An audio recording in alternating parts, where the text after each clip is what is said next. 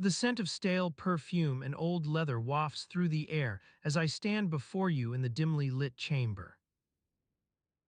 The flickering candlelight casts eerie shadows on the walls, illuminating the dust motes dancing in the faint breeze from the open window. A soft creaking echoes through the space, like the gentle groaning of aged wood. The wooden chair beneath me creaks softly as I shift my weight. I'll try to speak quietly enough not to disturb you. As we stand here, surrounded by reminders of a long-forgotten era, it's hard not to imagine what secrets this room might hold about the infamous Elizabeth I and her disturbing personal habits.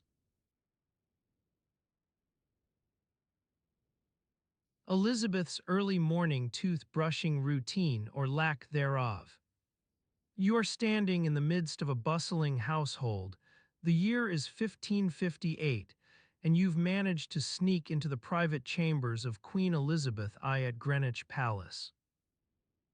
The sun has barely risen over the Thames, casting a pale light through the windows that overlooks the palace gardens. Elizabeth's ladies-in-waiting scurry about, busying themselves with morning rituals while their mistress slumbers in her bedchamber. The air is heavy with the scent of candle wax and linens as you make your way towards the bed where Elizabeth lies surrounded by velvet drapes. Her nightcap, a soft woolen cap adorned with lace, still clings to her dark hair which spills out from beneath it like a waterfall of ink. The bedding itself appears crisp, if not entirely clean, a testament to the limitations of 16th-century laundry techniques. You notice that Elizabeth's mouth is slightly agape as she sleeps, revealing rows of crooked teeth stained with last night's dinner wine and perhaps some remnants of yesterday's dinner too, judging by the lingering aroma. Her gums appear red and puffy from recent dental issues, which have required her to avoid biting down on solid food for weeks. As you observe Elizabeth's slumbering form, a faint scratching noise echoes through the room. One of her ladies, Alice Riothusley, carefully hand-scrubs a set of fine silver plates in preparation for breakfast. The sound is like fingernails on chalkboard to your modern ears, but was likely familiar and even soothing to those living at the time. Meanwhile, another lady-in-waiting, Anne Udded, quietly kneels beside Elizabeth's bed, sprinkling rosewater powder around her mistress' face in an attempt to freshen the air. The scent is sweet yet pungent, reminiscent of overripe flowers and stale perfume combined into one overpowering bouquet. The room itself seems cluttered with personal items. A collection of silver-backed combs on a nearby dresser, intricately carved wooden rosaries draped across a velvet cushion, as well as an assortment of books bound in worn leather which line the shelves behind Elizabeth's bed. A small table near her pillow holds an alabaster box containing what appears to be perfume or possibly even some kind of medicinal balm. A discreet knock at the door interrupts this peaceful scene, and one of the ladies, Margaret St. John, slips into the room with a gentle curtsy before addressing Elizabeth in hushed tones. "Your Majesty," she says softly, but it's clear that sleep still has a hold on their ruler as she mumbles something incomprehensible from beneath her covers. This morning ritual, much like many others at court, revolves around efficiency and practicality rather than personal hygiene or well-being. A servant will attend to Elizabeth's toilette in due course, but for now, the focus is solely on getting her dressed and fed as quickly as possible so that she may begin her duties as queen.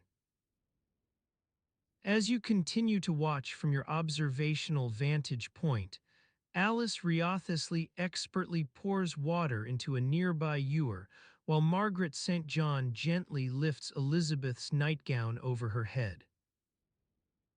The fabric is made of fine linen, but its softness barely registers amidst the overall sense of chaos that pervades this chaotic morning scene. You note that on this particular day, 1558, and all its attendant troubles, tooth powder does exist as a commodity available for purchase by those who can afford it. However, it's not commonly used in Elizabeth's household or among her courtiers for that matter. Most people rely on the abrasive properties of salt to clean their teeth. Despite this lack of advanced dental hygiene techniques, many still take pride in maintaining good oral health, often through more unusual means such as chewing twigs infused with spices and herbs which serve both medicinal purposes and act as a deodorant due to their aromatic qualities. Yet Elizabeth herself rarely has the time for these rituals. She'd much rather prioritize her royal duties over indulging in personal cleanliness. The morning wears on, and you find yourself caught up in this slow-moving tidal wave of activity, one where each person is merely going through the motions, performing tasks that have become routine rather than truly engaging with them. In a world governed by strict etiquette rules and elaborate rituals surrounding every aspect of daily life, individuality takes a backseat. Elizabeth finally stirs from her slumber as Margaret St. John gently shakes her shoulder, beckoning her to arise for the day's first meal. An assortment of breads, cheeses, eggs, and cold meats served on fine china in the grand hall below. The air is filled with whispers of gossip and speculation about foreign policy, while breakfast is prepared by cooks who have spent years honing their skills within these palace walls. For now, though, Elizabeth remains trapped beneath her covers, reluctant to face another day beset by uncertainty and intrigue. Her mouth still agape from sleep, a faint drool forming at the corner of her lips as she succumbs once more to slumber's allure. As you watch this tableau unfold before your eyes, it becomes clear that for Elizabeth I, mornings are a time not just for rising but also for navigating complex webs of politics and personal relationships, all within an atmosphere thick with dust, candle smoke, and the faint scent of decay from last night's dinner.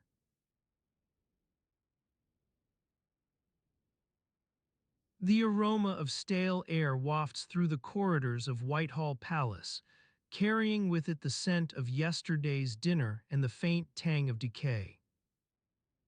In the Queen's chambers, Elizabeth I stirs from her slumber, stretching her slender frame beneath the tangled sheets. The first light of dawn seeps through the narrow windows, casting a pale glow over the room.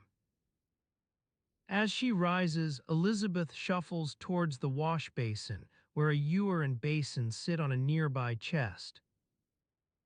She dips her hands into the cool water, splashing it onto her face in an attempt to rouse herself from sleep's lingering grasp.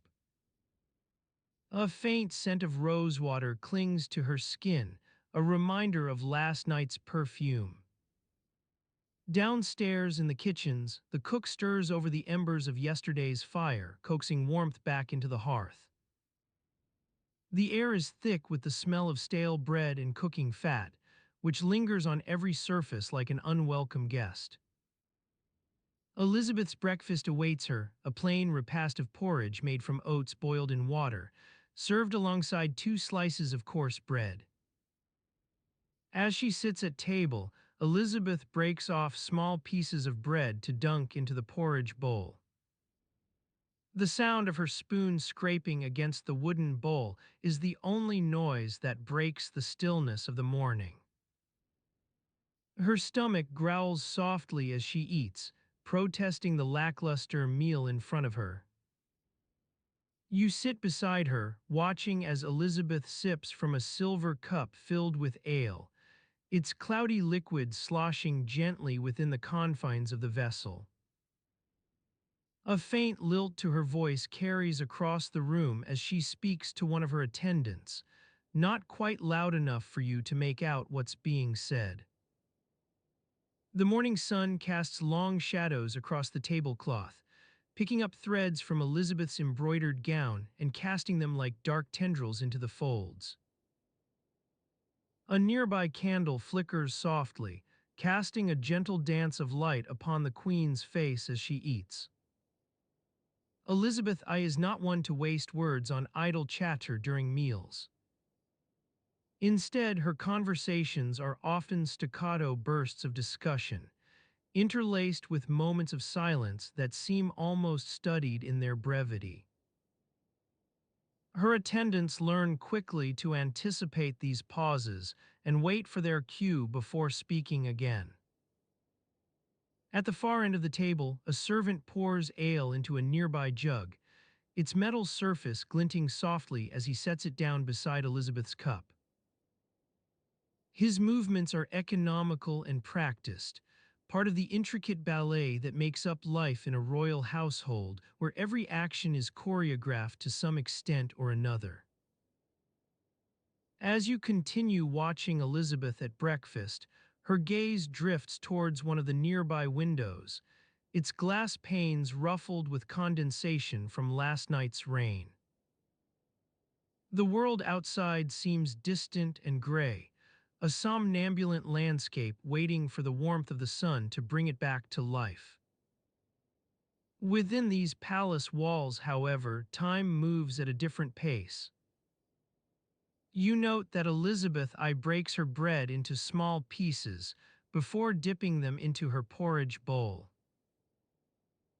Each bite is carefully measured, as if she's savoring every last crumb, though not necessarily for its taste.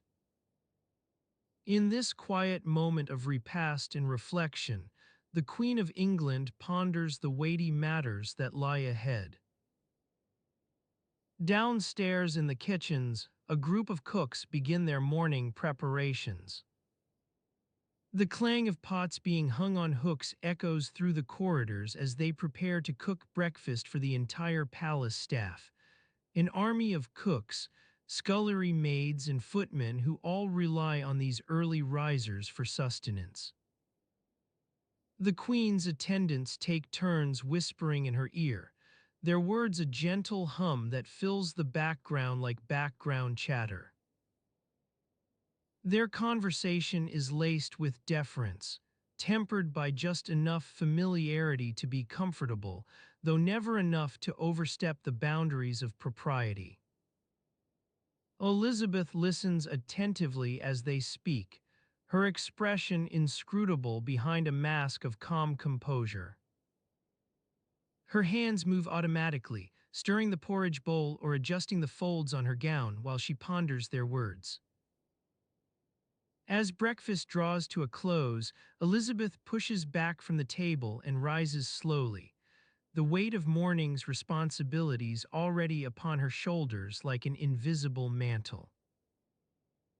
She pauses for just a moment before calling out in a clear voice that rings through the corridors, "Summon my ladies. We have much work ahead today." The reply comes quickly enough, a gentle ripple spreading outward as attendants scatter to carry out their queen's instructions. For Elizabeth I, morning has broken not with the dawn but with her own wakeful hours and the quiet routines of palace life. You watch in silence as she sweeps from the room, attended by a retinue of ladies who fall into step beside her like pawns on some intricate game board, each one playing their part to perfection. The corridors beyond the breakfast table grow suddenly quieter, though not because Elizabeth has departed, but because it is time for others to take up their own routines within this labyrinthine palace. As you follow in her wake, you become aware of a faint scent clinging to your skin, the same stale air that wafts through Whitehall Palace's corridors. The daily habits and rituals of royal life seep into every corner, leaving behind an invisible residue that lingers long after Elizabeth I has gone about her day. In the kitchens below, cooks continue their preparations for breakfast, oblivious to the morning's subtle politics and intricate power struggles unfolding above them in the palace corridors, each one a tiny skirmish fought on the periphery of history. The morning sunlight streams through the windows of Hampton Court Palace, casting a warm glow over the bustling kitchens below. Cooks and scullery maids move with practiced ease, their faces set in determined lines as they prepare for another day's worth of meals for the royal household. You watch from the shadows, fascinated by the intricate dance of pots and pans, the sizzle of meat on the grill, and the sweet scent of freshly baked bread wafting through the air. The room is a hive of activity, with cooks shouting orders to one another as they work to meet the demands of the palace's voracious appetite. At the center of it all stands Mistress Gillies, Elizabeth I's chief cook, her flour-dusted apron and cap a testament to her dedication to her craft. With a swift motion, she snatches a basket of fresh vegetables from the counter and begins to expertly chop them with a sharp knife, the rhythmic thud-thud-thud of its blade against the wood-blocked surface creating a soothing background hum. As you observe Mistress Gillies at work, your attention is drawn to the small commotion near the hearth. One of the scullery maids, a young girl named Agnes, clutches her stomach and leans over, her face pale with distress. The other cooks exchange concerned glances before one of them, a gruff but kind-hearted woman named Alice, hurries over to offer Agnes a gentle pat on the back.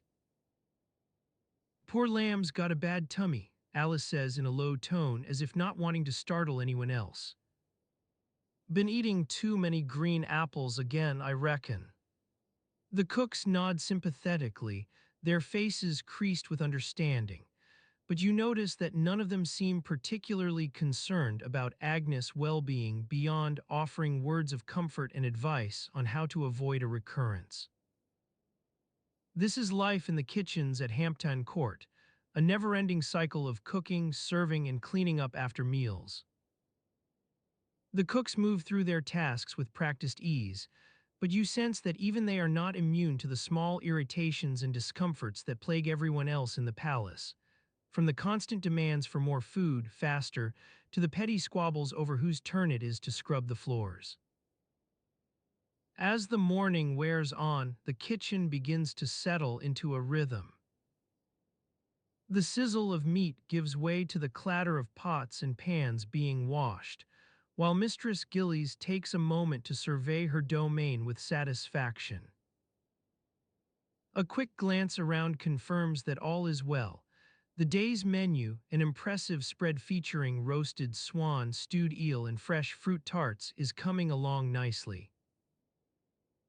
Meanwhile, in another part of the palace, Elizabeth I herself begins to stir from sleep, surrounded by the quiet reverence of her attendants.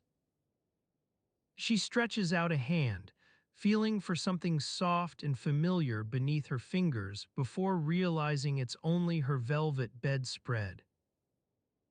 The soft rustle of fabric as she settles back into bed is a gentle reminder that even in this moment, when all seems calm and peaceful, there are still many demands on the monarch's time.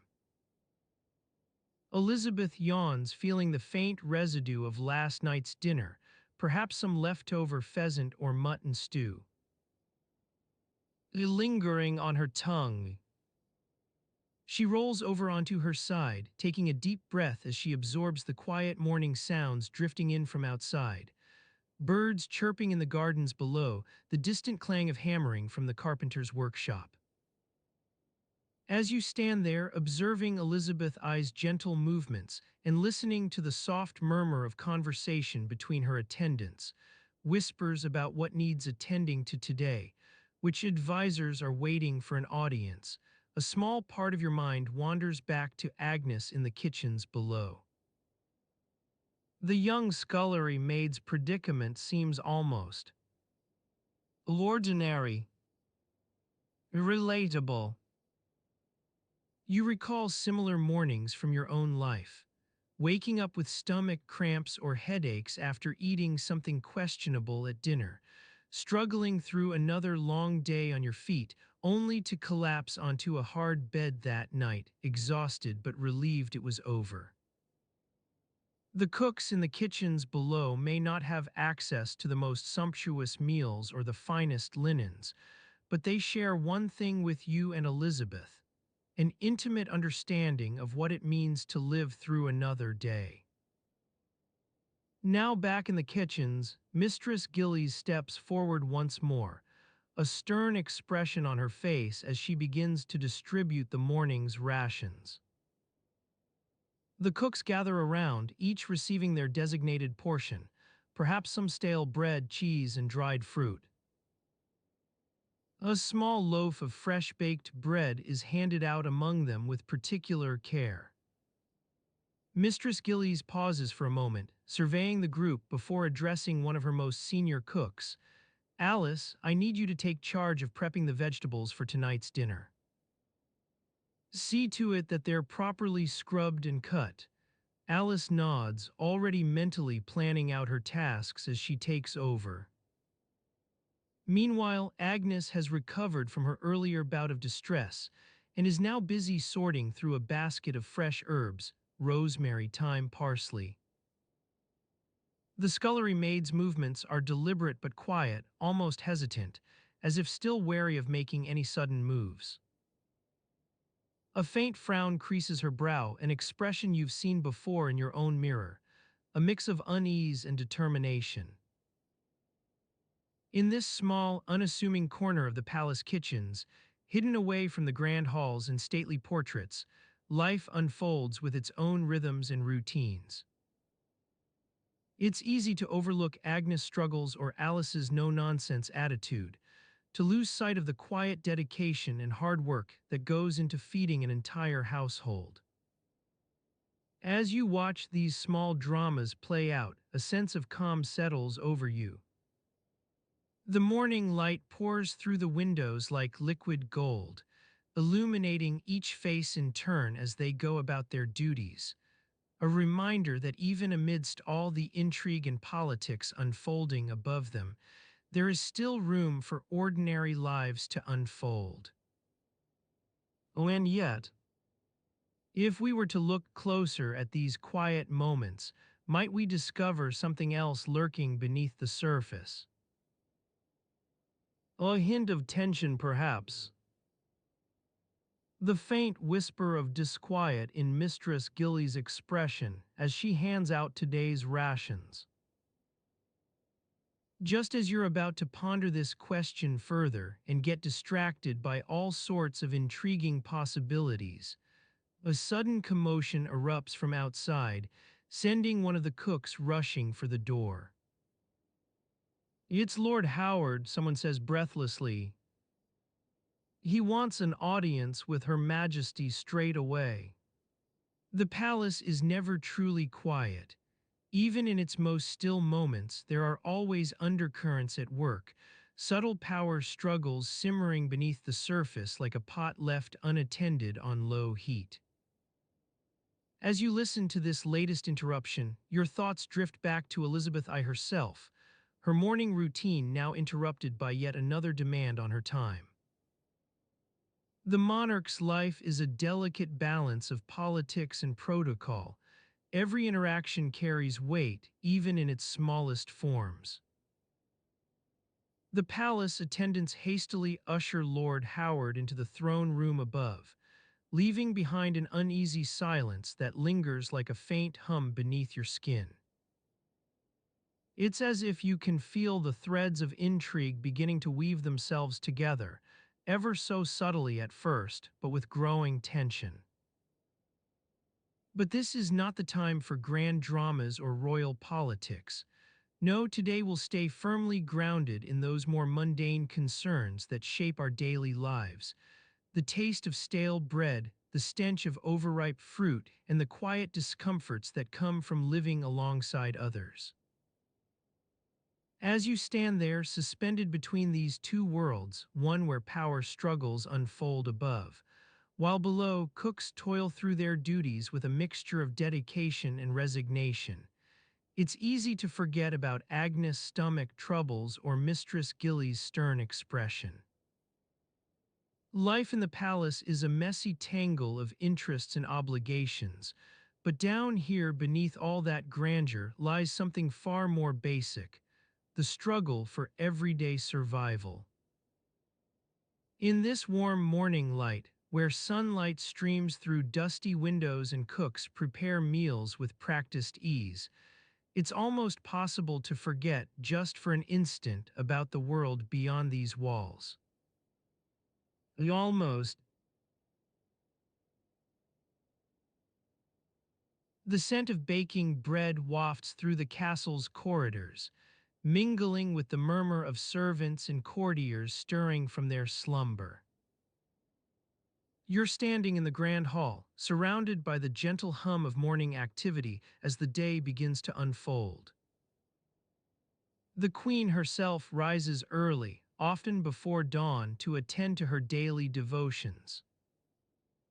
Elizabeth I walks through the castle's corridors, accompanied by a small retinue of ladies-in-waiting and gentlemen ushers. She pauses in front of a large wooden door, adorned with intricate carvings of flowers and foliage. This is the entrance to her chambers, where she will spend the morning attending to correspondence and reviewing state matters. You follow Elizabeth's progress as she enters her bedchamber, greeted by the warm glow of candles and the soft rustle of silk drapes. The air inside is heavy with the scent of incense and perfume, used to mask the lingering odors of last night's festivities. A small fire crackles in the hearth, casting a golden light on the queen's dressing table. On this particular morning, Elizabeth sits down at her dressing table, surrounded by an assortment of cosmetics and perfumes. Her ladies-in-waiting gather around, busying themselves with the task of preparing their mistress for the day ahead. One of them, Lady Hoby, carefully unrolls a length of linen fabric, which is then draped over the queen's shoulders to create a makeshift cloak. You watch as Elizabeth begins her toilette, applying a layer of ceruse, a mixture of white lard and vinegar, to her complexion. The pungent smell of this concoction mingles with the sweet scent of perfume, creating an overpowering aroma that lingers in the air. Her ladies-in-waiting work tirelessly behind their mistress, carefully styling her hair into intricate braids and adornments. The soft chatter and laughter of the women create a soothing background noise as Elizabeth continues to prepare for the day ahead. However, amidst this tranquil scene, there's an underlying sense of discomfort. You can't quite put your finger on it. Perhaps it's the faint scent of lice in the bedding or the way the queen's clothing seems perpetually stained. It was not uncommon for the nobility and courtiers to suffer from body lice infestations during this period, particularly when living quarters were cramped and bedding not frequently changed.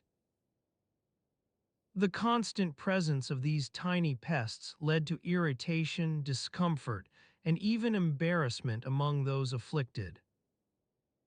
Yet in Elizabeth's case, it seems the queen has grown accustomed to the feeling of lice crawling across her skin.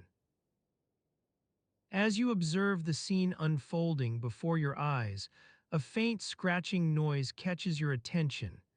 Elizabeth discreetly scratches at an itch on her shoulder while applying another layer of ceruse.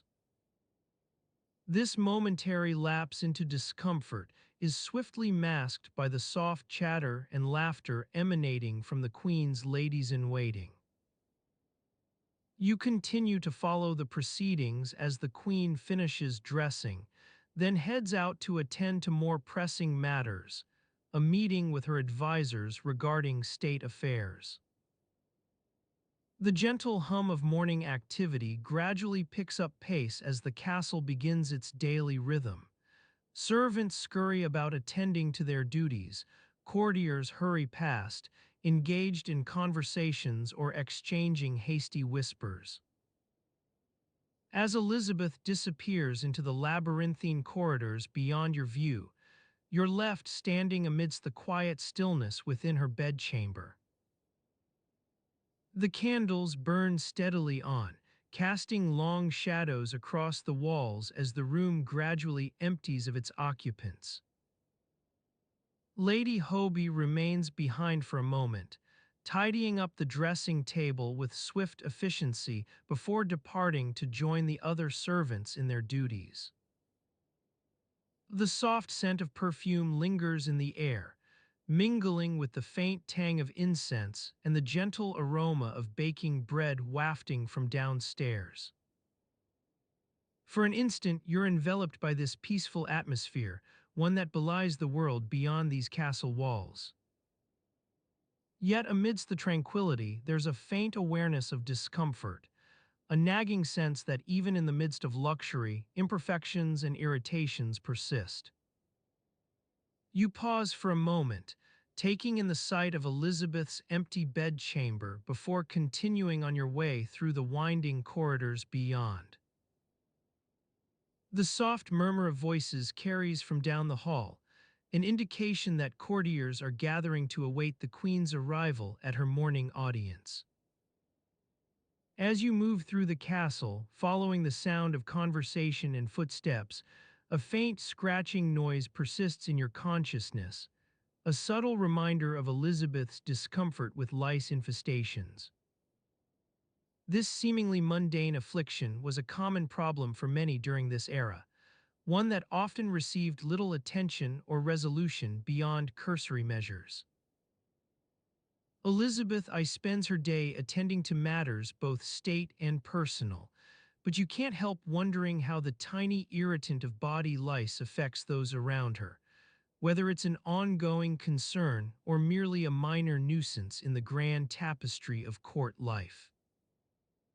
As she navigates complex diplomatic relationships, grapples with domestic issues, and strives for power within the shifting landscape of European politics, perhaps this lingering discomfort serves as a constant reminder of the imperfections hidden beneath even the most opulent facades.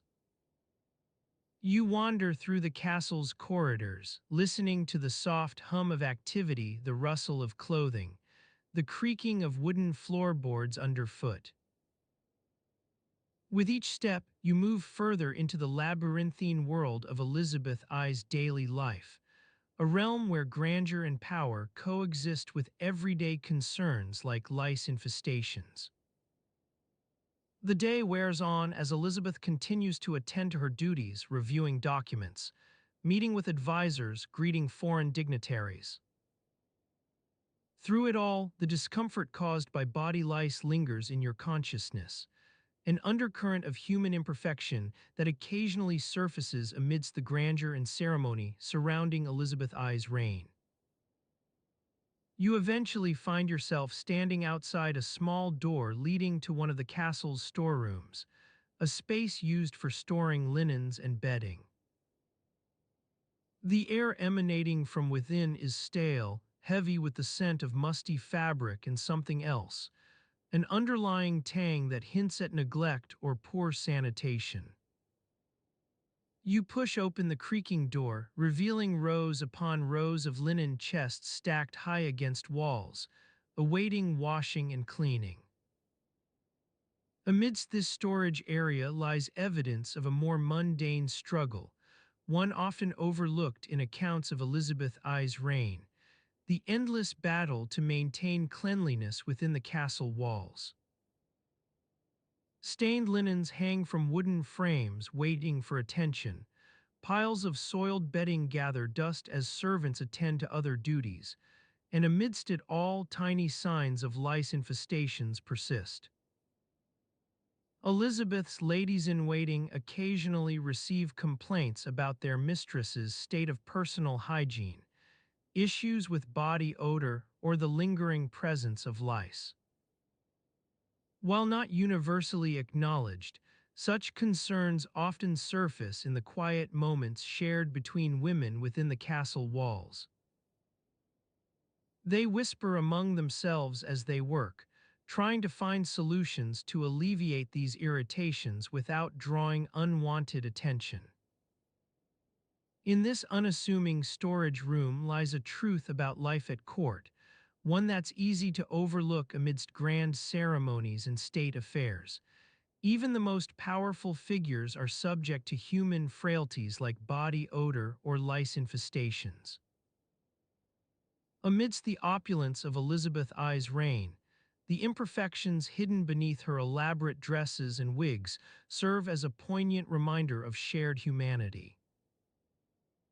As you stand within this cramped storage area, surrounded by dusty linens and the faint scent of neglect, the weight of history begins to settle in, reminding us that even among royalty, discomforts like lice infestations are ever present.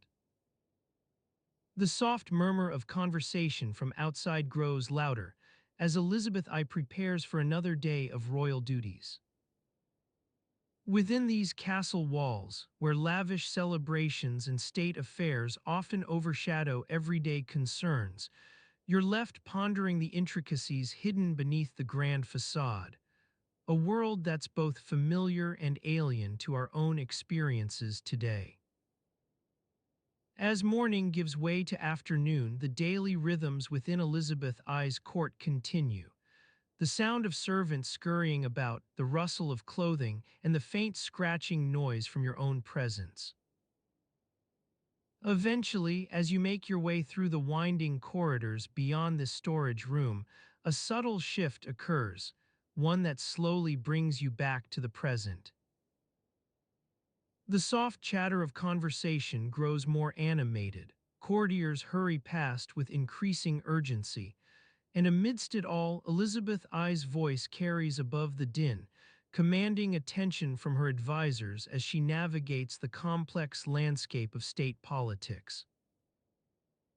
You continue on your way through this vibrant tapestry, weaving between nobles, servants, and foreign dignitaries as you navigate the labyrinthine corridors beyond. Amidst the ever-present sounds of activity, Elizabeth's discomfort caused by body lice seems to fade into the background, swallowed up by the grandeur and ceremony surrounding her reign. And yet, the sun rises over Whitehall Palace, casting a warm glow on the cobblestone streets and illuminating the bustling activity within its walls.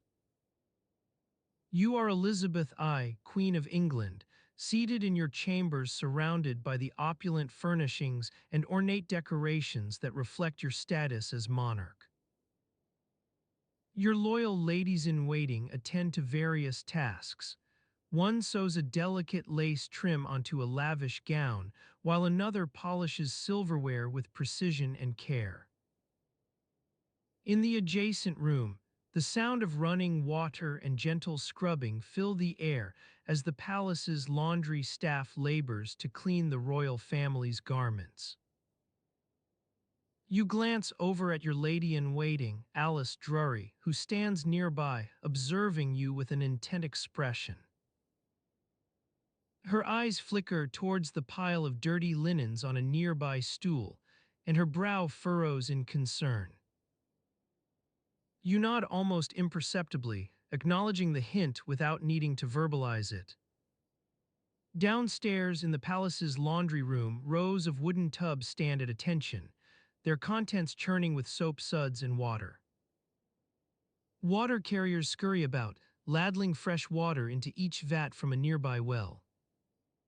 The stench of damp wool, sweat, and cleaning agents mingles with the sound of running water to create an overwhelming sensory experience.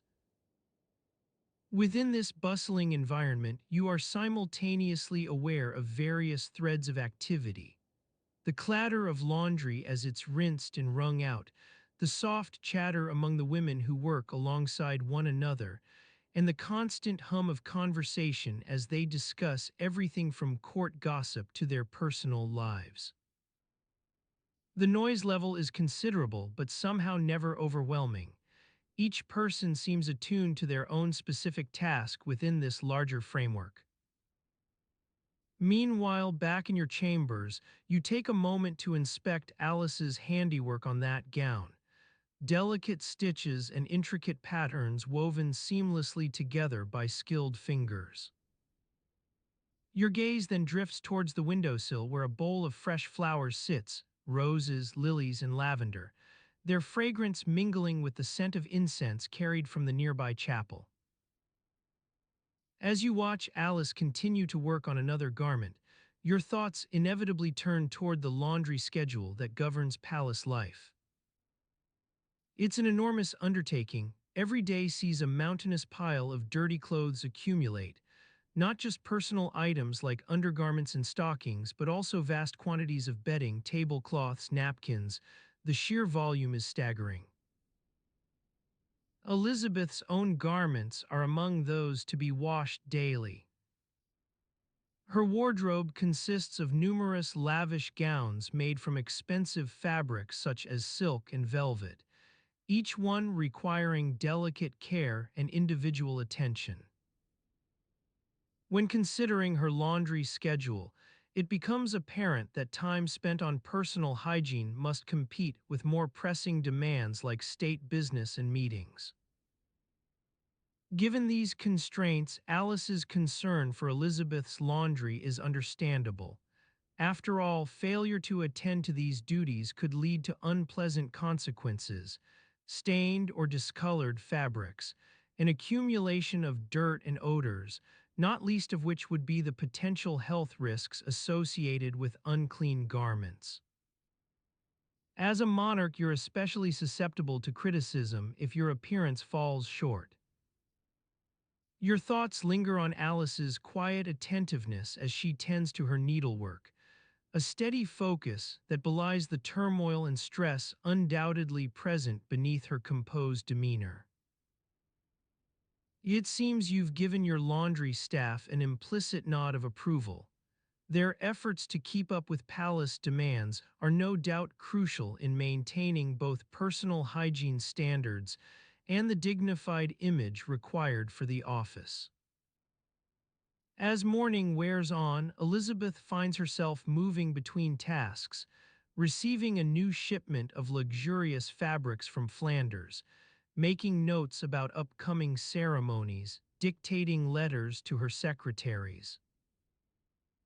Alice Drury follows you closely as always, constantly available yet seemingly ever present but never obtrusive in your activities. This fluid balance of responsibilities and interactions, courtiers arriving for meetings, advisors presenting reports on state affairs, servants hastening through the corridors with urgent messages, constitutes a day's routine marked by its predictability rather than excitement. Amidst it all, you remain acutely aware that Elizabeth I is not merely a monarch, but also an individual within this complex social hierarchy, her needs and desires competing for space alongside those of countless others. In Whitehall Palace, daily routines serve as the underpinning upon which grand occasions, lavish feasts, state visits from foreign dignitaries, or elaborate masques are superimposed. While such events receive all the attention they deserve in terms of planning and execution, it is precisely this steady ebb and flow of mundane tasks that allows them to unfold with relative smoothness. Now, as you continue through your day, surrounded by attendants who move silently about their duties, and the hum of palace life providing a constant background noise, your thoughts return once more to Alice's concerns regarding Elizabeth's laundry schedule. A subtle understanding exists between you.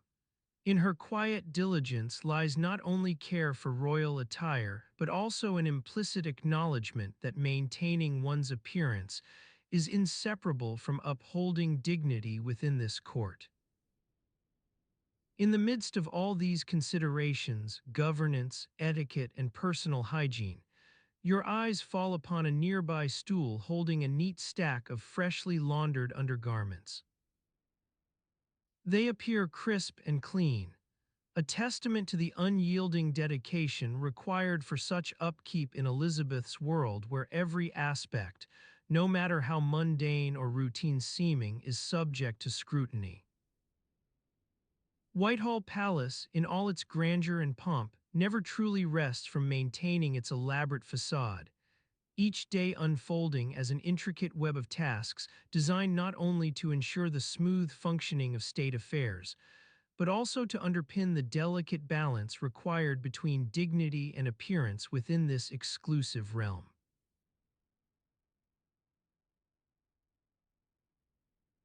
Elizabeth I's reign was marked by grandeur and excess, but beneath the opulent finery and state affairs lay a more mundane reality, one of personal habits that would make even the most stalwart among us cringe.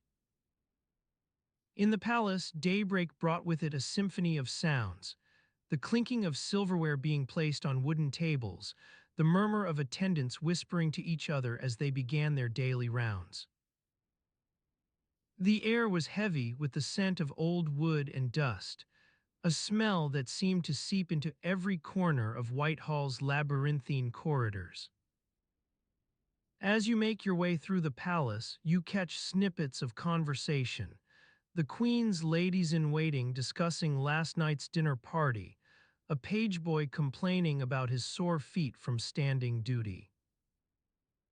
You hear the clatter of pots and pans as cooks prepare breakfast in the kitchens, a medley of sizzling meats, simmering stews, and freshly baked bread wafting enticing aromas throughout the halls.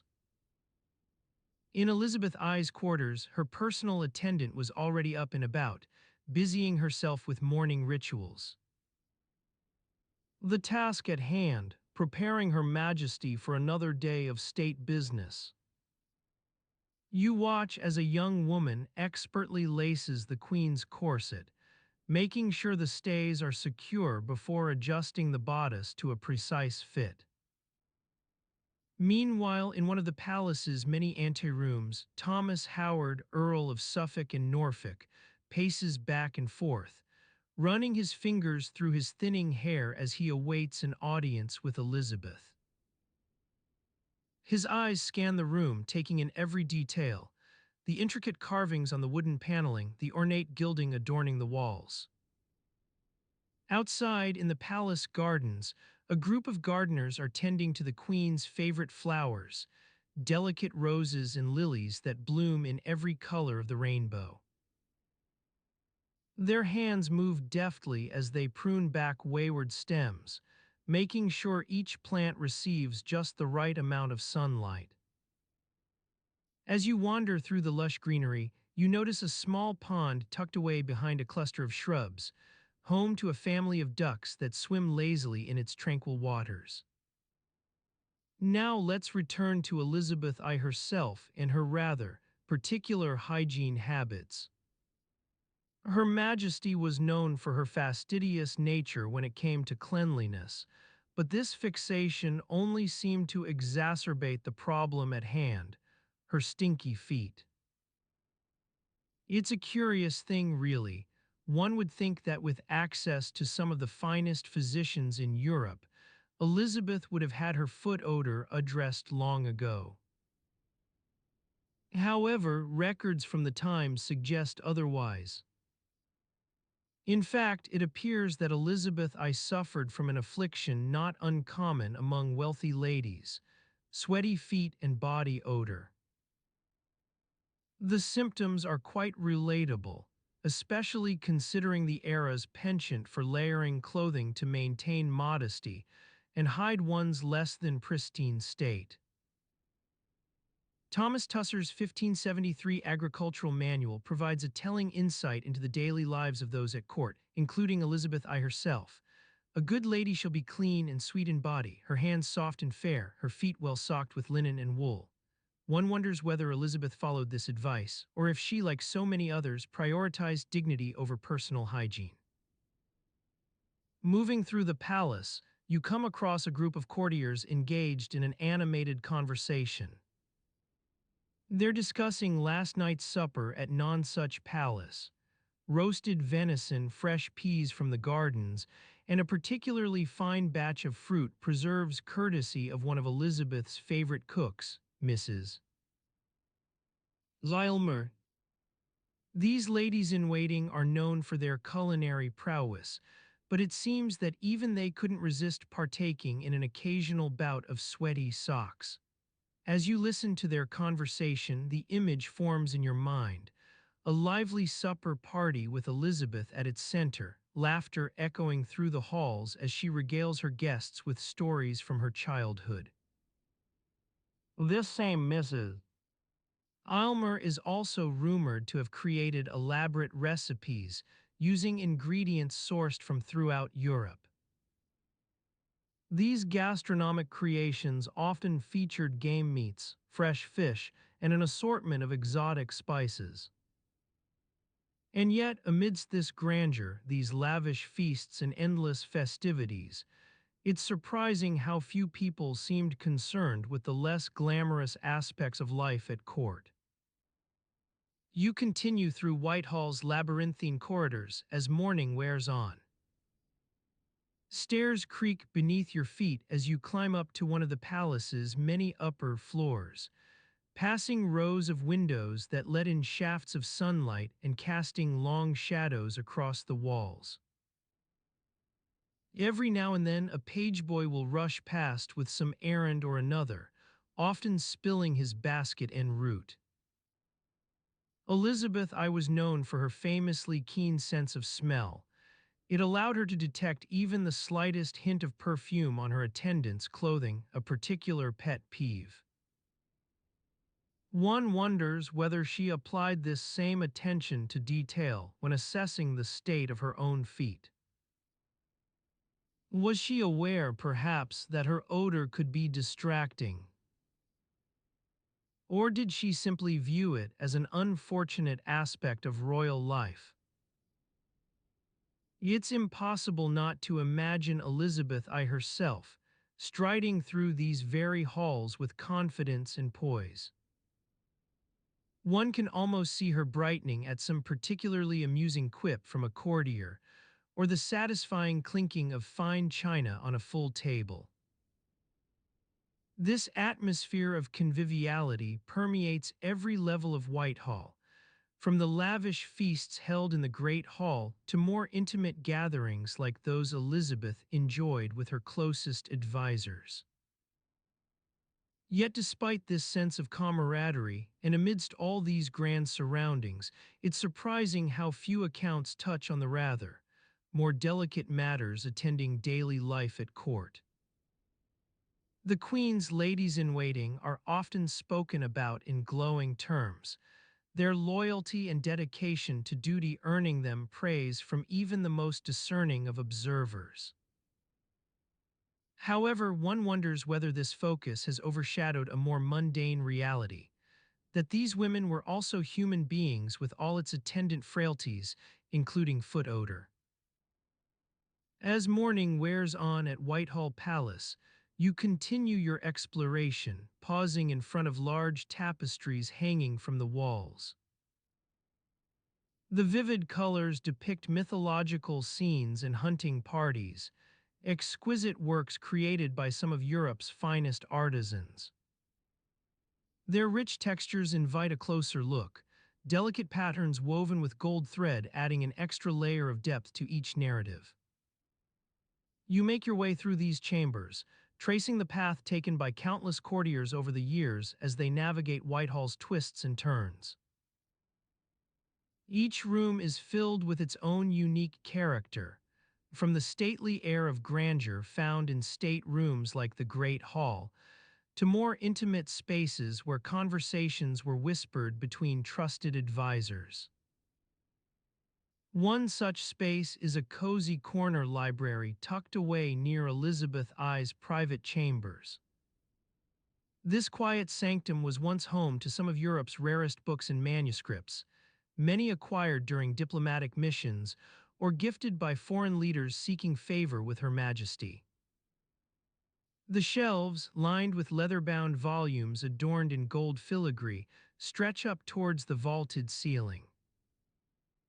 As you wander through Whitehall's halls, it becomes increasingly clear that life at court was far from glamorous.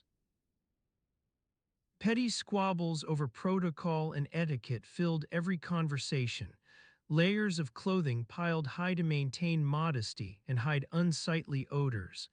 A seemingly endless stream of errands and duties, each task more mundane than the last. These details form an intricate web, intricately woven into daily life at court. They reveal that even in Elizabeth I's grandest moments, there existed undercurrents of frustration, tiny annoyances that would make anyone scratch their head in confusion. As you continue exploring Whitehall Palace, your footsteps grow quieter as morning wears on and the sun rises higher in the sky. Shadows dance across walls now bathed in a soft golden light, casting intricate patterns that seem almost otherworldly. The gentle murmur of conversations drifts through corridors once more, whispers between attendants, courtiers discussing state business, or perhaps even a pageboy practicing his reading skills aloud to one of Elizabeth's ladies-in-waiting.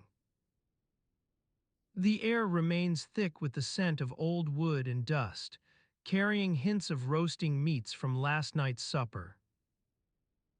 Whitehall Palace stands as an enigmatic monument, its grandeur and pomp hiding a more delicate reality beneath, that even in this world of opulence, where every surface gleams polished silver or gold leafing adorns walls with precision and care, there existed the occasional stinky foot.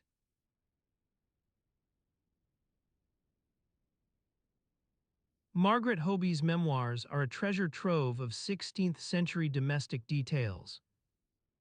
She was a lady-in-waiting to Elizabeth I and later became a nun, which perhaps explains her keen interest in the minutiae of daily life at court. You are Margaret Hoby now, walking through the corridors of Hampton Court Palace on a crisp autumn morning. The sun casts long shadows across the stone floor as you make your way to the kitchen. You've been tasked with overseeing the preparation of breakfast for Her Majesty and her retinue.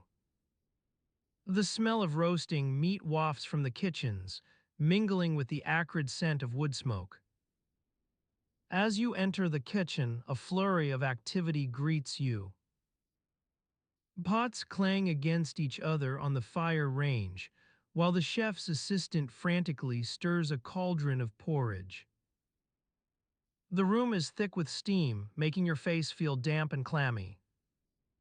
You take a deep breath, trying to clear your head. The kitchen staff are preparing for what will be a long day ahead. Her Majesty has decreed that today will see the start of renovations on the palace's east wing, which means an influx of laborers, craftsmen, and their attendant dust, noise, and chaos. You'll need all hands on deck to ensure that breakfast is served promptly. You notice Agnes, one of the younger maids of honor, standing by the hearth, staring at her feet in distress. Her shoes are caked with mud from yesterday's walk in the gardens, and she looks miserable. You recall that Agnes has been struggling with her duties lately. Perhaps it's time to speak with Mistress Carey about assigning more suitable tasks. The chef, a stout man named Thomas, approaches you as you inspect the morning's offerings. He holds out a steaming platter of pasties made from scraps of last night's dinner. "Mistress Margaret," he says, "I've prepared some, reconstituted meat for Her Majesty and her attendants. You nod sympathetically, reconstituting leftover food is an art form in itself. As you take a pastry to sample, the scent of burnt bread wafts from the oven. The cook's assistant frantically tries to salvage what she can, muttering under her breath about that incompetent wench, who left the pastries unattended for too long. You recall that this isn't an isolated incident. There have been several near misses with burnt offerings in recent weeks. A nearby servant girl chimes in, Mistress Margaret, I've taken to wrapping my feet in strips of cloth when I walk on hard stone floors. She explains that it helps prevent blisters. You nod thoughtfully, remembering your own struggles with the unforgiving palace floors during your time as a young lady in waiting. You take another bite of the pastry. While not exactly tender, it's passable. The cook is still fretting over the burnt offering, trying to salvage what she can from the charred remains. You make a mental note to speak with Mistress Carey about replacing her assistant. Perhaps someone more attentive would prevent these mishaps. Your attention turns back to Agnes, who looks like she might burst into tears at any moment. Agnes, dear child, you say gently, perhaps it's time for you to take a turn in the chapel. A few moments of quiet contemplation may do wonders for your spirits. She nods gratefully and makes her way toward the door. As Agnes disappears from view, you notice that one of the kitchen staff is attempting to scrub a particularly stubborn stain on the stone floor. The task seems almost Sisyphean. As soon as she finishes, another patch appears. You watch for a moment before turning back to Thomas and his reconstituted meat. Mistress Margaret, he says apologetically, I fear I may have overdone it with this morning's offerings. He gestures toward the pastries, which now sit on the counter looking rather bedraggled. You smile reassuringly. Such mishaps are a fact of life in a kitchen as busy and chaotic as Hampton Courts. As you continue to chat with Thomas about his culinary endeavors, you become aware of an increasing murmur from outside. The laborers have arrived for their day's work on the east wing. Hammers ring out against stone. Men shout instructions at one another while others haul heavy timbers into place. You can feel the vibrations beneath your feet as the palace begins to stir. Inside, Agnes has returned with a fresh supply of clean stockings and socks, courtesy of Mistress Carey herself. Your young friend looks relieved but still slightly anxious. Margaret, she says quietly, I do hope I don't have another accident today. You nod understandingly. As someone who has struggled with her own bodily functions in the past, you recall a particularly memorable incident involving an overzealous use of lavender water. You sympathize. Just then, Mistress Carey appears at your elbow. She's resplendent in her morning finery, a rich silk gown that catches the light from the windows as she moves. Margaret, she says crisply, I trust all is well with our young friend here. You nod toward Agnes and offer an explanation of her concerns. Mistress Carey listens attentively before turning to you both. Well, I suppose we shall just have to make do. Agnes, my dear child, why don't you take a few moments in the chapel as Margaret suggested? Meanwhile, Mistress Hobie, perhaps you could ensure that our guest chambers are prepared for Her Majesty's return from her walk.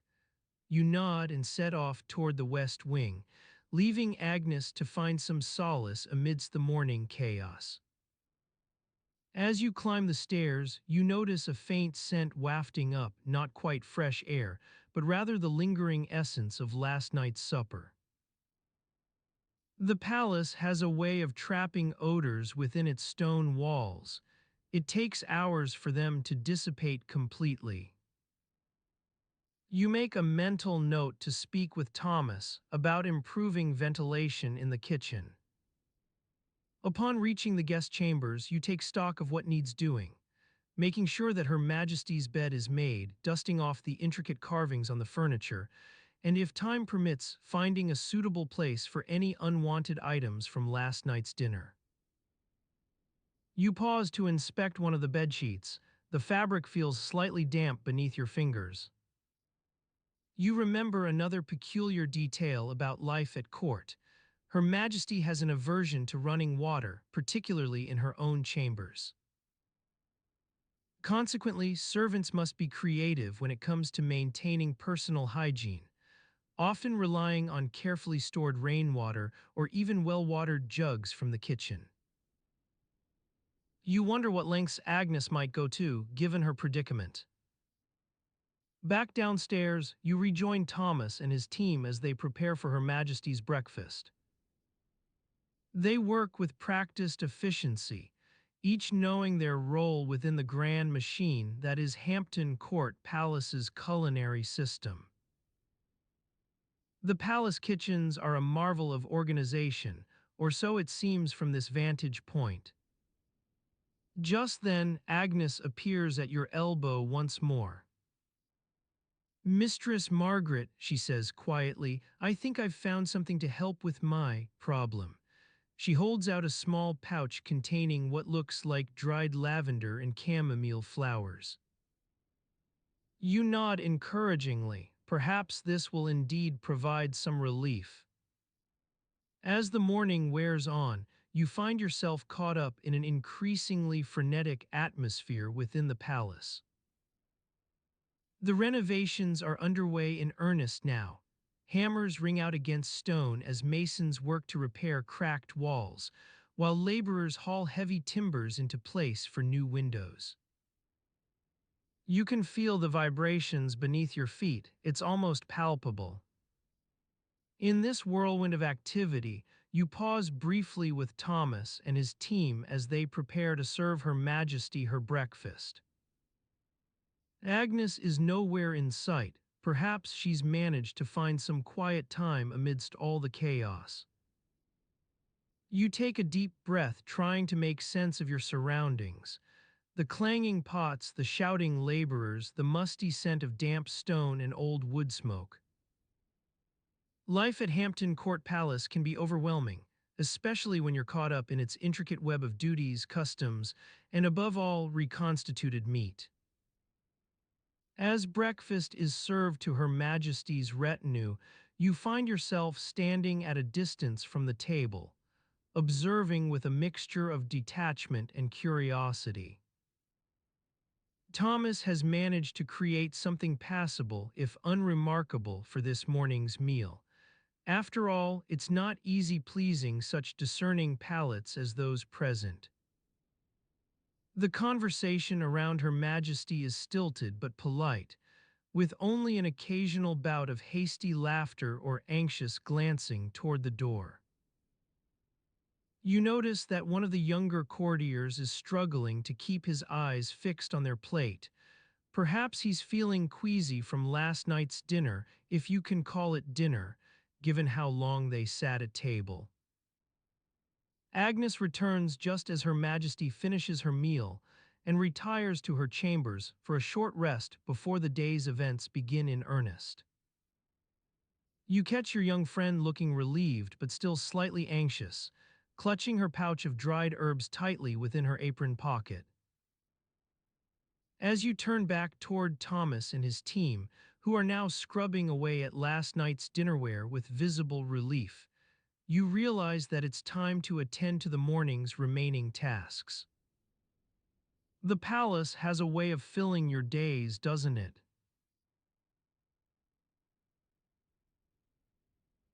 The Queen's bathing schedule was a carefully orchestrated affair, with every minute accounted for and no room for spontaneity. You are among the staff, trying to eavesdrop on the palace gossip while pretending to dust the cobwebs from the window sills. In the stillness of dawn, the soft glow of candles in the corridors hints at another day's routine unfolding within these stone walls. The air is thick with the scent of old wood and stale water, a familiar smell that clings to every corner like an unwelcome guest. You breathe it in deeply as you go about your duties. Your task for today involves preparing the Queen's bathing chamber, where Elizabeth I will soon surrender herself to the ministrations of her ladies-in-waiting. They have been instructed to bring fresh linens from the linen closet on the second floor, a room that reeks of starch and lavender. The laundry staff has worked tirelessly overnight to ensure every garment is spotless and pressed, but you can almost smell the faint tang of stale sweat beneath their fragrant folds. As you enter the bathing chamber, you notice the intricate stone work around the fireplace. It's one of your favorite details in this room, a series of carved cherubs engaged in various activities that seem to have nothing to do with the solemn business at hand, washing and scrubbing. You pause for a moment to admire their mischievous grins before remembering you're on duty. The Queen, it seems, has requested an extra rinse today. Her ladies will need to fetch hot water from the nearby kitchens, a process that involves navigating narrow corridors and carrying heavy buckets up several flights of stairs without spilling so much as a drop. It's not exactly arduous labor, but it does require attention to detail. Every splash is noted by someone on staff, who then makes sure to adjust the Queen's schedule accordingly. You move from one task to another with practiced ease, checking that soap has been ordered for the week ahead. It must be a special brand from Italy, selecting fresh herbs for the bathing water, lavender and rose petals as usual, and ensuring every linen's closet is stocked. The daily routine of the palace might seem uneventful, but it's governed by an unwritten code that dictates every detail, right down to the exact time when hot water will arrive. The clock on the mantel strikes 8 with a soft chime, signaling the start of another day in Elizabeth I's life. You hear murmurs from outside, servants huddled together exchanging whispers about last night's state dinner or whose turn it was to polish the Queen's favorite silver candelabra. Their conversations are like background noise, always present but never quite intelligible. Upstairs, you catch glimpses of your colleagues preparing for the day ahead. Some have already donned their elaborate liveries, others will slip into them later when duty calls. It's a ritual that has become almost instinctual. Put on one set of clothes to attend to morning duties, then change into another before serving at table or attending some other official function.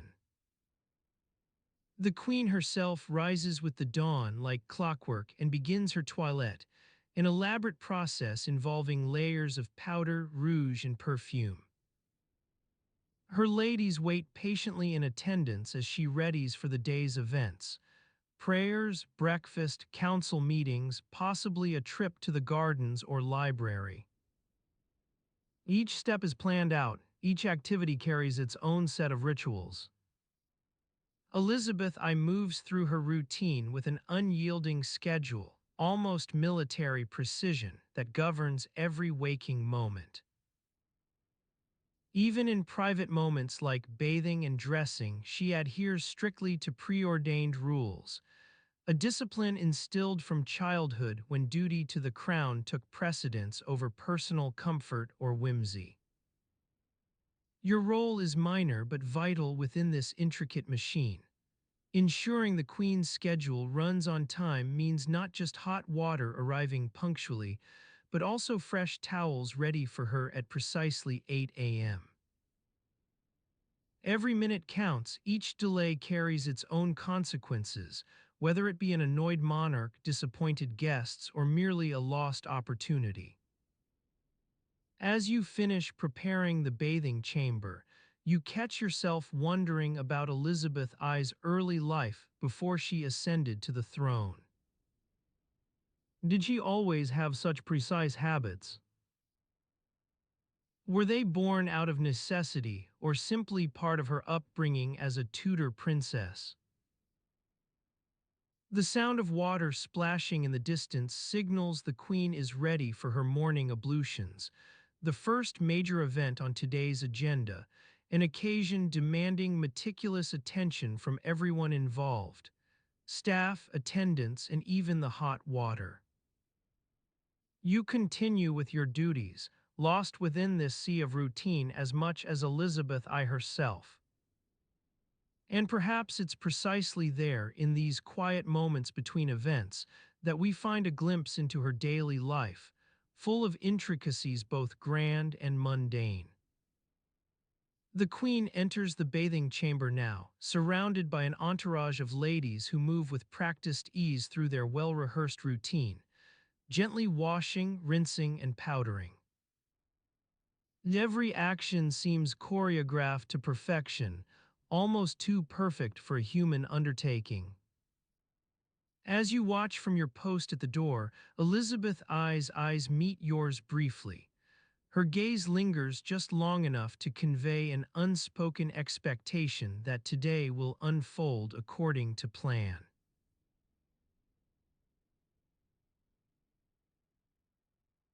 You stand motionless, holding your position by the door of Elizabeth I's bedchamber, a momentary flicker of curiosity dancing across her face as she surveys you with an air of detached interest. In the chamber beyond, the morning sun casts a warm glow on the royal bed, its velvet drapes rustling softly in the gentle breeze. The scent of candle wax and old fabric wafts through the air, carrying whispers from past nights' conversations long forgotten. You've been stationed here for some time now, tasked with observing the Queen's daily routine. Elizabeth I steps out of her bed, her movements economical as she pads across the room to the nearby wash basin. The soft lapping of water against stone creates a soothing melody that eases into your ears like a gentle rain shower on a spring morning. She dips her hands into the basin, splashing water up to her elbows before beginning to scrub away at her skin. As she works, you notice the intricate patterns etched onto the silver wash basin, the same design repeated on each of Elizabeth's personal items. Combs, brushes, even the delicate metal clasps that secure her gowns. Each piece is a testament to the Queen's love for fine craftsmanship and attention to detail. Elizabeth I finishes washing, drying herself with a linen cloth that feels like silk against your fingertips if you were to touch it, though of course you mustn't. She moves on to don her morning attire, an undershirt, woolen stockings, and over-the-knee garters. Each layer is carefully selected for its comfort and modesty, no showy silks or bright colors here. With her undergarments in place, Elizabeth turns to face the nearby maid who has been quietly waiting by the bed, a small wooden box held out between them like an offering on an altar.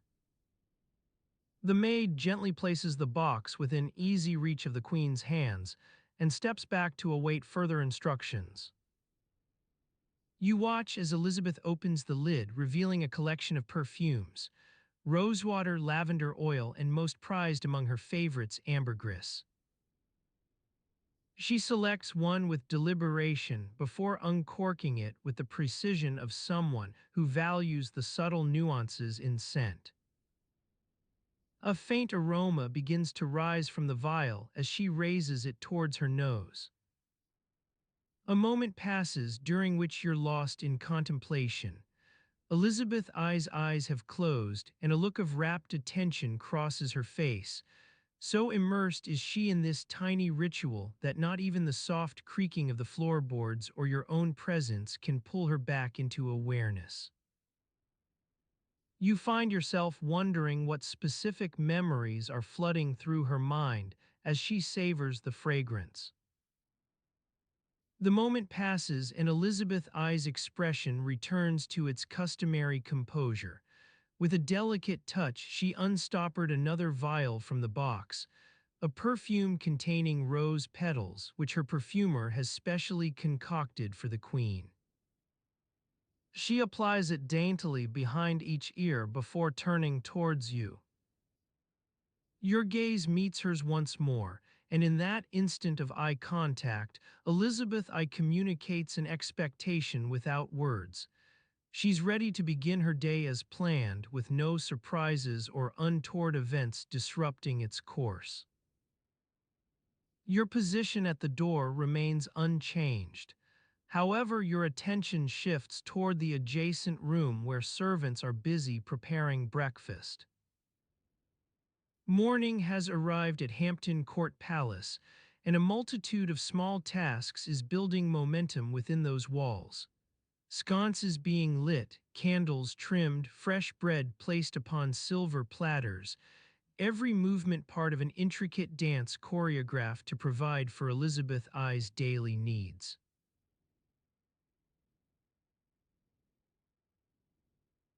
Candle-making workshops had their own corner of Hampton Court Palace, tucked away from the main thoroughfares and grand chambers.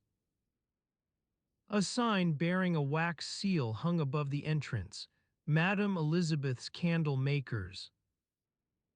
On this particular morning, candle maker Thomas Wilson was busy preparing for another day's work alongside his apprentices. Thomas stood at the workbench, expertly shaping a wick into a precise curl as he muttered to himself about the peculiarities of 16th century candle making. He carefully measured out lengths of tallow and beeswax, combining them with precision in a great ceramic crucible suspended over an open flame. The air was thick with the scent of melting wax and burning fat. The room's sole window allowed a sliver of morning light to seep in, casting a warm glow across Thomas' face as he worked. He paused occasionally to inspect his handiwork or consult a leather-bound manual lying open on a nearby stool. The pages were yellowed with age, but the ink remained dark and legible. Candle making for dummies was scribbled in an archaic script at the top of each page. As Thomas worked, the apprentices busied themselves around him, their chattering voices rising above the gentle sizzle of melting wax. They spoke about the previous day's shipment from Whitechapel, a cargo hold full of tallow and candles bound for Hampton Court Palace. Thomas had overseen the delivery himself, checking each candle for any signs of defect or uneven burning. A young apprentice named Tom approached his master with a look of concern on his face. "Master Wilson, what about those odd-colored wicks we've been getting from Whitechapel? I swear they don't burn as well as our usual stock." Thomas examined the offending candles and nodded thoughtfully before reaching for a nearby notebook. "Ah yes, Tom, it seems we might be experiencing issues with the new lot of woolen fibers used in their production. Note to self, investigate supplier and request more robust wicking materials." He scribbled some quick notes on the page while muttering about quality control measures he would implement forthwith. The morning wore on as Thomas continued working, measuring out lengths of wax for a fresh batch of candles. Each delicate thread was carefully unwound from its spool before being coiled into neat cylindrical shapes around thin metal rods, the makeshift cores that would support their wicks during burning. A gentle hiss filled the room as he worked, the soft burble of molten wax pooling in a nearby mold. With Thomas' careful guidance, his apprentices were soon busy at work on various stages of candle production, trimming excess wax from freshly poured candles, inspecting batches for any imperfections or unevenness, and sorting finished products according to their intended use within the palace. Every movement was part of an intricate dance choreographed by Elizabeth's demand for constant illumination. Elizabeth I herself rarely ventured far from her chambers during daylight hours, preferring instead to receive guests and conduct state business in well-lit rooms, with carefully positioned candelabras casting a warm glow across proceedings. It was therefore crucial that candles burned evenly, producing a steady flame without too much smoke or soot. As the morning sun climbed higher outside Hampton Court's walls, Thomas called for a short break among his apprentices, time to grab a quick snack from their stores before resuming work on their various tasks. A small wooden table near the door held an assortment of foodstuffs, stale bread crumbs, cold meat pies, and dried fruits left over from last night's dinner. During this brief interlude, Thomas shared stories about his apprentices' own candle-making endeavors back in Whitecapel, tales of mishaps and misadventures that had their audience giggling good-naturedly. Tom, the young apprentice who'd first raised concerns about those defective wicks, asked if they might attempt to make some candles from scratch using a special recipe passed down through his family. Thomas' expression turned skeptical for an instant before he patted Tom's shoulder reassuringly. Well, we'll see about that, perhaps after you've mastered trimming the proper amount of wax from each candle.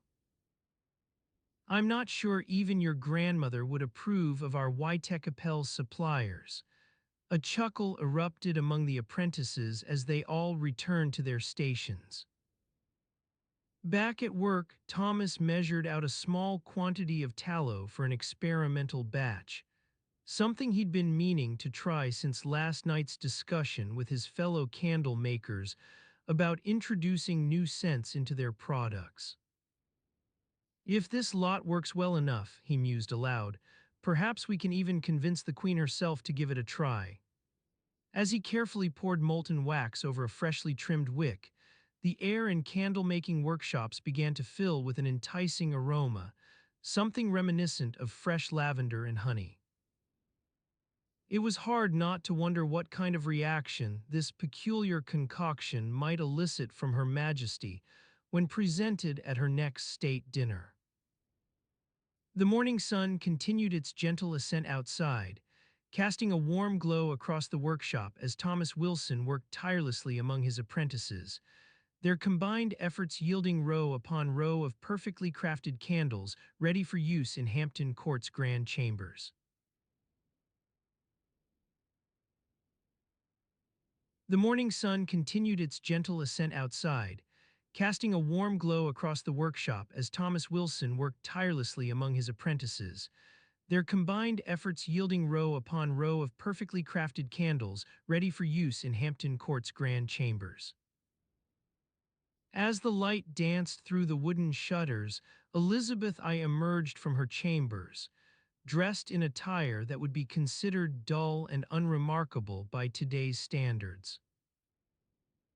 Her wardrobe consisted mainly of high-necked gowns with long sleeves, often made from rich fabrics such as velvet or silk, but rarely adorned with any particularly striking embroidery or ornamentation.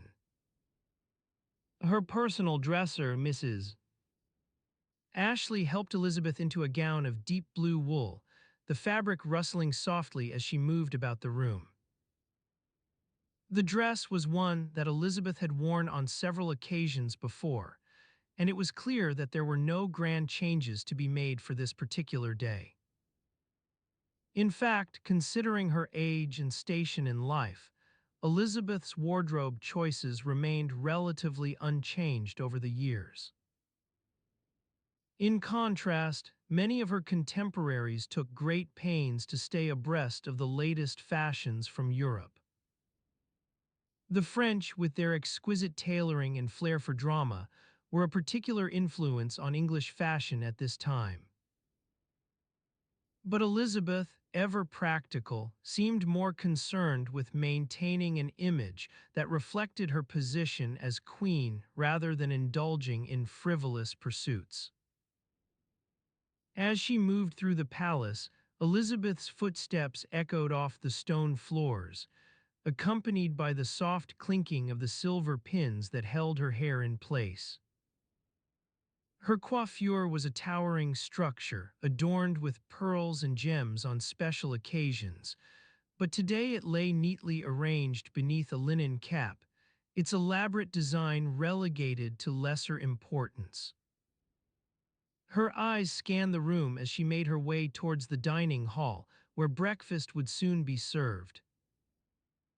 The soft murmur of conversation rose from below, mingling with the clinking of dishes and the aroma of roasting meat carried up by the kitchen staff. The Queen's table was set in a small antechamber adjacent to the great hall, its walls adorned with faded tapestries depicting scenes from classical mythology. Elizabeth took her seat at the head of the table, flanked by her ladies-in-waiting and advisors. The meal itself was simple but hearty: bread, cheese, cold meats, and fruit. As she ate, Elizabeth's gaze drifted towards the window, where a light breeze rustled the leaves on the palace garden's trees. She took a sip of wine from a silver goblet, its rim etched with an intricate pattern that shone softly in the morning light. The conversation around her turned to matters of state, discussions about trade agreements and border disputes. Elizabeth listened attentively, making notes as required but rarely intervening directly unless absolutely necessary. Her presence was enough. She didn't need to be heard all the time for her voice to carry weight. Outside, a lone bird perched on the windowsill sang its morning song, trilling out a series of melodic phrases that floated through the air like a gentle mist. The sound blended seamlessly with the hum of conversation within, creating an atmosphere both soothing and reassuring. Meanwhile, Mrs. Ashley continued to tend to Elizabeth's wardrobe, carefully sorting garments into piles for cleaning or repair. She worked methodically, her hands moving with a quiet efficiency as she coaxed a stubborn stain from a velvet cloak. Elizabeth's clothes were not only functional, but also designed to showcase her status as queen. Her dresses were constructed from high-quality materials and sewn by skilled artisans who labored tirelessly to ensure every stitch was perfect. However, despite their grandeur, many of these gowns had been worn repeatedly over the years, a testament to Elizabeth's practicality.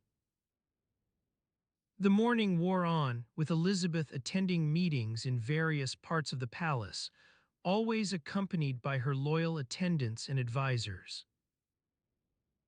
Her path took her past Thomas Wilson's workshop, where apprentices were busily engaged at their looms, weaving fine linens for use throughout the palace. As she walked through these corridors, Elizabeth was constantly surrounded by reminders of the mundane routines that governed life within Hampton Court's walls, from the steady clinking of pots and pans in the kitchens to the faint scent of wood smoke carried on the breeze from the nearby chimneys. With each step, Elizabeth seemed more at home among these familiar surroundings. The sounds, smells, and textures all blended together to create an atmosphere that was both comforting and reassuring, a reflection of her long tenure as queen and the sense of stability she had brought to England's turbulent waters. The hours ticked by gradually, with no great crises or dramatic events unfolding. Just another ordinary day within Hampton Court's walls, where routine governed even the grandest of lives.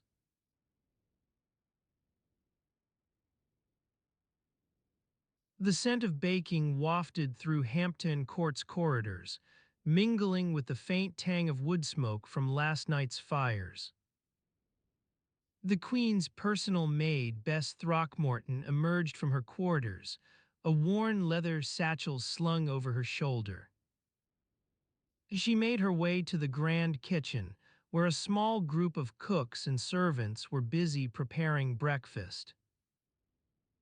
Bess joined them at the wooden counter, where she began measuring out ingredients for today's soap-making batch. A half-gallon jug of rendered tallow sat alongside a smaller container filled with lye sodium hydroxide, extracted from locally sourced ashes. She carefully added a pinch of olive oil to the mixture, stirring it gently until it reached a smooth consistency. Elizabeth I, resplendent in her morning gown, descended into the kitchen, her ladies-in-waiting trailing behind. The Queen's bright eyes scanned the room, taking in the activity with interest. "What's the recipe for today, Bess?" she asked, nodding towards the soap mixture. Bess smiled, a small crease forming between her eyebrows as she replied, "Just a simple batch of Castle soap, Your Majesty." "Nothing too exotic." Elizabeth raised an eyebrow but said nothing further, preferring to supervise from a safe distance. The Queen's gaze wandered around the kitchen, drinking in the sights and smells of another ordinary day at Hampton Court. The gentle clinking of pots and pans provided a soothing background noise as Bess continued her work, carefully pouring the soap mixture into a wooden mold. With each passing moment, the room grew quieter, the only sounds coming from the soft ticking of a nearby clock and the occasional snuffling cough from one of the kitchen cats. In this peaceful atmosphere, even the most mundane tasks took on an air of tranquility. The gentle folding of linens, the slow stirring of porridge, or in Bess's case, carefully pouring soap mixture into a waiting mold. As the morning wore on, Elizabeth decided to take her usual walk around the palace gardens. The dew-kissed grass crunched softly beneath her shoes as she strolled along the winding paths, pausing occasionally to inspect the various plants and flowers that bloomed in every corner of Hampton Court's grounds. The gentle rustle of leaves from nearby trees created a soothing melody, while Elizabeth breathed in deeply, taking in the scent of fresh earth and new life. This time of year was always her favorite, spring bursting forth with vibrant colors, its sweet fragrance carried on the soft breeze that danced across the palace walls. Once she had satisfied herself that all was well within the gardens, Elizabeth returned to the kitchen, where Bess now worked alongside a young apprentice named Thomas. Together they stirred and molded the soap mixture into bars of varying sizes, some for personal use, others destined for the palace laundry or as gifts for favored courtiers. Their task finished, the three joined the rest of the cooks in preparing the midday meal. Elizabeth, ever particular about her food, sat at a nearby table while Thomas carefully presented a selection of dishes: roasted meats, steaming vegetables, and an assortment of fresh breads. As she took her first bite, Bess watched over her shoulder with a mixture of pride and curiosity. The afternoon sun cast long shadows across the palace corridors as Elizabeth retired to her chambers for some rest. The gentle hum of conversation from below grew softer still, replaced by the occasional creaking of wooden floorboards beneath unseen feet. In this peaceful atmosphere, even the simplest tasks seemed imbued with a sense of purpose and belonging. In another part of Hampton Court, Thomas made his way back to the soap-making room, now an empty space except for a few scattered tools and half-finished projects. He carefully gathered up Bess's leather satchel from where it had been left against the wall and tucked it safely under his arm. The soft creaking of leather as he adjusted its strap was the only sound breaking the stillness. Thomas walked through a quiet passageway, passing by rooms that remained silent, the Queen's bedchamber, Elizabeth's private study. Even her music room lay empty, awaiting the arrival of musicians for this evening's entertainment. He navigated these corridors with ease, having spent countless hours wandering Hampton Court's passages in search of adventure or simply to get some fresh air.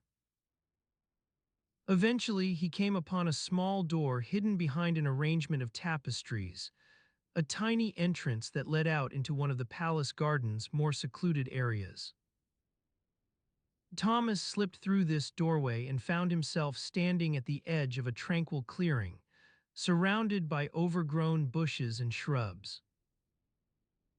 The air was heavy with the scent of damp earth and decaying leaves as he made his way towards an old wooden shed tucked away in a corner of the garden.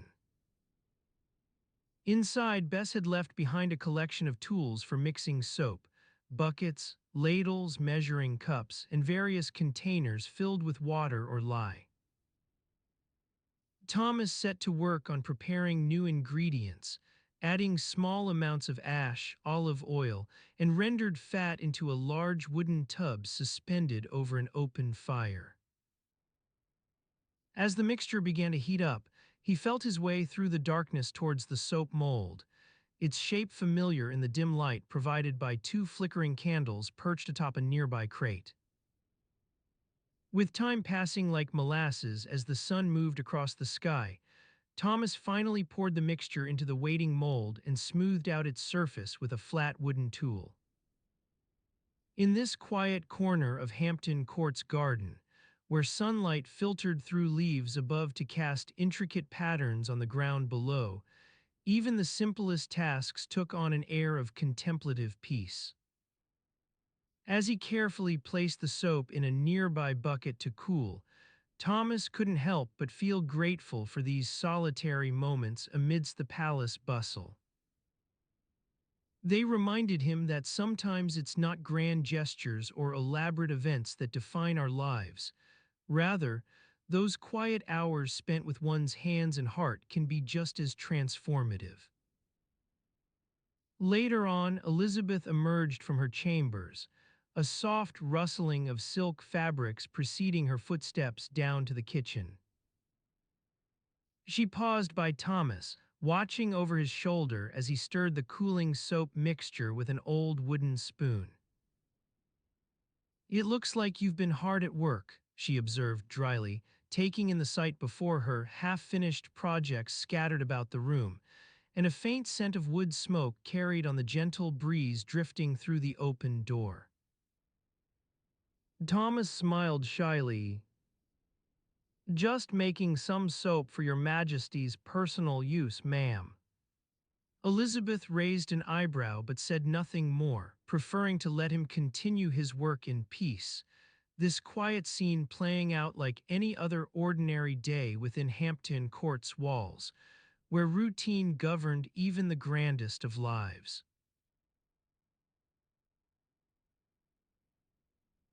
The soft glow of candles flickered across Elizabeth's face, casting an orange hue on her determined expression as she watched Thomas Hesketh, the Queen's master of music and a skilled gardener, carefully prune the rose bushes in the palace gardens. The air was heavy with the scent of damp earth and decaying leaves, a reminder that autumn had descended upon Hampton Court. Elizabeth raised an eyebrow but said nothing more, preferring to let him continue his work in peace, this quiet scene playing out like any other ordinary day within Hampton Court's walls, where routine governed even the grandest of lives. Thomas Hesketh was one of those individuals who seemed at home amidst the tranquil atmosphere of the gardens, his hands moving with deliberate care as he snipped away at the overgrown branches. As you stood beside Elizabeth, watching the gentle dance of shadows cast by the flickering candles on her face, it would be easy to imagine that she too was lost in thought. The soft rustle of leaves beneath your feet might have been all that broke the silence, if not for the faint hum of crickets rising from the nearby pond. The palace gardens were a place where time seemed to stand still, its beauty preserved within the confines of stone walls and manicured hedges. Yet even amidst this tranquility, there existed an undercurrent of disorder. Water dripped lazily from a cracked pipe near the rose arbor, creating tiny rivulets that merged with the damp earth. As Thomas Hesketh worked, he occasionally paused to inspect his hands, long fingers stained with soil and the scent of wet leaves clinging to them like an unwelcome companion. He didn't bother washing them. In fact, Elizabeth often joked about how gardening was a far more effective way to clean one's hands than any amount of hot water and soap. Elizabeth herself rarely spent time among the gardens during daylight hours, preferring the quiet evenings when candlelight cast long shadows across the paths. But as dusk began its slow creep over Hampton Court, she would sometimes stroll through these hallowed grounds, taking in the evening air thick with scents both sweet honeysuckle and bitter rotting wood. You are there now, strolling beside Elizabeth along a winding path where boxwood hedges have been pruned into neat pyramids. Their leaves cast intricate patterns on the stone beneath your feet as you breathe in deeply, absorbing the complex bouquet that is Hampton Court's gardens. Even with all its formal beauty and deliberate order, this place holds secrets hidden behind neatly arranged topiaries. A tiny bird flits past your ear, startling Elizabeth into a gentle startle, her hand brushing against Thomas Hesketh's as he works nearby. The brief touch sparks an exchange of glances between them, one filled with amusement at the sudden interruption and the other hinting at something more reserved. It is these subtle interactions that reveal the intricate dance of power, loyalty, and friendship within Elizabeth's inner circle.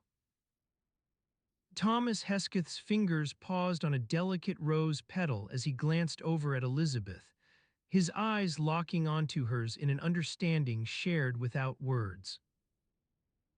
They continued their work, but not before Thomas carefully slipped off one glove to wipe the sweat from his forehead with a dirty sleeve. This gesture seemed almost inconsequential within the grand tapestry of royal life, yet it spoke volumes about the relationships forged within these palace walls. As the last rays of sunlight faded beyond the garden's stone walls, Elizabeth's thoughts turned towards dinner, not that she hadn't eaten well already, having partaken in a light repast in her chambers. Yet there was something peculiarly satisfying in dining outdoors during these autumnal evenings when the air is crisp and cool. Candlelight now illuminated the paths of Hampton Court's gardens more warmly than ever before. Shadows from the stone statues appeared longer, as if darkness itself had gained substance with the fading light. Elizabeth found herself walking alongside Thomas Hesketh towards a nearby pavilion where dinner was set to be served, its wooden table already laid out with fine linens and silverware. The tables were set under the light of candles and torches that cast flickering shadows across the faces of those gathered around them. The evening air held an almost palpable sense of relaxation as Elizabeth sat down, her gaze drifting about the gathering rather than focusing on any one particular conversation. For in these moments, she was not a queen but merely another guest at dinner. Water was served first, cool and clear from a nearby spring that flowed into Hampton Court's central courtyard. Thomas Hesketh poured it carefully over fine china cups until they were filled to the brim with water so fresh that one could almost taste its purity on their lips. Then in came course after course of dishes, both simple boiled fish and elaborate meat pies. Conversation was stilted at first, everyone hesitant about breaking into a meal already begun when company is as esteemed as Thomas Hesketh's. Yet it did not take long for the silences to fade away under the gentle hum of dinner conversation. Elizabeth, savoring each bite with evident relish, found herself drawn back towards her gardening companion. You sit beside them now, listening in on their discussion about the merits of different types of rose bushes, and which varieties hold up best against autumn's inclement weather. Their words weave together like an intricate pattern as they speak not just about flowers, but also of life within Hampton Court, hinting at stories untold behind each ornate facade.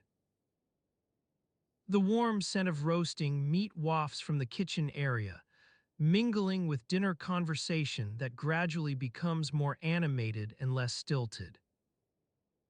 Elizabeth leans over to Thomas Hesketh as they speak in hushed tones about an upcoming garden party where she will unveil new rose varieties to her courtiers, their words barely above a whisper.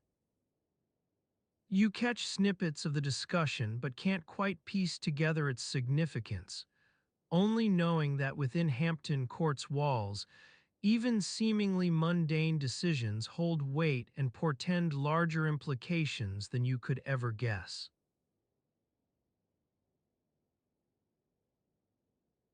The soft murmur of the chapel's whispers and the gentle creaking of Hampton Court's wooden floorboards lull you into a state of quiet contemplation as you continue to eavesdrop on Elizabeth I's counselor's hushed tones.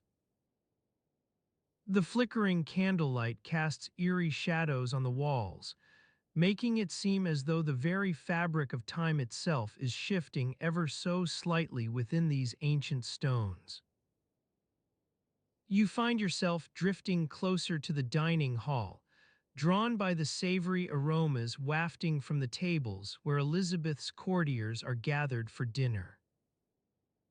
The room is a blur of color and sound, red velvet drapes, gold embroidery on fine linens, silverware clinking against porcelain plates, and the occasional burst of laughter punctuating the steady hum of conversation.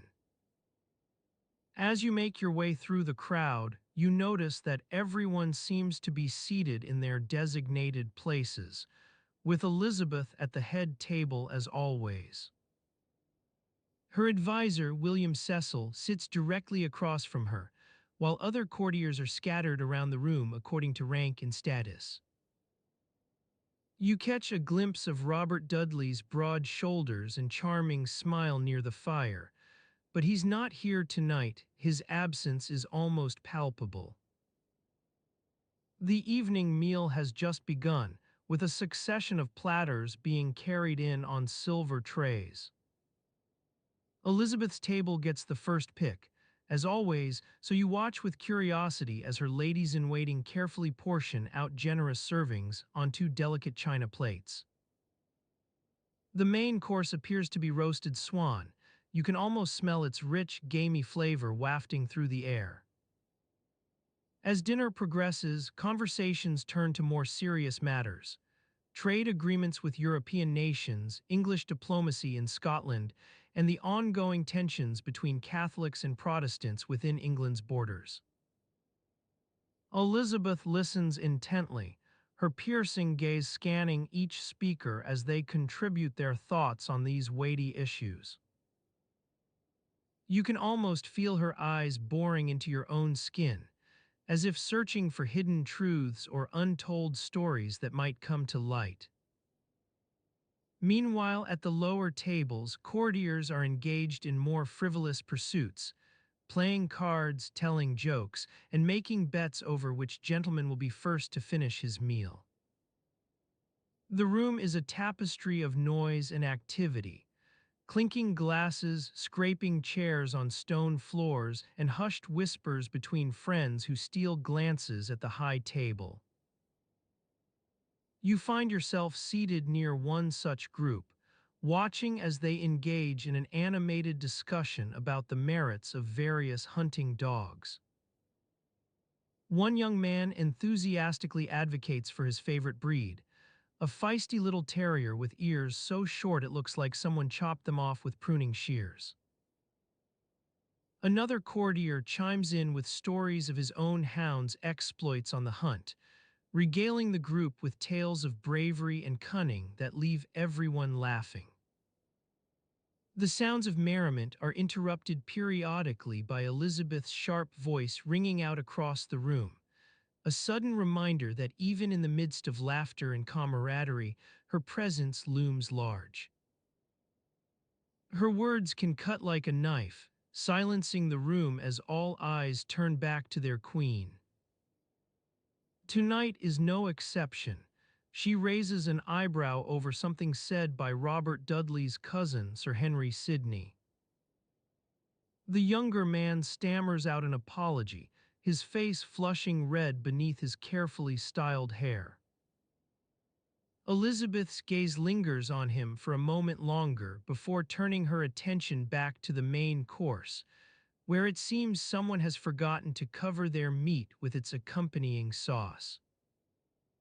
A faint smell of spoilage wafts up from the dish, and you watch as one of Elizabeth's maids discreetly intervenes, whisking away the offending plate without drawing too much attention. You continue to eavesdrop on the conversation, taking in snippets about England's wool trade, foreign embassies, and which noble family is most likely to gain favor at court. It all sounds terribly complex, a maze of intrigue that threatens to confuse even your own simple mind. As dinner wears on, the atmosphere within Hampton Court shifts ever so slightly, like a gentle breeze rustling through leaves. Conversations turn more subdued. People begin to rise from their seats, signaling an end to this particular meal. Elizabeth herself rises from her chair with some deliberation, though you can't help but feel she'd much rather be excused early. You watch as the room empties out in a slow, winding line of courtiers, and ladies-in-waiting making their way towards the doors. Some linger near the tables for a few final words or stolen glances at Elizabeth's table. Others seem more eager to escape into the cool night air outside. As you blend back into the shadows, listening carefully as people murmur to each other about tomorrow's appointments and meetings, it strikes you that perhaps even these seemingly mundane meals hold secrets of their own. A stray thread from a tapestry nearby catches your eye, one corner frayed loose over time, where some long-forgotten repair had been attempted. You can almost imagine the countless hands that have passed through Hampton Court's halls.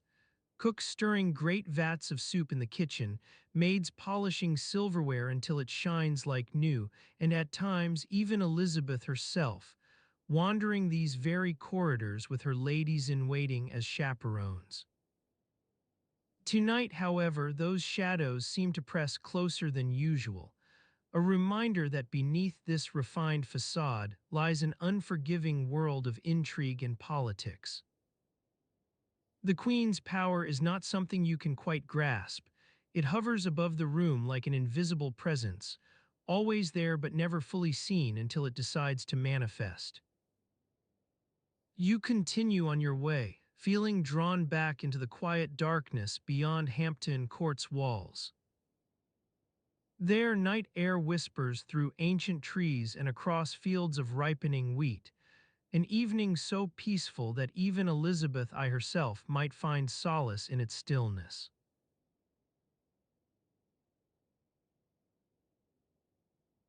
Night air whispers through ancient trees and across fields of ripening wheat, an evening so peaceful that even Elizabeth I herself might find solace in its stillness. The palace gardens, a tranquil oasis within the bustling walls of Whitehall, beckon those seeking refuge from the day's turmoil. As you walk among the carefully manicured hedges, notice the soft rustle of leaves beneath your feet. The gravel path crunches beneath your boots, releasing tiny tremors that echo through the stillness like whispered secrets. A gentle breeze stirs the water in the fountain, creating a soothing melody that harmonizes with the evening's peaceful atmosphere. You are accompanied by Constable William Weston, a man whose stern demeanor belies his dedication to maintaining order within the palace grounds. His weathered face creases into a series of fine lines as he inspects the hedges for any signs of damage or decay.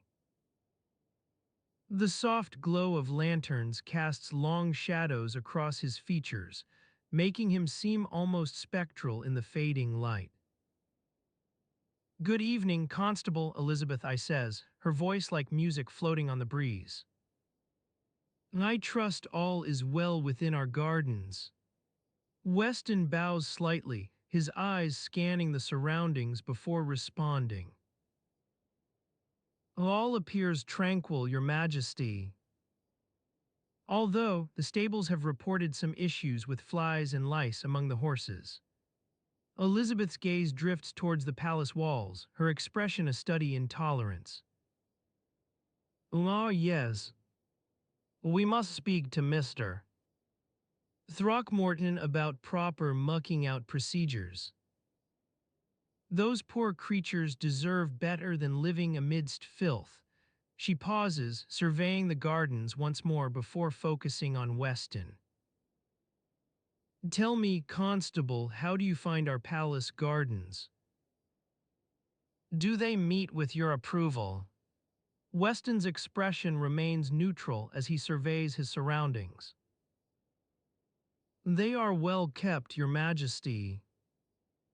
I've noticed some new additions to the garden beds, though. The roses seem to be struggling this season." Elizabeth nods thoughtfully, her eyes roving over the garden beds in question. "Ah, yes, those roses. We'll need to speak with our horticulturist about adjusting the soil pH and providing more sunlight for them." She pauses, lost in contemplation of the garden's layout. As you continue walking beside Elizabeth I, notice how her footsteps seem almost deliberate, as if she's savoring each moment within this serene environment. The gentle lapping of water against the fountain's edges creates a soothing background hum that underscores the stillness of the evening air. You pass beneath an archway of entwined vines and leaves, their delicate tendrils tickling your face like a gentle caress. Beyond lies a small clearing where attendants have set up a makeshift table for playing cards or other diversions. The atmosphere within is convivial, with courtiers laughing and chatting as they partake in an evening of leisure. As you make your way through the archway, Elizabeth's voice drifts ahead, speaking softly to one of her ladies-in-waiting about some matter concerning a new dress fabric from Flanders. Weston falls back slightly, his eyes scanning the surrounding area with a practiced air of vigilance. The sound of laughter and conversation carries on the breeze as you enter the clearing, but it's tempered by the presence of several individuals who appear decidedly less refined in their behavior. A group of courtiers stands huddled near one corner of the table, engaged in an animated discussion that involves gestures bordering on the flamboyant. One such individual catches your eye, a young man with a mop of unruly brown hair and a grin that suggests he's well acquainted with the joys of ale. His eyes sparkle as he argues some point or other, using expansive hand gestures to emphasize his words. Nearby stands a courtier whose expression seems almost perplexed by this display. Elizabeth, I notices your interest in these individuals and nods slightly towards them. Ah, you see our Tom Fane, always ready with an opinion on the latest fashion trend from Europe. Though sometimes one wonders if he's more concerned with his wardrobe than actual governance. Weston raises a skeptical eyebrow at Elizabeth's comment but says nothing aloud. You continue walking through the clearing, passing beneath a canopy of intertwined branches that filters the fading light into dappled shadows and cool hues. As you walk, notice how some courtiers have positioned themselves so as to be near the scent-emitting flowers nearby. Roses, lavender, or perhaps a particularly pungent species of orchid. Elizabeth I pauses for a moment beside one such individual, whose eyes seem fixed upon her with an unsettling intensity. You may remove that garland now, she says softly, nodding towards his lapel where a sprig of rosemary has been tucked in place. The young man's face flushes slightly as he hesitantly removes the offending floral piece and replaces it within his cloak. As you continue walking through the gardens with Elizabeth I and Constable Weston, notice how night is slowly falling across the palace grounds, an almost imperceptible shift from day to evening that leaves everything bathed in a soft, ethereal light. Shadows deepen, taking on lifelike forms amidst the foliage. Fireflies begin their twinkling dance within the twilight air. Your footsteps carry you towards a small pond surrounded by willow trees, whose branches sway gently above its surface like nature's own ballerinas. Water lilies bloom upon its face, releasing delicate white flowers that float aimlessly across the water's skin, creating an illusion of movement and life amidst this tiny stillness. Elizabeth I pauses beside the pond, her eyes gazing into its depths as if seeking some deeper meaning or reflection within those mirrored waters. It is here, she says softly to Weston, where one might almost forget the weight of duty that presses upon us. Weston's expression remains neutral, though his gaze drifts briefly towards Elizabeth before returning to surveying their surroundings. As night deepens across the palace gardens, a series of tiny, forgotten sounds begin to emerge from within this tranquil world. A mouse scurries through underbrush nearby, an almost imperceptible movement that might go unnoticed if not for its faint rustling against dry leaves. Elizabeth's eyes gaze lingers on the pond for several more moments before finally turning towards you and Weston, with a small, wry smile playing at her lips. I believe our tour has reached its conclusion, she says softly. Constable Weston will see to it that these gardens remain well maintained, lest some unforeseen pestilence threatens our health.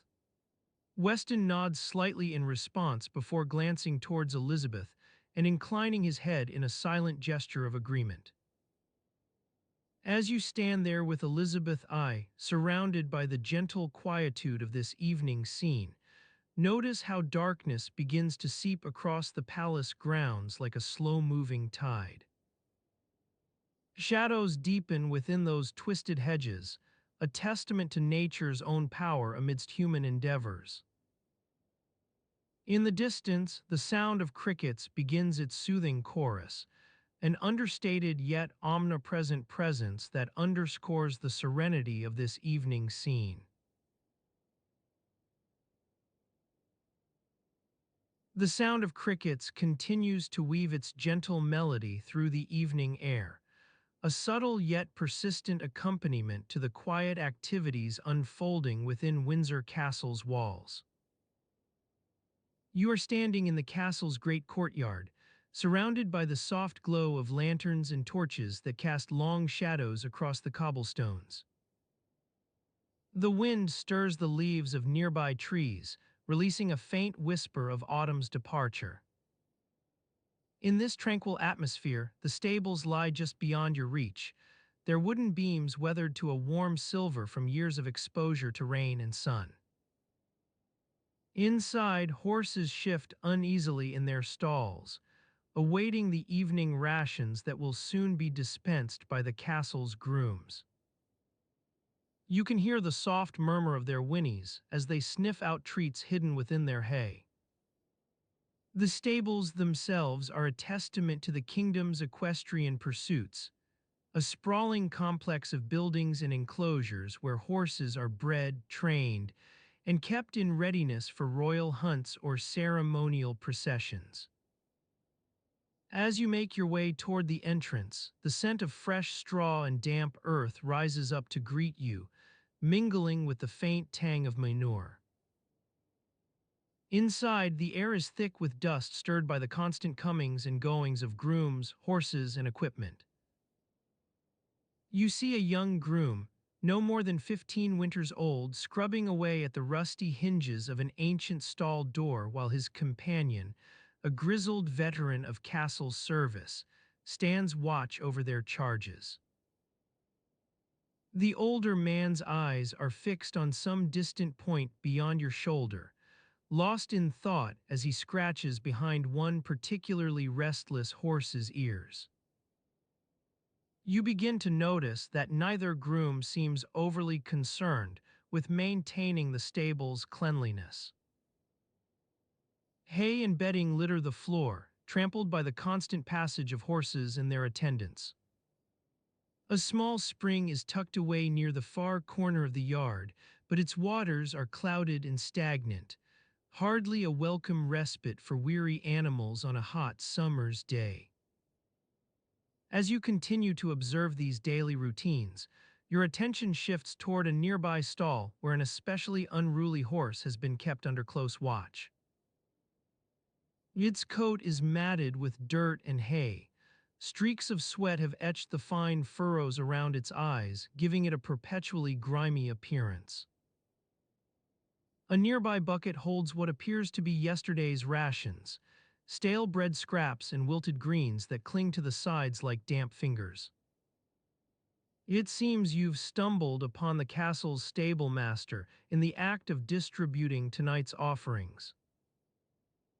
He moves with a practiced ease, his hands moving deftly as he pours handfuls of grain into each stall while muttering under his breath about the quality of recent deliveries.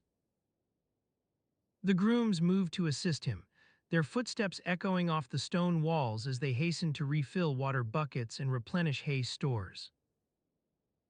The stable master's brow furrows in concern as one particularly skittish horse rears up at the sight of its new rations, an unexpected bout of nervousness that sends nearby grooms scrambling to calm it down.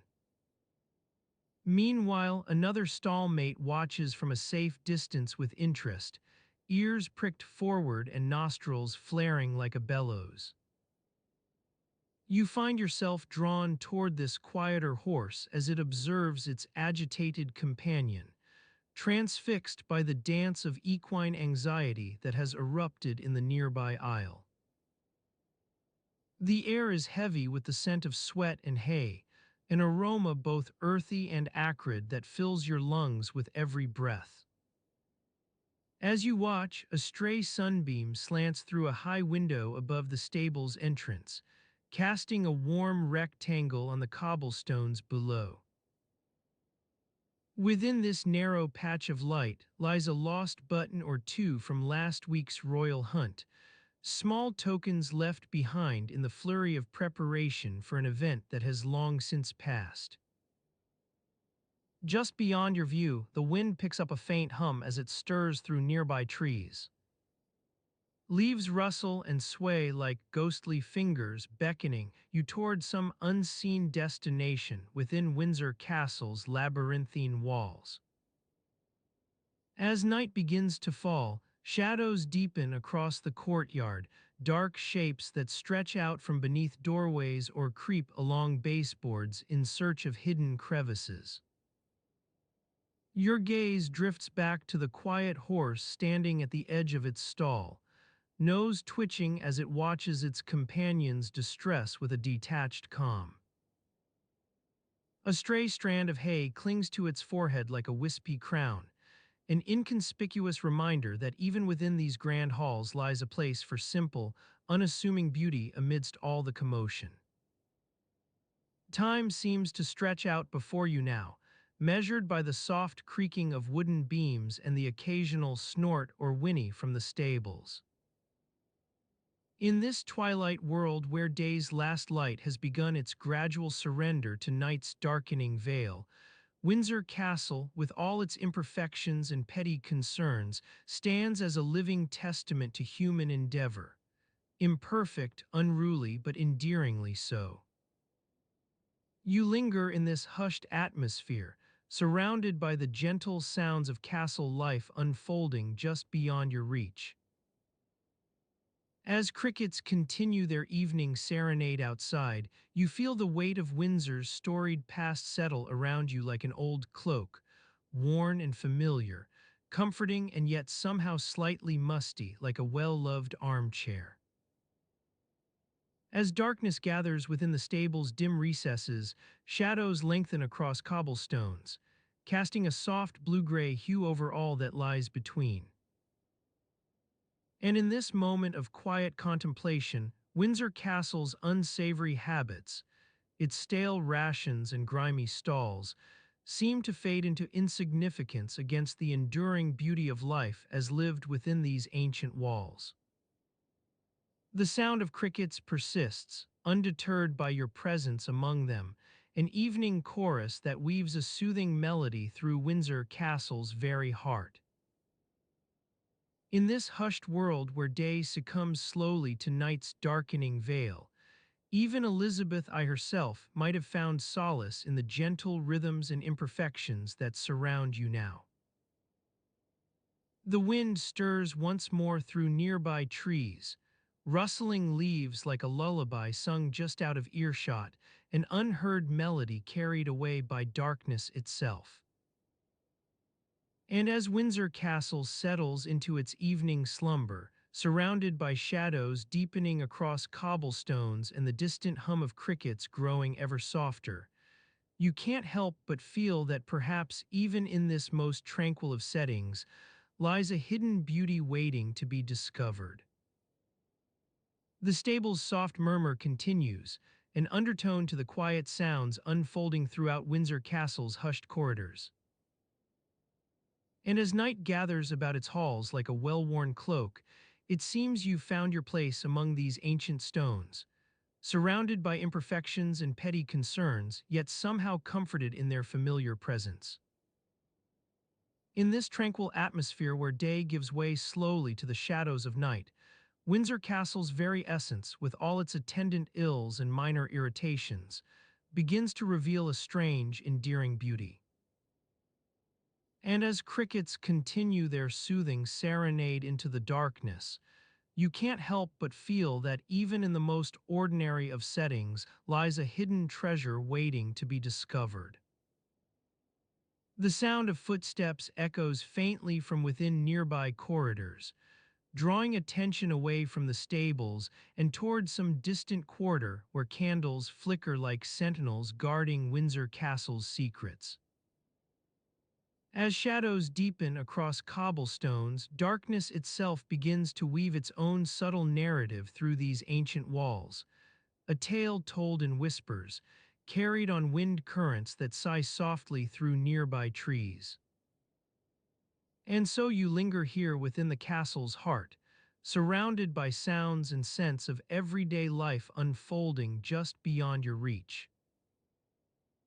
The stable's soft murmur persists, weaving an understated yet omnipresent presence throughout Windsor Castle's tranquil atmosphere, a gentle accompaniment to all that lies between. In this hushed world where shadows deepen across cobblestones, the wind continues its slow dance through nearby trees, rustling leaves in a soothing melody carried away by darkness itself. And as night gathers about Windsor Castle like an old cloak, it seems you've found your place among these ancient stones, surrounded by imperfections and petty concerns, yet somehow comforted in their familiar presence. As the sound of footsteps fades into the distance, leaving only the soft rustle of leaves to break the silence, it's as if time itself has slowed within Windsor Castle's walls, measured now not by hours or minutes, but by the gentle passing of crickets through its evening chorus. In this tranquil atmosphere where night holds sway over all that lies between, you can't help but feel that even in the most ordinary of settings lies a hidden beauty waiting to be discovered. And so the night wears on within Windsor Castle's hushed heart, an endless tapestry woven from countless threads, sound and scent and shadow. Each strand is delicate as the morning dew that clings to cobblestones before dawn breaks, yet together they form an intricate pattern of imperfection and beauty that surrounds you now. The cricket's evening serenade continues its soothing melody through Windsor Castle's very heart, a gentle accompaniment to all that lies between. As night deepens about the castle walls like a well-worn cloak, it seems you've found your place among these ancient stones, surrounded by imperfections and petty concerns, yet somehow comforted in their familiar presence. In this tranquil world where darkness gathers like an old blanket around Windsor Castle's heart, even Elizabeth I herself might have discovered solace within the gentle rhythms that surround her now.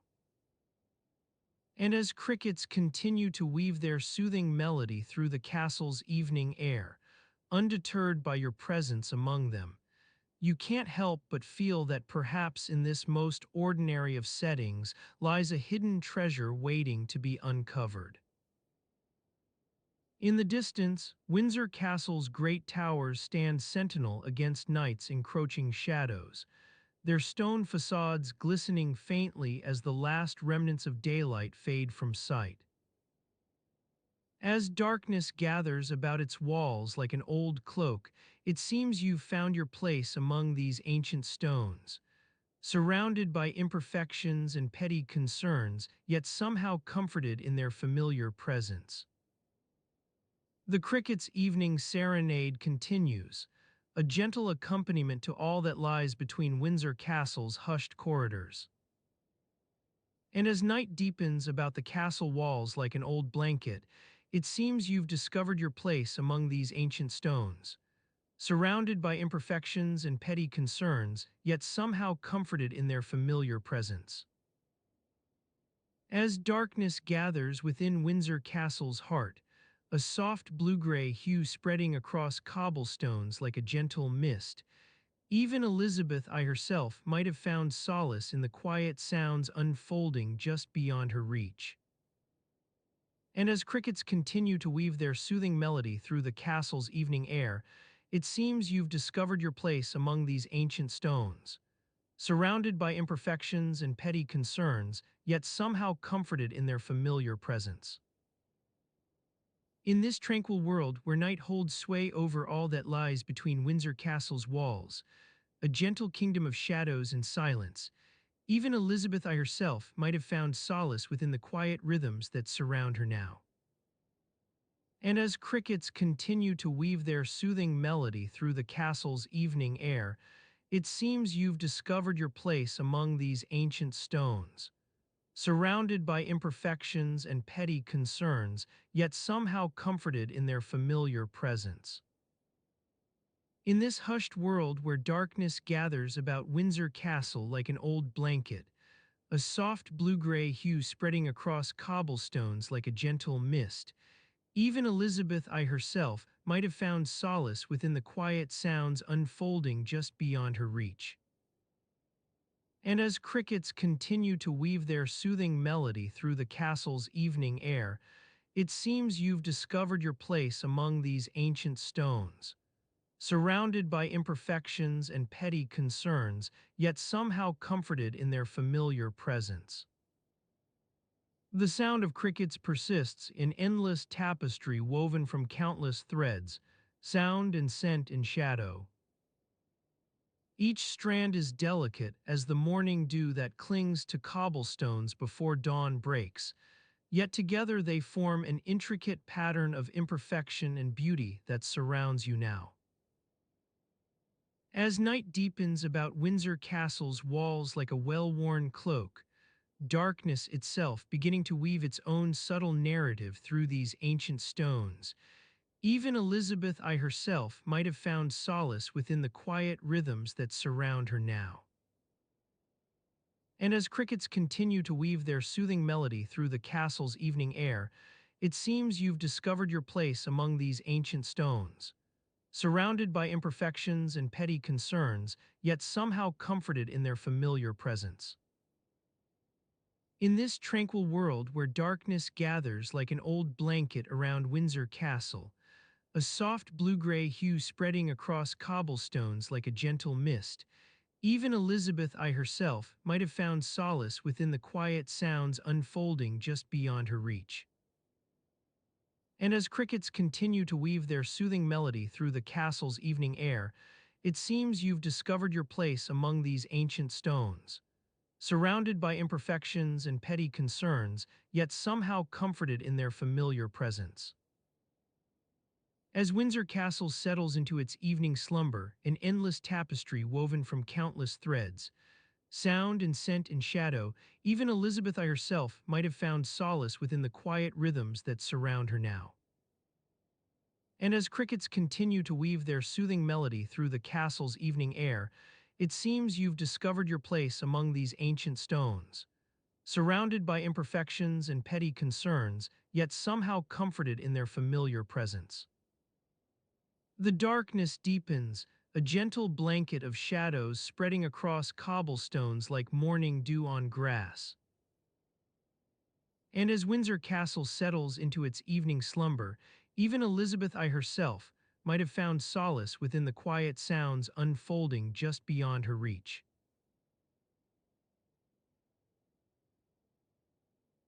Windsor Castle's evening slumber deepens, its stone walls absorbing the last whispers of daylight like a damp sponge soaking up spilled ale. Shadows creep across the floorboards, stretching and yawning with an eerie similarity to their human counterparts. In this tranquil atmosphere, Elizabeth I might have found solace within the quiet sounds unfolding just beyond her reach, the soft creaking of wooden beams, the gentle lapping of the River Thames against its banks. Yet even as she rested, her mind remained alert to the demands of statecraft.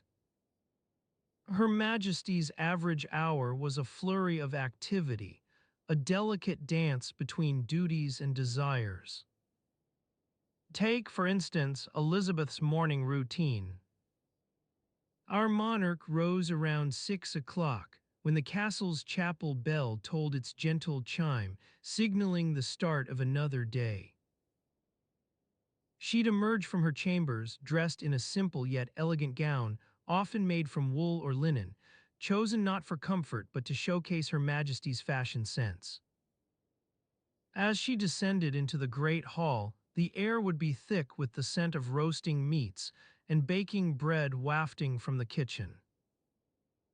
Her Majesty's stomach growled at the promise of breakfast, a meal typically consisting of porridge or gruel, often served in wooden bowls adorned with intricate carvings depicting mythological creatures. The room would buzz with activity as her ladies-in-waiting bustled about, setting the table and pouring ale for the day ahead. Elizabeth's personal favorite was a strong, malty brew that complemented the rich flavors of her morning repast. As she took her seat at the head of the table, the soft murmur of conversation would give way to an expectant hush, all eyes fixed upon their monarch as she broke her fast. A standard breakfast might feature a few slices of venison or beef, served with a side of boiled vegetables and perhaps some preserved fruit. Elizabeth's favorite dish was a type of sweet pastry called marchpane, made from ground almonds, sugar, and egg whites, often flavored with rosewater or orange blossom water to give it an air of sophistication. As she ate, Her Majesty would receive reports on the day's business, trade agreements, diplomatic correspondence, and matters of state security. Her attendants would whisper updates in hushed tones, careful not to startle their monarch as she savored each bite. These morning meetings often lasted until around 8 o'clock, when Elizabeth would retire to her chambers for a brief respite before facing the demands of the day. In contrast to these formal gatherings, everyday life within Windsor Castle was marked by an air of informality. Servants and attendants moved about with ease, carrying out their duties without fanfare, much like the castle's own plumbing system, which relied on gravity-fed cisterns to supply water for bathing and washing. The sound of running water provided a soothing background hum, punctuated by the occasional clang of pots and pans from the kitchen or the distant rumble of thunderstorm clouds gathering beyond the castle walls. As Elizabeth went about her day, she'd often find herself lost in thought, pondering the intricacies of court politics, the latest fashions from France, or the quiet joys of a well-tended garden. Speaking of gardens, the Windsor estate boasted an impressive array of flora and fauna, carefully tended by Elizabeth's own hand. She'd spend hours strolling among the rose arbor, inhaling the heady scent of blooming flowers and listening to the soft chirping of birds as they flitted between branches. A typical afternoon might see Her Majesty receive a visit from one of her advisors, perhaps Sir Francis Walsingham or Robert Cecil, who would present reports on matters of state security. These sessions often took place in Elizabeth's private chambers, where she'd sit amidst stacks of papers and documents, surrounded by the faint scent of old parchment. As the sun began its slow descent toward the horizon, casting long shadows across the castle walls, Elizabeth might take a turn about her gardens, pausing to admire a particularly well-tended flower bed or exchange pleasantries with one of her ladies-in-waiting. These quiet moments allowed her to collect her thoughts and reflect on the day's events. By around 5 o'clock, Windsor Castle would be bathed in a warm golden light, as if infused by an inner glow from the setting sun outside. The air grew cooler, carrying hints of wood smoke and damp earth, a reminder that autumn was fast approaching, bringing with it its own set of challenges for Elizabeth's courtiers. As twilight deepened, attendants would begin to extinguish candles and lanterns, plunging the castle into an eerie quiet. Shadows danced upon walls as they chased after stray wisps of candle smoke, while the soft hooting of owls provided a melancholy counterpoint to the day's activities. Elizabeth herself might retire around 7 o'clock, her personal maid helping her prepare for bed by gently undressing and combing out her long silver locks. As she slipped beneath the covers, surrounded by the comforting scent of linen sheets and rose petals, her mind would begin to unwind its knots of worry and intrigue. And so another day drew to a close within Windsor Castle's stately walls, a testament to Elizabeth I's enduring legacy as one of England's most beloved and sometimes bemused monarchs. Windsor Castle's grandeur slowly surrendered to the soft twilight that seeped through its stone walls, casting a warm orange glow on the polished floors of Elizabeth I's chambers. The Queen's day had been filled with the usual round of council meetings and diplomatic correspondence, but now her attention turned to more intimate concerns, specifically her hair. The scent of wax candles and beeswax polish wafted through the air as the Queen's ladies-in-waiting bustled about, preparing for their mistress's evening toilette. They moved with practiced ease, knowing exactly where each jar of pomade or box of scissors was kept within the crowded cabinet. Elizabeth herself sat in her favorite chair, a stiff-backed affair adorned with intricate carvings and plush crimson cushions. Her hair, famously red but now flecked with wisps of silver, cascaded down around her like a fiery waterfall. For tonight's dinner at Whitehall Palace, she would require something more subdued, perhaps a neat chignon or a discreet updo that wouldn't draw attention away from the guest of honor, none other than William Cecil, Earl of Burghley. One of the Queen's ladies, a quiet girl named Anne, was tasked with styling Elizabeth's hair. With a pair of shears at the ready and a determined look on her face, Anne began to work through the tangles that had accumulated over the course of the day. The snipping sound of scissors cutting through knots mingled with the soft murmur of conversation as the other ladies helped themselves to sweet biscuits from a nearby tray. The Queen's hairdresser, Thomas, watched with an eagle eye as Anne worked her magic. A gruff but kind-hearted man in his mid-50s, Thomas had been tasked with keeping Elizabeth's locks looking their absolute best for nigh on 2 decades now, and he took his job very seriously indeed. "Not too much, not too little," he muttered to himself, eyes narrowed as Anne snipped away at a particularly recalcitrant strand. Meanwhile, outside in the castle courtyard, a group of soldiers were engaged in an impromptu game of ninepins. The thud-thud-thud of wooden balls and laughter carried on the breeze, mingling with the scent of wood smoke from the nearby kitchens as they prepared dinner for the palace's inhabitants. Inside, however, all was quiet save for the occasional snip-snip-snipping sound as Anne continued her work. Elizabeth herself watched in the mirror as her hair took shape beneath Anne's skilled hands. A tiny frown creased her brow as she considered the style that would be most becoming to a woman of her advanced years, although, of course, none dared mention such a thing aloud. "Not too severe," Thomas cautioned, his voice like a gentle breeze on a summer's day.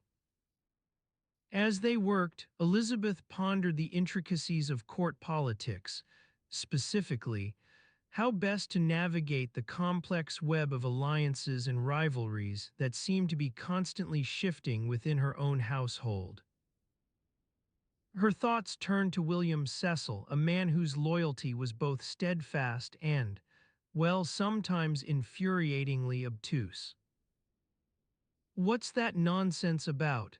she muttered to Thomas as he handed her a small mirror for inspection.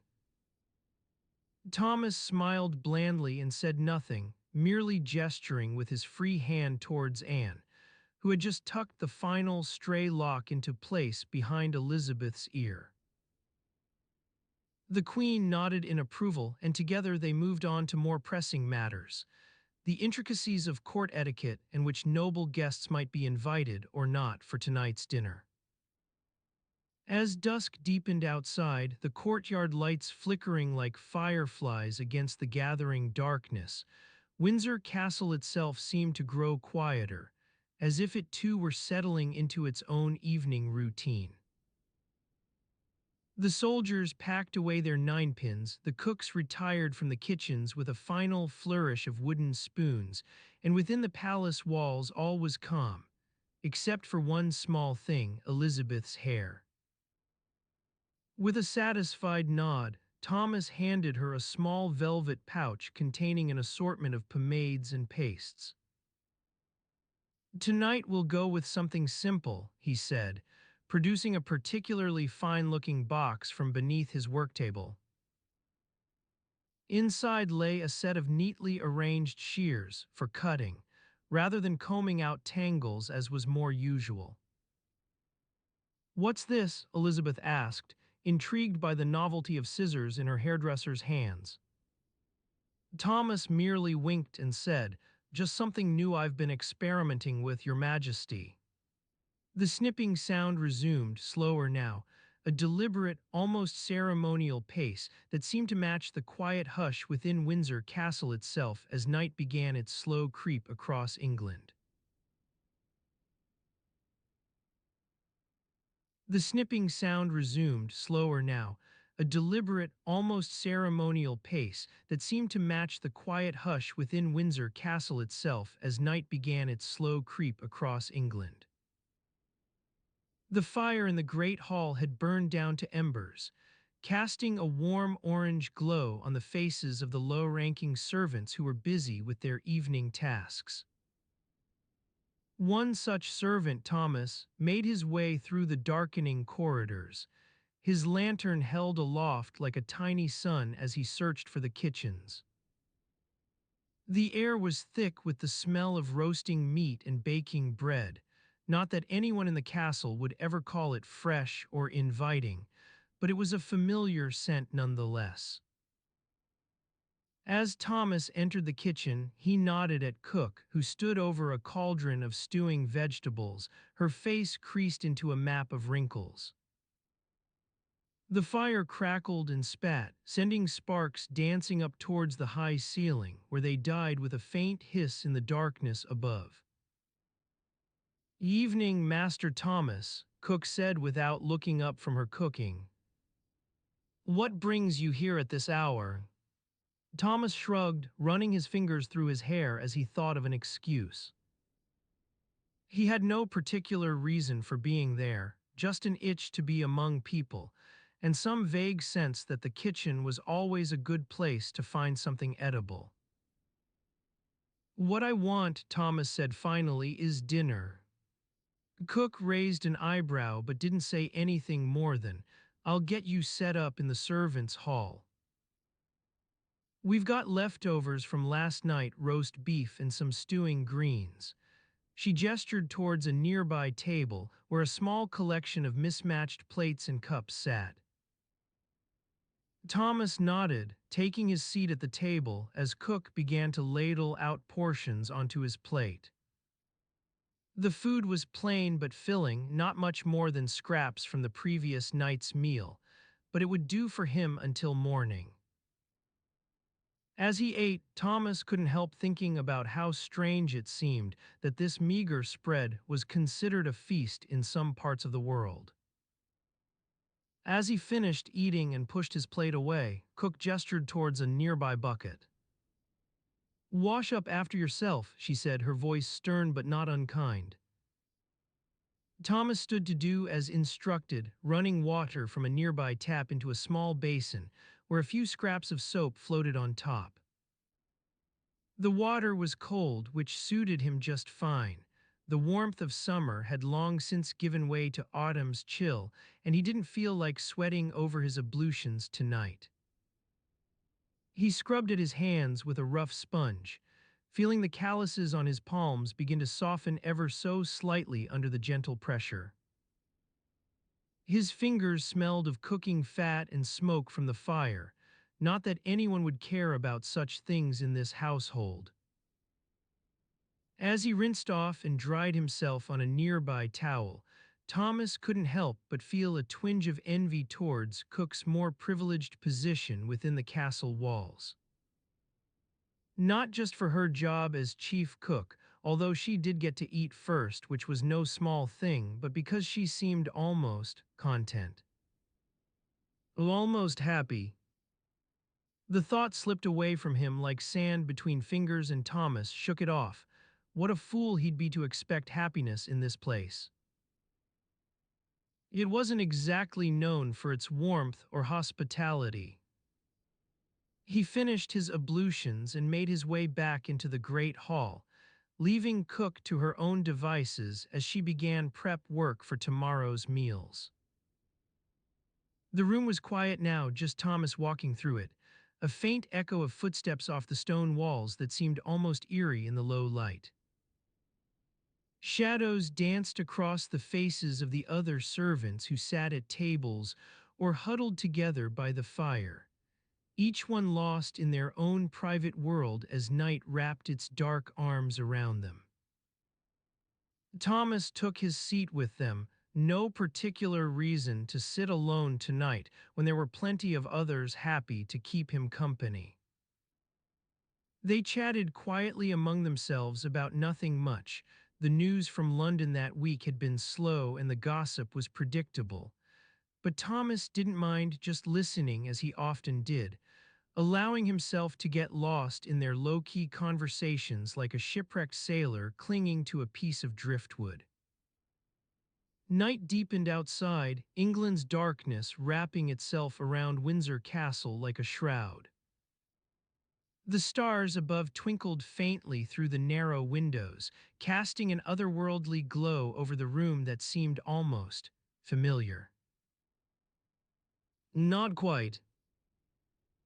It was hard to say for certain, as Thomas felt his eyelids begin their slow creep downwards. His thoughts strayed, not much more than a haze of half-remembered words and images, but it didn't matter. In this place, no one expected great things from anyone, least of all themselves. They got by on scraps, food, conversation, and made do with what life gave them, nothing more, nothing less. The fire crackled softly in the background as Thomas let his head drop forward onto his chest, just a tiny surrender to exhaustion as sleep crept up behind him like an old friend returning from its travels. The fire crackled softly in the background as Thomas let his head drop forward onto his chest, just a tiny surrender to exhaustion as sleep crept up behind him like an old friend returning from its travels.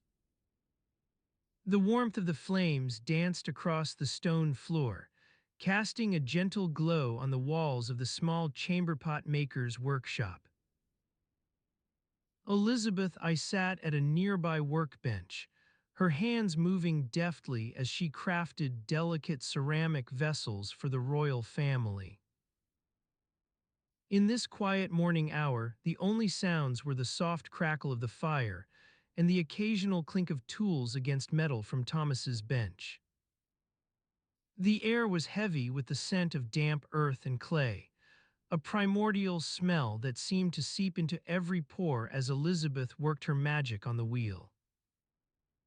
As she spun the potter's wheel, the gentle hum of its turning blades created a soothing melody that drew you in like a lullaby.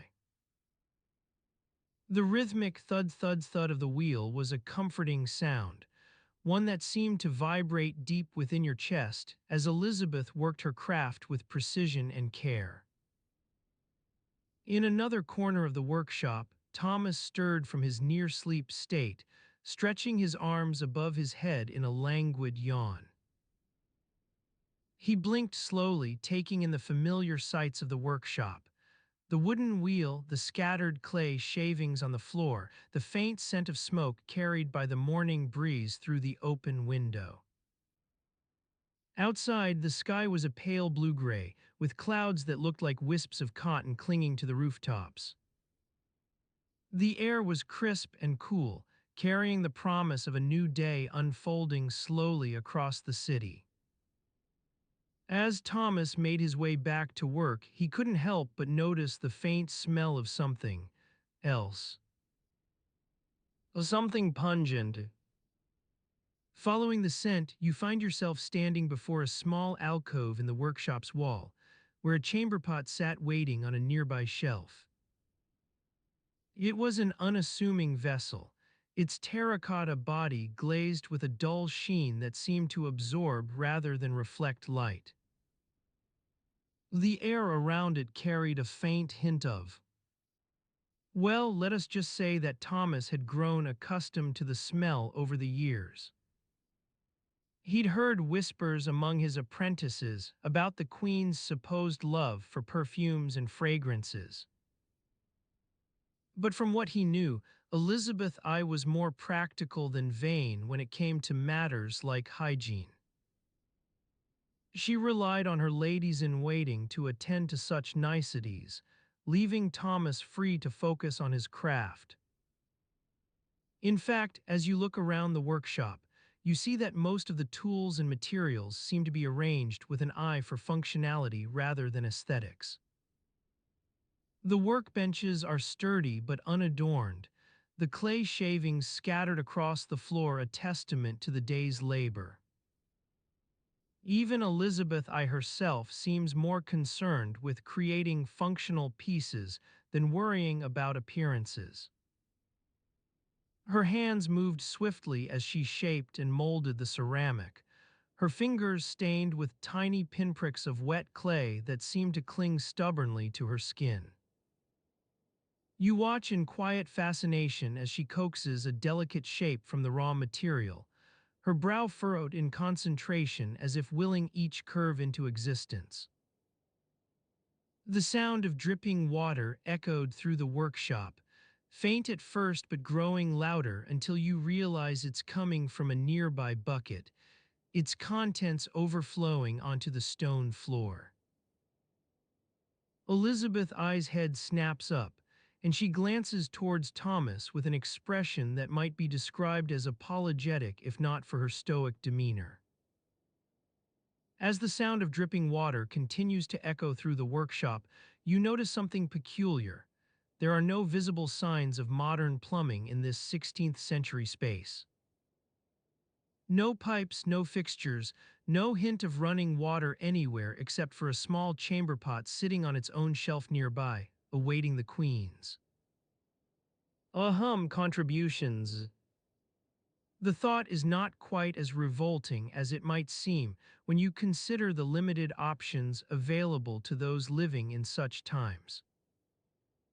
But still, there's something undeniably unpleasant about the whole arrangement.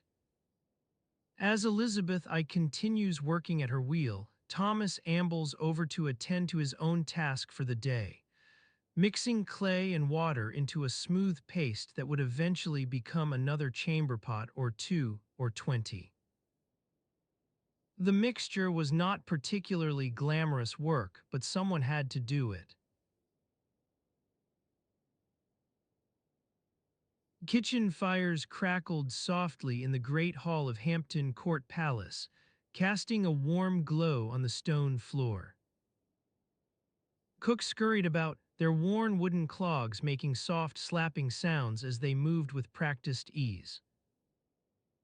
The air was thick with the smell of roasting meats and baking bread, but beneath it all lurked a more pungent scent, the stench of unwashed skin. In this kitchen, Elizabeth I's chefs were hard at work preparing for yet another grand feast. They chopped vegetables, stirred cauldrons, and expertly flipped pans with a speed that bordered on chaos. The Queen herself had decreed that every meal must be a masterpiece, and her cooks took their job very seriously, even if they didn't always prioritize personal hygiene. You are standing in the midst of this bustling kitchen, surrounded by pots and pans clanging against one another as the air fills with sizzling meat and steaming vegetables. The heat from the cooking fires makes the air shimmer, casting a golden glow on the stone walls. It's a far cry from the refined atmosphere you might expect at Hampton Court Palace, but this is where meals were prepared for Elizabeth I, and it shows. At one end of the kitchen stood a large wooden table laden with baskets of fresh produce. Chefs in worn aprons reached into these baskets to grab handfuls of carrots, onions, or apples, their hands stained with dirt and grease from countless hours spent at work. Not once did they stop to wash them, it simply wasn't part of the routine. Nearby, a cauldron hung suspended over an open flame, stewing away in its own dark world of savory smells. The mixture inside was not particularly glamorous: scraps of leftover meat, vegetables that were past their prime, and whatever else could be scrounged from the palace's stores. But it would make for a hearty meal, one that Elizabeth I's guests wouldn't soon forget. In another corner, cooks stirred massive vats of porridge made with oats and water, sometimes milk if they felt particularly flush. This porridge was not unlike gruel in consistency, but had just enough heft to fill the belly without leaving you feeling too sated. Elizabeth herself often ate this dish for breakfast. It sustained her on those long days spent ruling England. As day turned into night, kitchen fires were banked and allowed to smolder, their low flames casting eerie shadows across the stone walls. The air cooled somewhat as wind picked up outside, a gentle breeze that rustled leaves in the palace gardens, but offered little respite from the sweltering heat within the great hall. You find yourself wandering through this kitchen, dodging cooks and sidestepping cauldrons with careful steps. Your eyes adjust slowly to the dim lighting. Shadows dance across faces as lamps are lit here and there, casting pools of warm light that seem almost cruel in their brightness after the relative darkness outside. Hampton Court Palace's kitchens were infamous for being cramped spaces where chaos reigned supreme, but you wouldn't know it from looking around. The neat rows of copper pots hung on hooks like polished ornaments. Neatly stacked baskets stored fresh produce, and pans lay ready to be called upon at a moment's notice. Amidst all this order, however, lived a small kingdom of unwashed bodies. Cooks scrubbed their hands in water whenever it suited them, often after finishing a task or preparing for the next meal. It didn't matter that they were elbow-deep in muck. Hands would get washed when they absolutely had to be clean for some reason or other, and the rest was gravy as far as these cooks were concerned. In this space where grease clung like a bad habit and sweat made everything stick together, you are about to become intimately familiar with smells both lovely and loathsome. The stench of unwashed skin would soon join its friends in making your stomach roil in turn, but it was just part of life at Hampton Court Palace. At some point during the meal preparations, Elizabeth I herself made an appearance. Her Royal Highness descended upon the kitchen like a whirlwind to inspect what passed for cuisine these days. She scrutinized dishes with narrowed eyes, offering critiques so biting they could have been sharp enough to cut down any cook who didn't please Her Majesty. You watch from a corner as she samples each dish, making a face when it met with approval and wrinkling her nose at something that needed improvement. In the former case, you'd expect cooks would feel an overwhelming sense of relief. The latter merely brought out a look of mild disappointment on their otherwise stoic faces. It was business as usual, food fit for kings or queens, even if it meant sacrificing one's pride to get there. Elizabeth I's standards were famously high, though not always in line with what might be considered good taste by modern standards. She had a thing or two about presentation, and these cooks worked tirelessly to ensure every dish was presented with flair. But beneath the surface lay far more unsavory truths.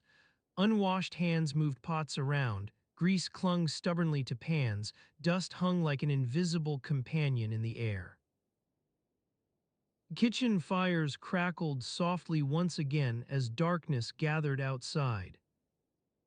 Shadows crept across walls, their edges softened by flickering light from lamps placed here and there for visibility's sake, even though it made them seem all the more ghost-like amidst the chaos of clanging pots and pans.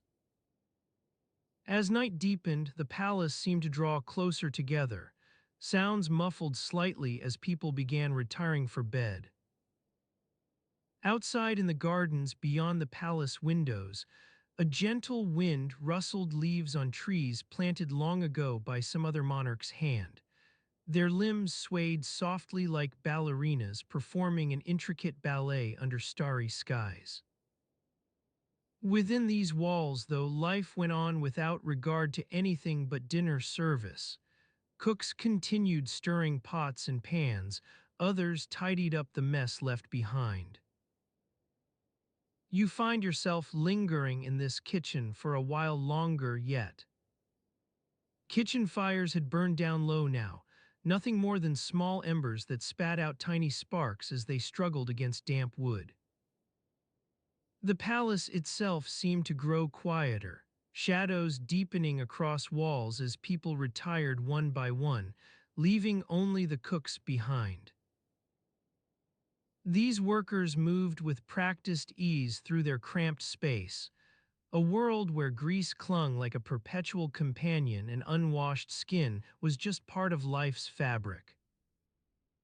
They were a testament in the sense that they existed to how far human beings could sink in pursuit of culinary perfection without ever stopping to question what lay beneath it all. In this small, forgotten corner of Hampton Court Palace, where dinner plates piled high with food fit for kings would soon be served up, your senses roamed free. Your ears picked out the low rumble of kitchen fires as they dwindled into nothing more than faint crackles. Eyes adjusted to dim light that seemed so out of place in these cramped, smoke-filled spaces. The palace itself remained quiet, save for a distant creaking sound from wooden beams settling after long hours under pressure, and outside, the wind rustling through leaves on far-off trees. Amidst it all lay the knowledge. Unwashed hands moved pots about, grease clung to pans with an unyielding grasp, dust hung in midair like a ghostly presence waiting patiently for its cue. Hampton Court Palace's kitchen stood as living proof, amidst sizzling meat and steaming vegetables, where dinner plates piled high were served up with flair, but beneath it all lay far more unsavory truths. Unwashed skin clinging to every inch of exposed flesh, grease stuck fast on copper pans like a sticky trap waiting for its next victim. And in the midst of this, amidst clanging pots and pans that seemed about to shatter at any moment, where cooks scrubbed hands whenever they absolutely had to be clean, your senses grew heavy-lidded as night deepened. Shadows crept across walls, darkness gathered outside, bringing with it a sense of quiet calm. As you wandered through the cramped kitchen spaces one last time before retiring for bed, the world felt just that little bit more at peace, if only because the chaos had finally begun to wind down. As you slipped into bed, the softness of the mattress enveloped your weary body like a gentle cloud. The world outside had finally begun to quiet down, and in this peaceful lull, your thoughts drifted back to Elizabeth I's daily routine, specifically her breakfast habits. The Queen's morning repast was a far cry from the lavish feasts she hosted for her courtiers. Her breakfast dishes were humble, unadorned affairs that often left her advisors and attendants bewildered by their simplicity. You are standing in the palace kitchen, surrounded by the soft murmur of pots and pans being washed, as the aroma of baking bread wafts through the air. In a small chamber off to your side, the Queen's personal chef, John Payne, busied himself preparing her breakfast. A bowl of thick, creamy porridge made from oats, milk, and water sat on the edge of a pewter table, accompanied by a pat of cold butter that had been left out overnight.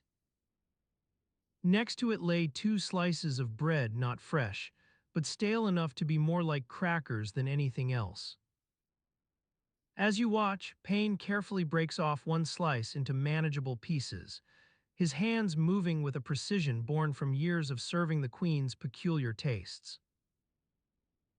Elizabeth I was notorious for her disdain of strong flavors and aromas. No spices, herbs, or exotic ingredients dared sully her breakfast plate.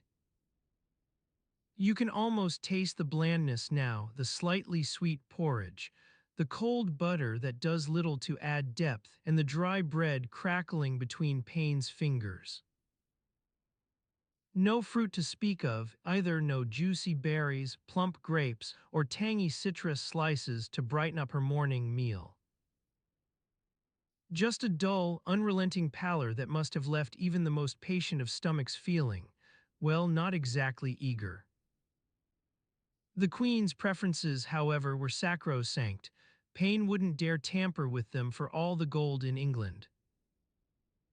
And so he carefully plates up this monotonous spread and carries it to Elizabeth I's chambers, where she awaits him like a monarch inspecting her latest tax returns. As you follow Payne through the palace corridors, the soft slippers scuffling against the cold stone floors, the faint scent of wax polish hanging in the air, you catch glimpses of other servants at work. Some are sweeping away crumbs and dust bunnies from the morning's activity. Others busily prepare for the day ahead by stoking fires or polishing silverware. But your focus remains with Payne as he approaches Elizabeth I, who sits regally on her throne-like bed, a look of mild expectation on her face. He sets down the breakfast tray with all the ceremony one would use when presenting a state secret, careful not to rattle any dishes or disturb the neatly folded linens. Elizabeth takes up her spoon and begins to eat in silence, her movements economical but precise as she works through each bite without pause for breath or conversation. You watch transfixed by this tableau of habituated routine. Elizabeth's blank expression, Payne's stoic demeanor, the faint ticking of a nearby clock marking off the seconds like some solemn metronome. In the stillness that follows her meal, which passes with all the excitement of watching paint dry on a damp wall, you are free to wander your thoughts wherever they please. Your gaze wanders around the chamber, drinking in the details. Payne standing guard over his mistress's breakfast remains, Elizabeth herself staring into space as if waiting for some message from across the channel, and the clock ticking away with its maddening cadence. The soundscape of this room is a study in contrasts, soft rustling fabrics contrasting against the staccato beat of that metronomic clock. You feel your own breathing slow to match the gentle pace of these proceedings. Elizabeth's measured consumption of her breakfast, Payne's patient observation, and the faint whispers carried on the breeze from outside, whispers that carry no news or gossip worth sharing. The afternoon light filtering through the windows casts long shadows across the room, like spectral fingers reaching out to grasp at something hidden. Shadows seem particularly fond of invading Elizabeth I's chambers during these hours. It's as if they come to relish in her measured quietude. Outside, a faint breeze rustles the branches of trees planted around the palace perimeter, their limbs creaking softly as if trying not to disturb anyone within those walls. This whispered conversation carries on into the room with you, an almost imperceptible exchange between leaves and stone that speaks volumes about nature's indifference towards human affairs. The room itself feels heavy, weighed down by the accumulation of routine and habit. Elizabeth I's daily schedule is a masterclass in consistency, never deviating from her carefully laid plans unless absolutely necessary. Her life becomes increasingly predictable as she ages. More sleep, fewer excursions beyond palace walls, and of course, even less interest in anything that doesn't involve needlework or a well-organized desk. And yet, even within this sea of predictability lies a strange comfort, one that speaks to the human desire for stability above all else. Elizabeth I might not be the most vibrant presence at court functions. She rarely ventured into her own gardens, preferring instead to receive news from afar through letters or messengers. But on quiet mornings like these, when only pain and perhaps a trusted advisor share in this stillness, there's something quietly reassuring about witnessing one of history's great figures simply going about her daily business. The gentle lapping of the breeze against palace windows is almost soothing now. It becomes easier to imagine being right here alongside Elizabeth I as she absorbs each spoonful, lost in some distant world beyond the confines of this musty chamber. You could easily get caught up in this quiet reverie yourself, allowing your own thoughts to wander through an endless series of what-ifs and maybes. Time itself appears almost malleable within these walls. It stretches out like a piece of taut canvas waiting for someone to take hold, ready to unfurl into who knows what patterns. The Queen's daily routine remains steadfast, but around her orbits the lives of courtiers, attendants, and perhaps even you yourself, each one carrying their own stories, each with its unique rhythms and cadences. But in this peaceful interlude before dinner, Elizabeth I seems more a spectator than an active participant, observing rather than driving events forward. Her life is lived according to predetermined schedules, set into motion years ago when she first ascended the throne. These quiet moments are perhaps her only true escapes from duty's steady drumbeat. You can almost feel yourself growing heavier now, weighed down by these accumulated hours of stillness and contemplation. The world outside recedes further with each passing breath. In this small, cramped space, nothing, absolutely nothing, seems to stir or change.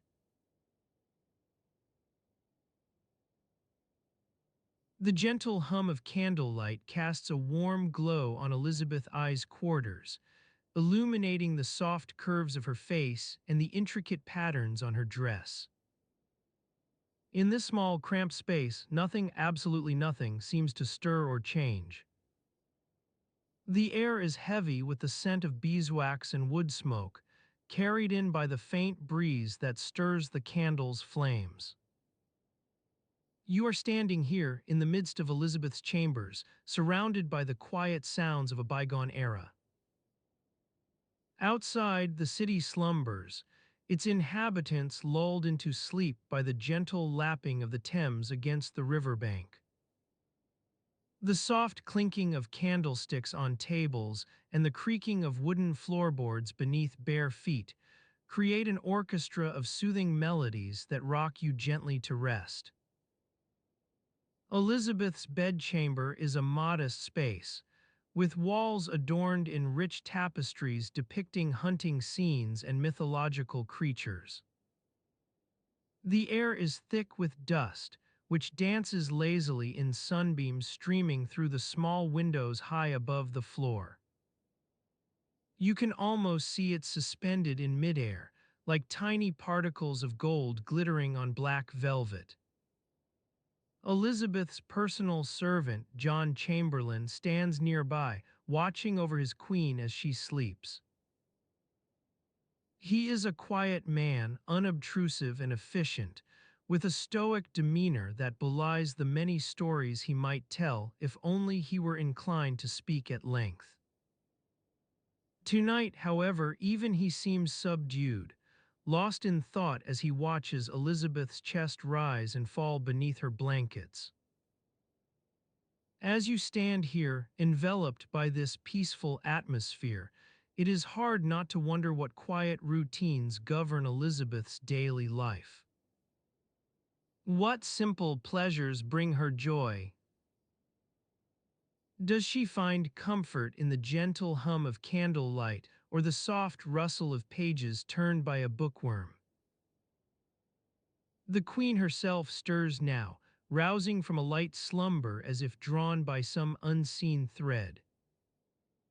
Her eyes open, and for an instant, you catch a glimpse of their brightness before they cloud with sleep once more. She is not one to be caught off guard. Elizabeth I knows her own moods and rhythms all too well.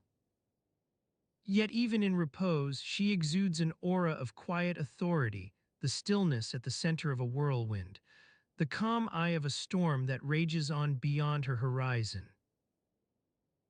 Her breaths slow, become more measured, as if attuned to some hidden cadence, guiding her through the labyrinthine corridors of sleep. In this state of suspended animation, Elizabeth's thoughts drift back to the previous day's activities, perhaps the weighty matters discussed in council meetings or the delicate balance between duty and pleasure. Did she decide on a new dress?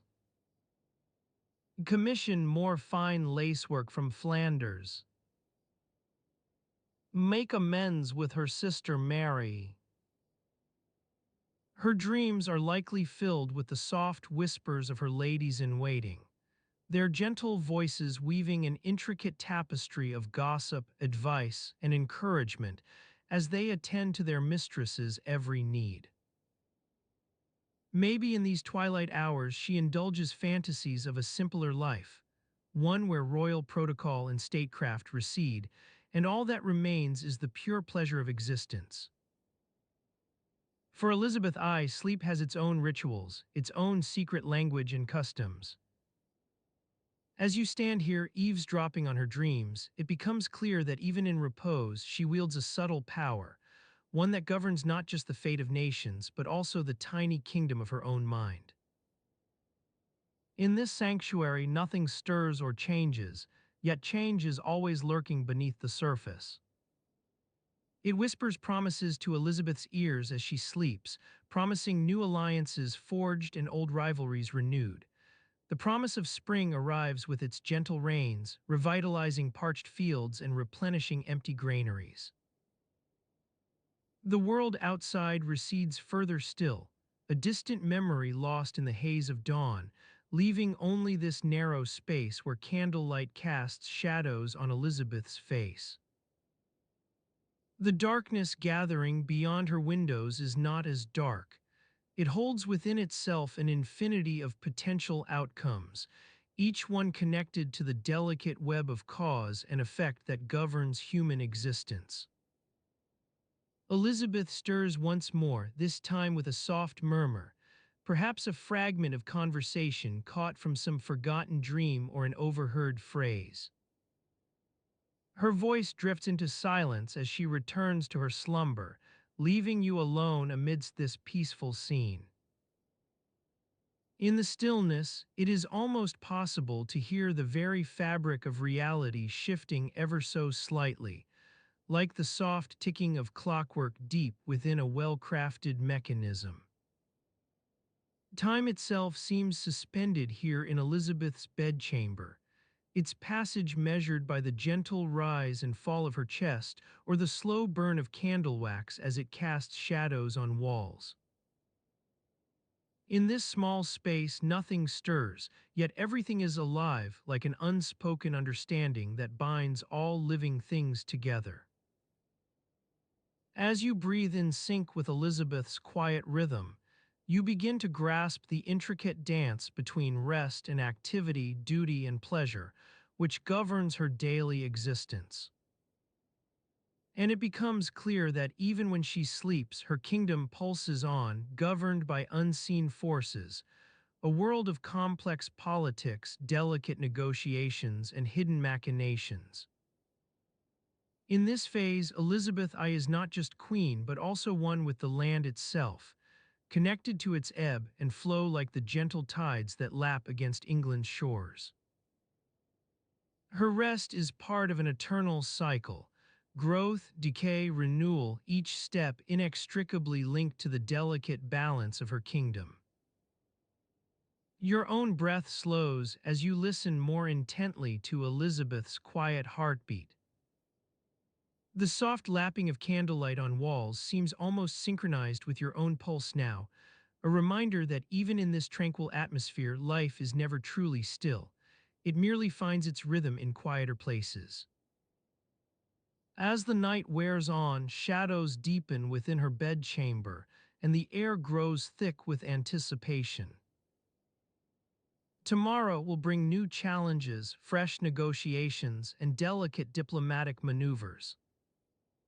But for tonight, all that remains is the gentle hum of candlelight, a soft reminder of Elizabeth's enduring presence even in slumber. And so you stand here, lost amidst the quiet majesty of Elizabeth I's bedchamber, listening to the soothing cadence of her breathing as it weaves an unspoken melody with your own heartbeat. In this peaceful sanctuary, where candlelight whispers secrets to shadows on walls and time itself seems suspended, anything can happen. But for now, nothing stirs. All is quiet in Elizabeth I's kingdom. The royal stables on a sweltering summer afternoon, the scent of hay and sweat hanging heavy in the air like a damp shroud. The sun beats down upon the cobblestones, casting long shadows behind the stalls where the horses stand patiently, their coats slick with exertion. Elizabeth I herself emerges from her chambers, dressed in riding attire, a worn leather doublet and breeches, a simple cap to cover her hair. She moves with a quiet purpose, her eyes scanning the stable yard as she makes her way towards the nearest stall. The groom on duty, a gruff but well-meaning man named Thomas, greets her with a slight bow. "Your Majesty," he says, "shall I saddle up your favorite mare for you?"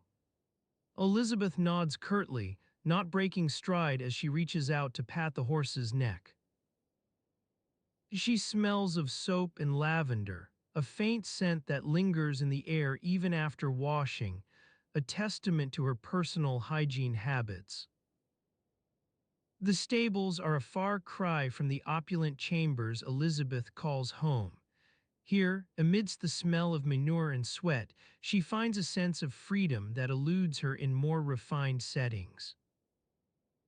She mounts the mare with ease, settling into the saddle as Thomas hands her the reins. As they move through the yard, the sound of hooves on cobblestones echoes through the still air, a steady beat that provides a soothing background hum to Elizabeth's thoughts. The horses' breaths are labored. Summer has brought an unseasonable heat wave, and even these stalwart creatures seem affected by it. The sun beats down upon Elizabeth's face as she rides. Her cap casts a shadow over her eyes, but the sweat that trickles down her forehead is undeniable.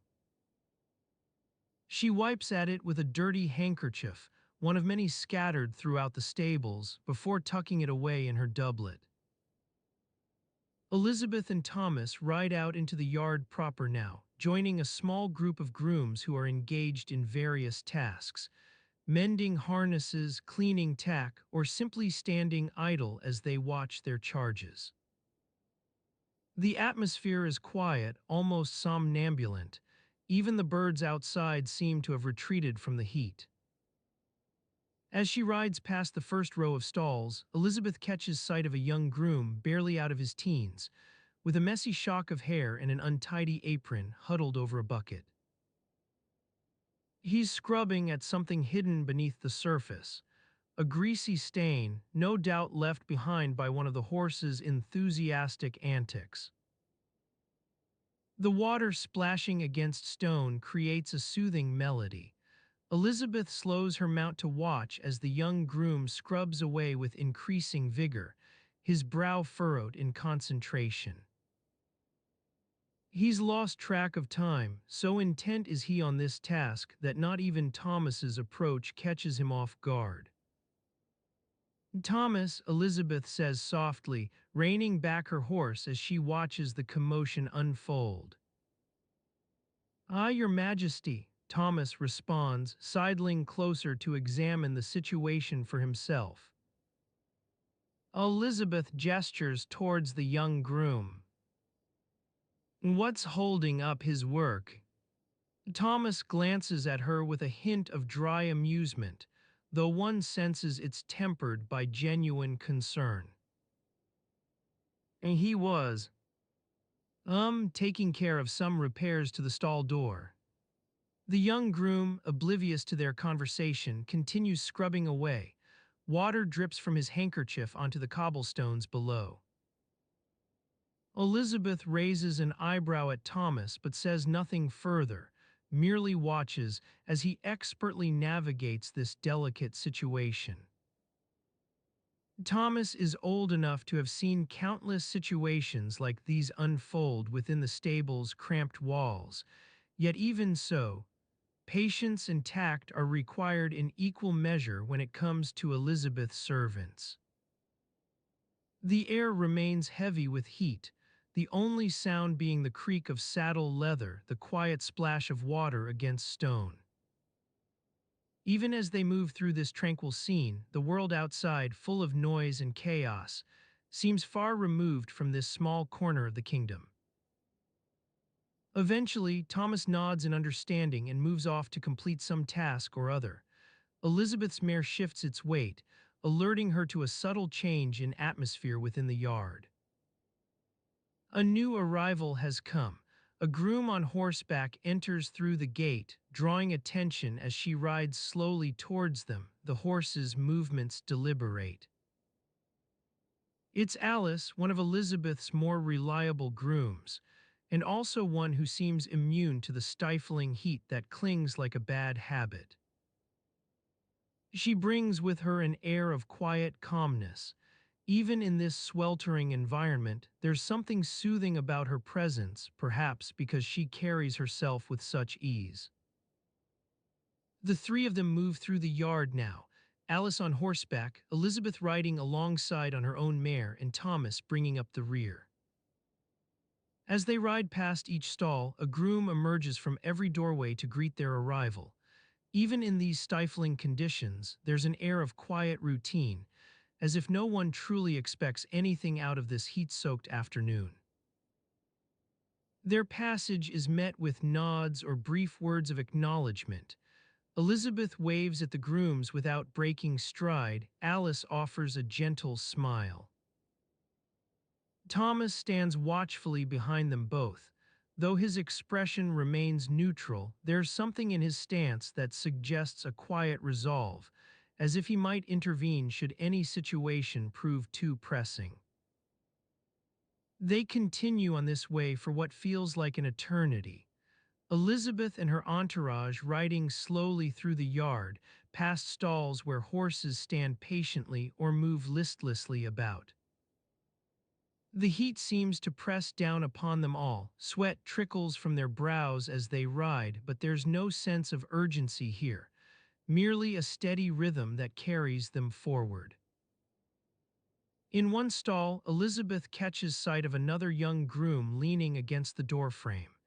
His eyes closed in apparent relief as he leans into the faint breeze blowing through the yard. The air is heavy with heat, yet even so there seems to be something almost comforting about this small respite from the sweltering sun. Elizabeth slows her mare's pace. Thomas looks up at her warily, uncertain whether she intends to stop or merely pass by. Alice glances over but doesn't intervene, instead allowing Elizabeth space to observe whatever it is that holds their attention. For a moment, all three stand there, Alice on horseback beside Elizabeth's mare and Thomas slightly behind them both. The heat presses down, sweat trickles from their brows as they watch the young groom with his eyes closed, a fleeting glimpse of peace within this stifling environment. Eventually, Elizabeth nods to herself, her expression softening ever so slightly before she turns back to Alice. "Let's continue on," she says softly, nudging her mare forward once more.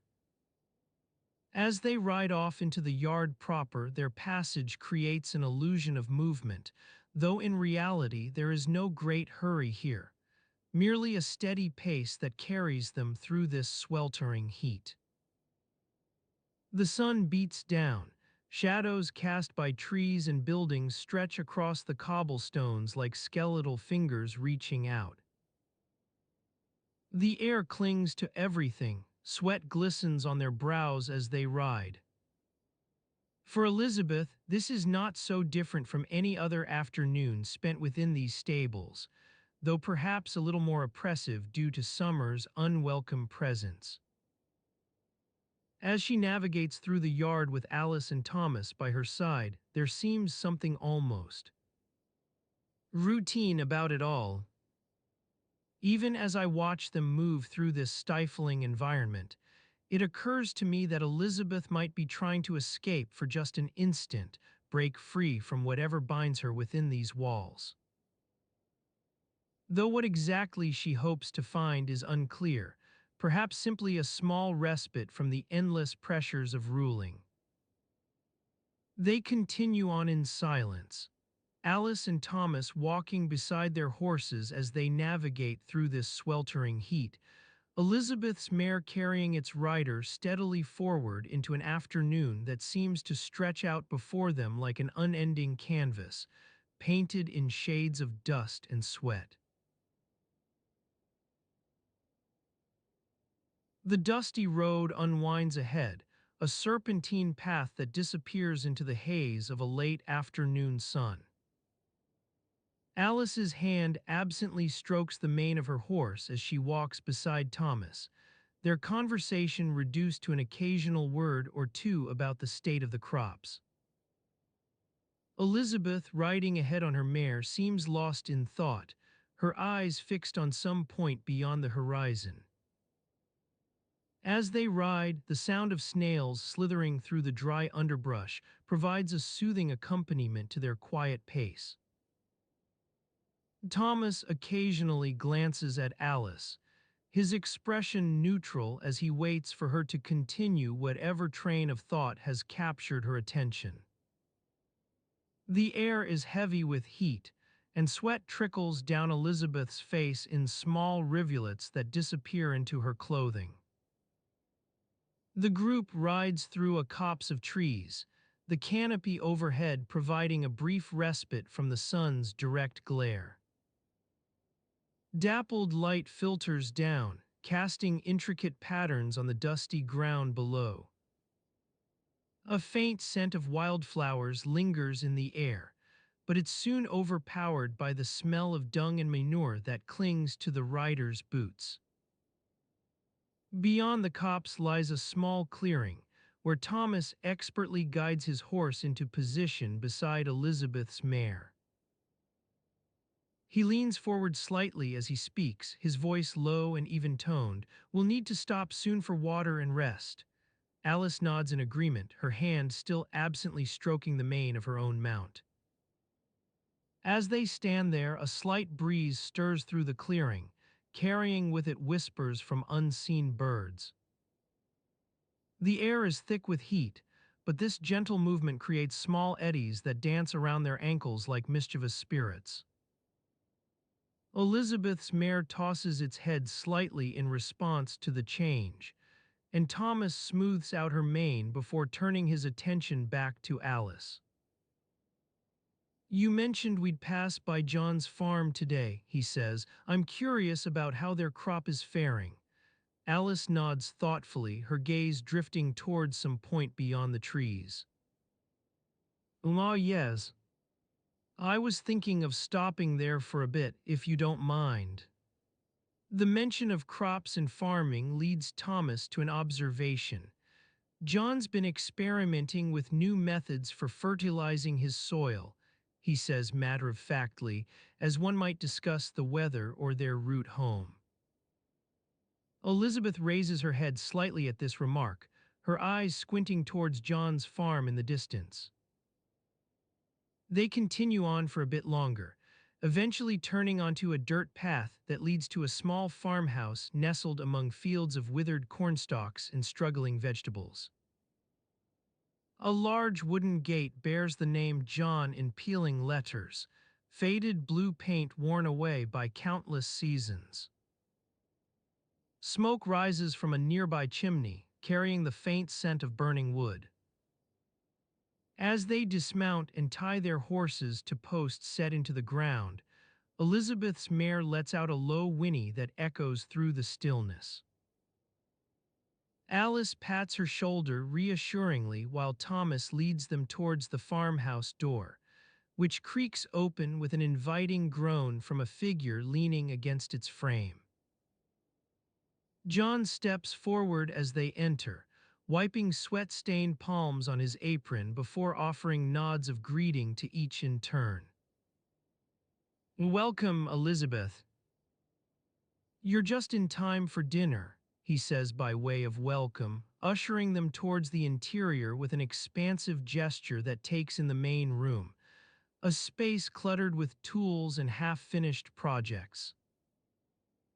The afternoon air inside is thick with cooking smells, roasting vegetables mixed with something pungent that makes Thomas wrinkle his nose. Elizabeth's eyes light up at this scent, her attention drawn towards a table where their host has set out an array of simple dishes, boiled turnips alongside lumps of bread and wedges of dried cheese. Thomas takes in the meal spread before them as they sit down, noting with some distaste that each dish seems to be sprinkled liberally with something brown and granular. "I see John's experimenting with his fertilizer," he remarks quietly, trying not to raise too much attention to the subject. The farmer notices this remark, a slight flush rising to his cheeks as he leans in slightly over the table. "Ah, yes.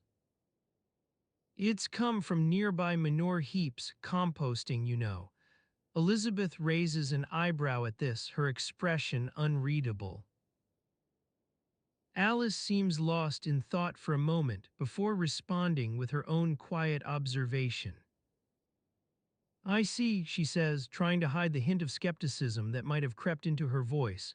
"Composting is quite popular around these parts." As they eat and discuss farming techniques, though Thomas remains skeptical about using human waste as fertilizer, their conversation becomes increasingly laced with local gossip. The small room falls silent at times, only for a faint rumble to remind them that John's dog has wandered into the background, its ears flapping lazily in time with some hidden pattern. The silence between these moments of talk is filled by the quiet sounds, creaking wooden beams overhead, murmurs from outside, perhaps other travelers passing through or family members calling out across the farm. Elizabeth occasionally glances towards her companions as they chat and laugh, but mostly she seems lost in thought once more, observing something beyond their immediate surroundings. After what feels like an eternity of gentle conversation about crops and manure, John's latest innovations, Thomas stands to excuse himself for some air.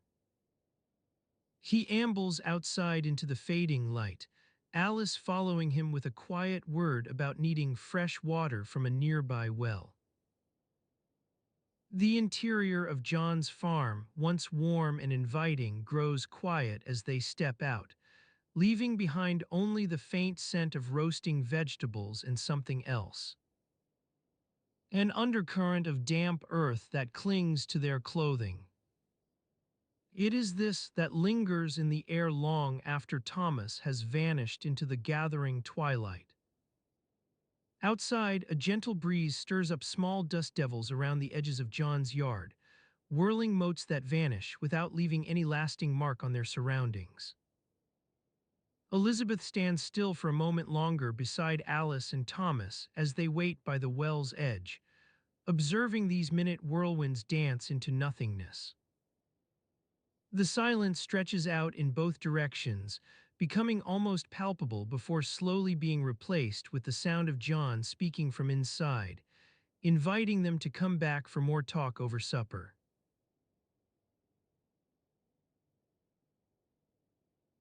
The fire crackles softly, casting a warm glow on the rough stone walls of the lighthouse keeper's quarters. Elizabeth I sits by the window, her slender fingers drumming against the cold glass as she watches the sun set over the sea. Outside, the salty air carries the cries of gulls wheeling overhead.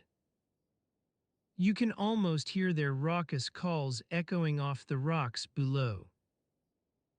The wind stirs the thatch on top of the lighthouse, sending shivers through its wooden beams, a reminder to Thomas, the keeper, that it's time for his daily inspection. You are there with Thomas now, clambering up the narrow stairs within the tower as he makes his way to the lantern room. The air grows thick and heavy here, filled with the scent of oil lamps and tarred ropes. Your boots scuff against the wooden treads as you climb higher, your eyes adjusting slowly to the dim light. In this world of creaking wood and rusted iron, Thomas is a vital cog, one of many men tasked with keeping the lanterns lit along England's treacherous coastline. It's not an easy job, nor one often filled with glory or fame. Yet it's essential, a beacon in the darkness that guides sailors through stormy nights and tempest-tossed seas.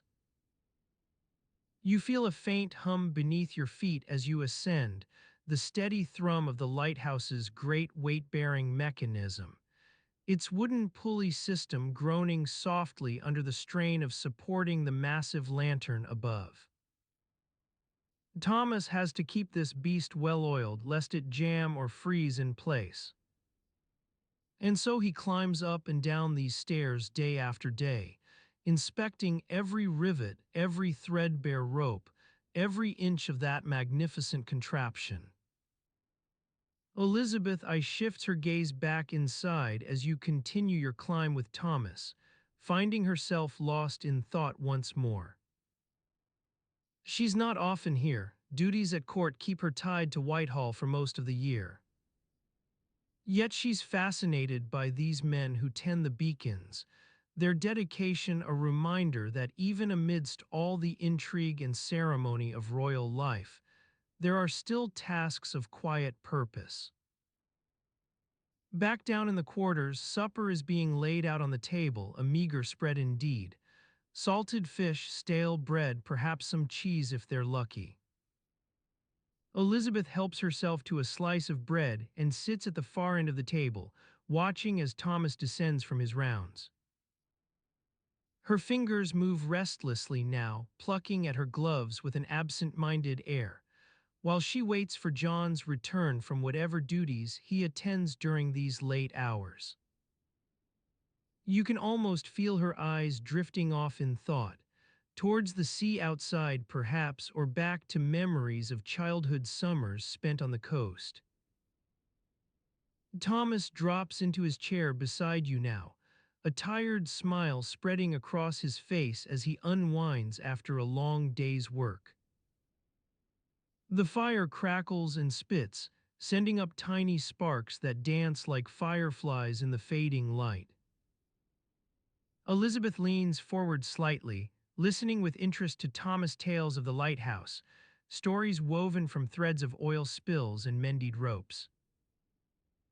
He pauses mid-sentence as John enters the room once more, a shadow darkening the doorway for an instant before his eyes adjust fully to the firelight within. You can almost sense Elizabeth's gaze flicking towards him, her expression softening in welcome as he takes his place at the far end of the table and begins helping himself to supper. In this warm, golden light, time seems to stretch out, becoming a pliable thing that can be molded or shaped by whim. Conversation flows easily now, Thomas' stories weaving with John's quiet observations about their duties at court, while Elizabeth listens intently, her fingers still drumming softly against the cold glass of the window pane. As you sit there with them, sipping from cups filled with some bitter brew that seems to have been boiled all day long, you start to feel a sense of peace settle over everything. The world outside recedes, its worries and cares forgotten in this cozy little space. Here, amidst firelight, the smell of cooking fish, and Thomas' low rumble as he talks on about his days at sea. Elizabeth's thoughts seem lost once more now, but not yours, for you are caught up with her, drifting gently through memories of summers long past. You recall watching ships sail across a tranquil lake, seeing the gulls ride out storms above their heads. It was all so serene then. John pauses mid-sentence as he glances over at Elizabeth's profile, his expression shifting to one of quiet concern, but even that is lost in the soft light. He leans back in his chair now, eyes drifting towards Thomas Tales, listening intently as a lighthouse keeper recounts some particularly trying storm that threatened to engulf their small vessel. The fire crackles on, spitting sparks into darkness outside as it consumes all the fuel at its disposal. You sit there with them still, watching the flames dance, feeling time stretch out like taffy in your fingers. The embers have died down to a gentle glow, and you're left with the warm scent of last night's firewood lingering in your nostrils. The courtiers around you are stirring, adjusting their ornate gowns and cloaks as they prepare for another day. Lady Hatton, one of Elizabeth's most trusted ladies-in-waiting, is gently smoothing out a wrinkle on her silk dress. She glances at the Queen, who's still seated in her favorite armchair by the window, sipping from a cup of hot chocolate. The aroma wafts over to you, rich and comforting. You notice that Lady Hatton's hands are stained with last night's candle wax. She got a bit too close to the flames while reading a book. She catches your eye, and for an instant, you see a flash of embarrassment before she quickly looks away, fiddling with her gloves instead. The courtiers around you start making their way towards the door, chatting quietly about the day's schedule. There's talk of meetings in the council chamber, some dispute over trade agreements with Spain. You let it drift by, focusing on the soft sound of your own breathing and the gentle creaking of wooden floorboards beneath your feet. As you stand up to join the procession, you notice that one of Elizabeth's personal attendants is hovering nearby. He looks anxious, glancing around at the departing courtiers before taking a deep breath and approaching Her Majesty. "Your Majesty," he says quietly, "the Queen's wardrobe has been disturbed." Elizabeth sets down her cup, raising an eyebrow. "Disturbed," she repeats, intrigued. The attendant hesitates before explaining that one of Elizabeth's undergarments, specifically, her favorite pair of stays, seems to have gotten tangled up with a nearby tapestry. It's not just the stays themselves. It appears they've somehow caught onto a thread from an adjacent piece of fabric, causing quite a knot. Elizabeth's expression remains serene, but you sense a hint of irritation beneath the surface. She instructs her attendant to carefully disentangle the mess while she prepares for the day ahead. You watch as he gingerly works at the threads, trying not to make things worse. It's an excruciating process that leaves everyone watching in uneasy silence. You recall afternoons spent listening to Elizabeth complain about similar wardrobe malfunctions. "I swear someone must have a grudge against my corsets, or why can't they even see straight? I specifically told them to leave the lacing be. You try not to smile at these thoughts. It's all part of living in close proximity with a monarch who takes her attire very seriously indeed. As you follow Elizabeth out into the hall, you notice a faint scent of lavender wafting from her retinue. One of the younger courtiers is carrying an ornate basket adorned with fresh flowers and herbs. She carefully sets it down near the queen's chair before curtsying deeply to show respect. The procession moves on, passing through corridors lined with portraits of earlier monarchs, their stern faces watching over you like sentinels as you make your way towards the council chambers. The air inside is thick with conversation and anticipation. Everyone's eager for news from Spain and whispers of a potential war effort. You take up position near the back of the room, listening to Elizabeth's advisors debating trade agreements and military strategies in hushed tones. Every so often, someone mentions her own personal views on these matters.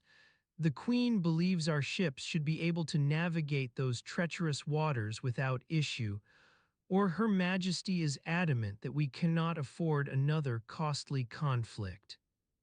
You follow the conversation with half an ear, your attention drifting between Elizabeth's advisors and the subtle changes in light filtering through the windows. The sun has climbed higher now, casting intricate patterns on the walls. It's a reminder of how each passing day brings new challenges to navigate. As you lose yourself in these quiet observations, the courtiers begin their daily routine, checking correspondence from foreign ambassadors, reviewing reports about local taxes and infrastructure. You watch as they work through these papers with varying degrees of interest or boredom. For Elizabeth herself, it's a steady stream of paperwork and meetings. She signs documents with her own hand, each signature an intricate flourish of black ink on parchment white. Her Majesty looks almost serene in this environment. You can only imagine the weight of responsibility she carries as head of state. You wander over to stand near one of Elizabeth's advisors, observing how carefully they review every word and figure before advising her on matters both large and small. Sometimes it's a delicate balance between economic prudence and military necessity, decisions that will have far-reaching consequences for years to come. In contrast, your own concerns are more mundane. Where the next meal is coming from, you think you remember seeing some bread and cheese being brought in earlier, or which particular chair is most comfortable when tired muscles demand a rest. It's easy to lose track of these daily worries amidst the grand events unfolding around you, but even here among Elizabeth's advisors, there are reminders that her reign may have its glamorous aspects, but it's built upon foundations of meticulous attention to detail. Elizabeth herself glances over at one point, catching your eye and flashing a small smile before returning to her papers. For an instant, the room seems brighter, not just from the increased light pouring through the windows, but also because she radiates this sense of presence, even amidst the chaos around her. It's as if you're connected to some invisible thread stretching between Elizabeth and yourself, one that tugs at your awareness when she speaks or moves.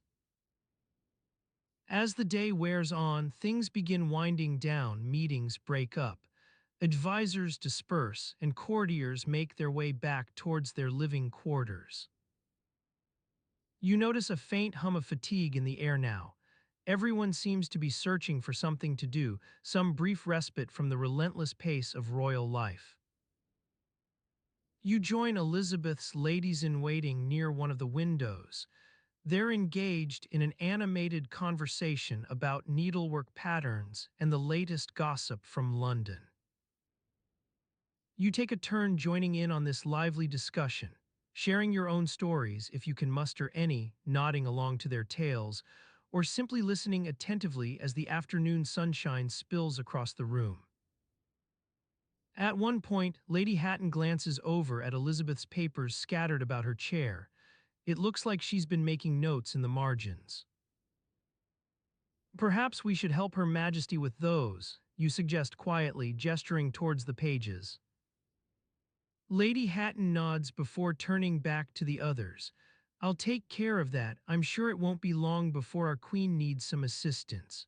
She sets off across the room with a gentle smile on her face, one of many small gestures throughout this day that show you how intertwined lives are within Elizabeth's inner circle. As dusk approaches, the court begins to quieten down. Firelight returns to warm the rooms as lamps and candles are lit. Shadows grow long and deep in the corners where darkness gathers. You watch with a sense of gentle weariness as everyone starts their evening routines. Some take up books or writing quills. Others settle into comfortable chairs for an early supper. Elizabeth herself slips away towards her private quarters, accompanied by a small retinue, leaving behind a silence that's almost palpable in its stillness. It feels like you're left alone with your own thoughts now, suspended between the fading light of day and the promise of new beginnings come morning. As you settle back into your chair near the fireplace, letting the warmth wash over you once more.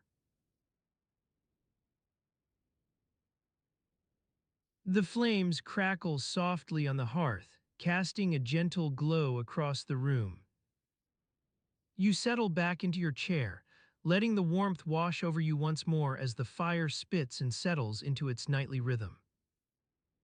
In another time, in another place, Elizabeth I ruled England with an iron fist and a keen eye for detail. But even she couldn't escape the mundane routines of daily life. The Queen's cooks were busy preparing dinner in the castle kitchens below, their footsteps echoing off the stone walls as they went about their work. You can almost smell the sizzling meat on the hearth, the savory aroma wafting up to tease your taste buds and make your stomach growl with anticipation. But Elizabeth I wasn't exactly known for her refined palate or her love of elaborate feasts. She preferred simpler fare, plain roasting meats, stews, and thick soups made from scratch. The cooks were working hard to create something special tonight, though a grand dinner to celebrate the Queen's birthday. They were using up all sorts of leftovers in creative ways, trying to stretch their meager supplies as far as they could. You watch, fascinated, as one cook expertly juggles 3 large joints of meat on spits over the fire, while another adds handfuls of chopped herbs and spices to a massive cauldron bubbling away at its side. As you sit there, you start to feel a bit peckish yourself, but don't worry, dinner will be along soon. The Queen's chefs were masters of making do with what they had on hand, which meant meals often featured whatever was cheapest and most readily available in the market that day. This might include things like salted beef, dried fish, or even, if you're feeling particularly thrifty, boiled turnips. You notice a faint smell wafting up from your own direction, probably just the lingering scent of last night's supper on your clothes. Elizabeth, I wouldn't have thought twice about it, but for some reason, this particular odor seems to be bothering you now that you've settled in by the fire with a good book and a warm cup of tea. The flames dance and flicker, casting shadows on the walls as they settle into their nightly pattern. You can hear the creaks and groans of the old castle above you. It's been standing for centuries, after all, and its wooden beams have long since begun to shift and expand with the changing seasons. You let out a contented sigh and lean back in your chair, feeling the softness of the cushions envelop you. Elizabeth, I probably wouldn't approve of this sort of indulgence, But then again, she was known for her stern expression. Maybe even one or two furrowed brows would make an appearance if they ever caught wind of someone lounging about like this. Moving over to the table near the window, one of the cooks begins expertly chopping and mincing a selection of fresh vegetables for tonight's dinner. You watch as she adds tiny pinches of salt and pepper to each dish, probably not much more than a quarter teaspoon per serving, but that's how Elizabeth I liked it, simple, plain, and without too many frills. The fire crackles on, sending sparks up into the darkness beyond the window. Outside, the sky is slowly darkening as night begins to fall over the castle grounds. Another day done, another meal prepared, and all of this under the watchful eye of Her Majesty herself. You start to feel a bit drowsy now, lulled by the warmth and the gentle rhythm of the fire as it roasts away on its own. The cooks continue working below you, their footsteps and murmurs growing quieter with every passing moment. They'll probably be up late tonight, though making sure everything is perfect for the Queen's birthday celebration. Elizabeth I might have been a great leader in many ways, but even she couldn't escape the daily drudgery of meal preparation. And as you settle further back into your chair now, letting the warmth wash over you once more and feeling your eyelids start to droop, well, it seems that sometimes dinner just isn't all it's cracked up to be. You think about the Queen's cooks down below, working tirelessly in the kitchen to create something special for tonight's celebration. And then there are the leftovers tomorrow morning, maybe a nice hearty soup or some tasty meat pies. It's funny how these little details can suddenly seem so very important when you're sitting by a fire and listening to the quiet of the night. As the flames continue their gentle dance, casting shadows on the walls above your head, you let out another soft sigh. Elizabeth I might have been many things, but most definitely she wasn't one for elaborate meals or fine dining. Her tastes were simple, her expectations low-key, and yet somehow in all this plainness there lies a strange sort of beauty. You continue sitting by the fire now, feeling your eyelids grow heavier with every passing moment as you watch the flames lick at the edges of their hearthstones. It's been hours since dinner was finished, probably an entire half day or more before anyone even thinks about preparing breakfast tomorrow morning. Elizabeth I would have approved of this quiet pace of life, slow, unhurried, and utterly without fanfare. Maybe that's part of what made her such a great leader in the first place. She knew how to make do with what little resources were available to her, whether it was food or politics or anything else. As you settle deeper into your chair now, letting the warmth wash over you once more and feeling yourself start to drift away on a tide of gentle slumber, well, sometimes dinner just isn't all that complicated after all. The cooks below are still working hard in their kitchen, making sure everything is perfect for tonight's celebration. You imagine Elizabeth I walking into her dining hall now, surveying the spread before her with an eagle eye and probably scowling a bit at some of the more elaborate dishes on offer. But beneath that stern exterior lies something rather endearing. Yes, maybe even just a little bit.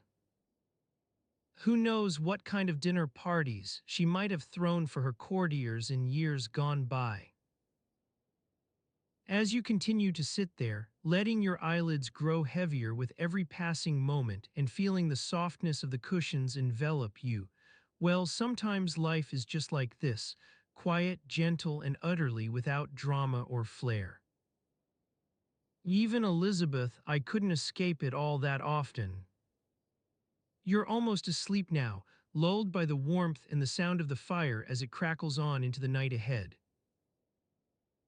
Tomorrow will bring its own set of meals, of course, probably something simple like porridge with fresh fruit, or perhaps a nice bit of roasted meat if you're feeling fancy. Elizabeth I's cooks are still working below, their footsteps quiet now in the darkness outside your window. But even as they toil away down there, preparing for tomorrow and all its many meals yet to come, well, it seems that sometimes dinner just isn't all that complicated after all. You let out one final sigh before drifting off into a peaceful sleep, surrounded by the gentle crackling of the fire and the quiet darkness beyond your window. Outside, in another part of the castle, Elizabeth I lies fast asleep herself, no doubt dreaming of tomorrow's meals, and perhaps even thinking about those leftovers from last night that are still sitting on her plate. The fire continues to burn away below you now, its gentle crackling a soothing background noise as you settle deeper into your own slumber. And in the quiet darkness outside, far beyond your window, well, it seems that sometimes life is just like this, peaceful, simple, and utterly without fanfare.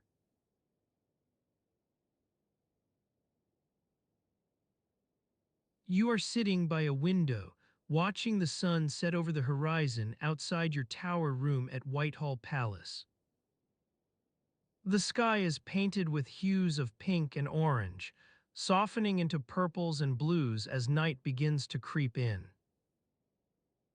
Outside, life goes on. Torches flicker to life along the palace walls, casting long shadows across the stone floors. Elizabeth I sits by a nearby brazier, her feet tucked under her skirts as she stares out at the gathering dusk.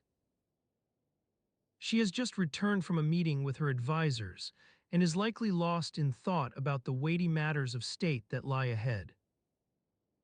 Her courtiers cluster around her, trying to engage her in conversation, but it's clear they're not having much luck. Elizabeth's eyes seem to be fixed on something far away.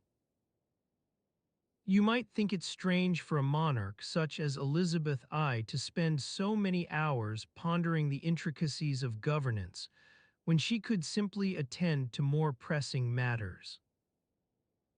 But you'd be wrong. This is precisely what being queen entails, and Elizabeth has grown accustomed to the quiet hours spent deliberating over important decisions that will shape the course of history.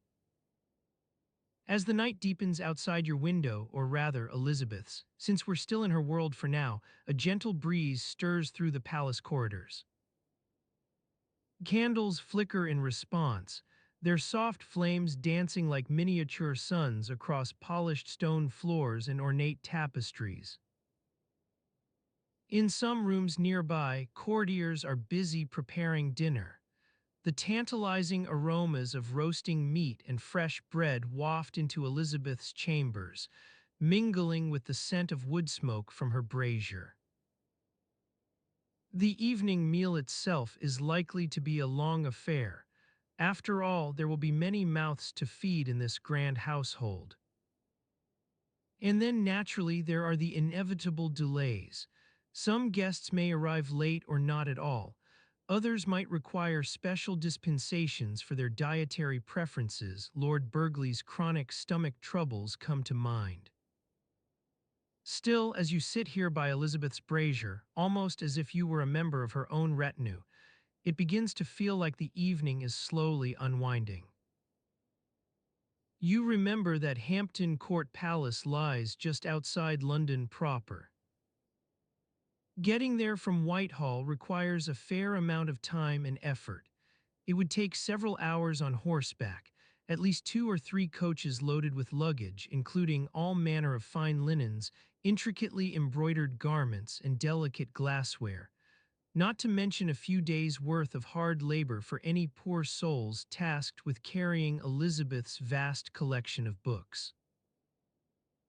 Now imagine yourself as one such traveler, the rough saddle beneath you, your horse's hooves striking the cobblestones in time with the rhythm of the road.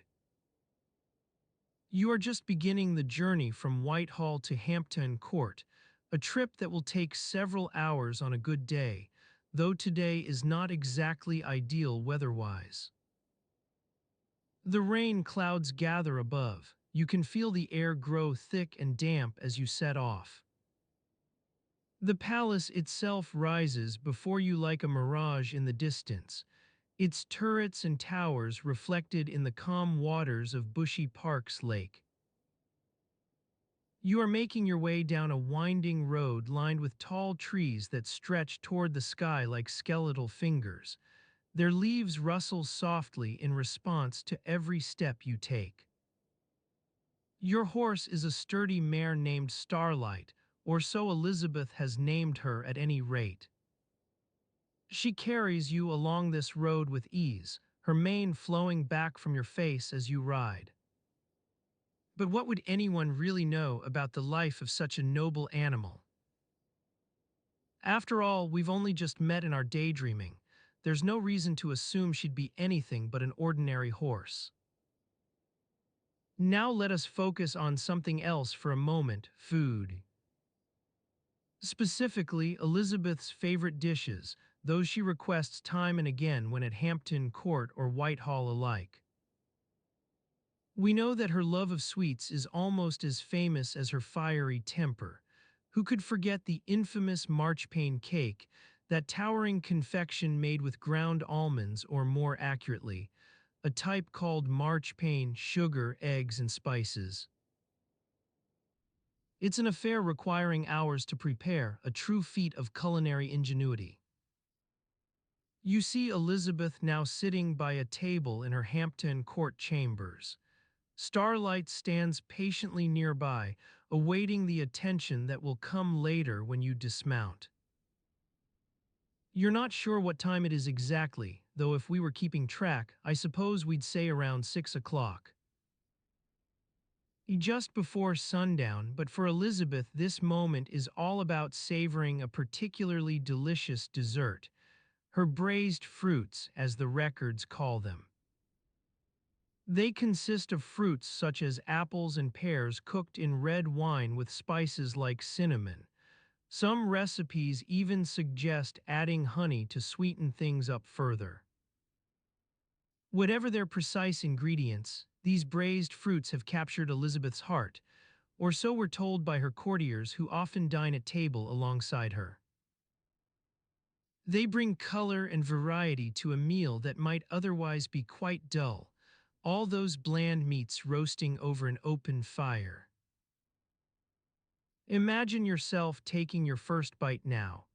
The tender flesh gives way beneath your teeth, releasing juices flavored with just enough sweetness from all those sugars in the red wine, along with hints of cinnamon.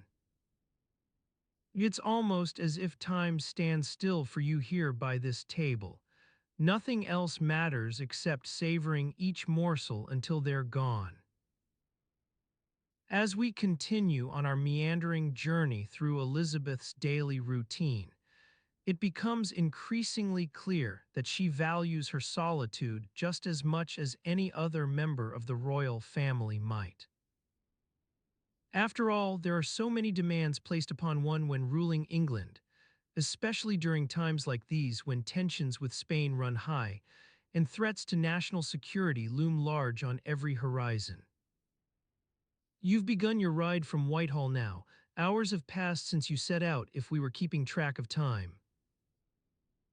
It's late afternoon by the time Starlight carries you past Hampton Court Palace, its imposing facade looming above as a reminder that rest awaits, for those lucky enough to find it amidst all this turmoil.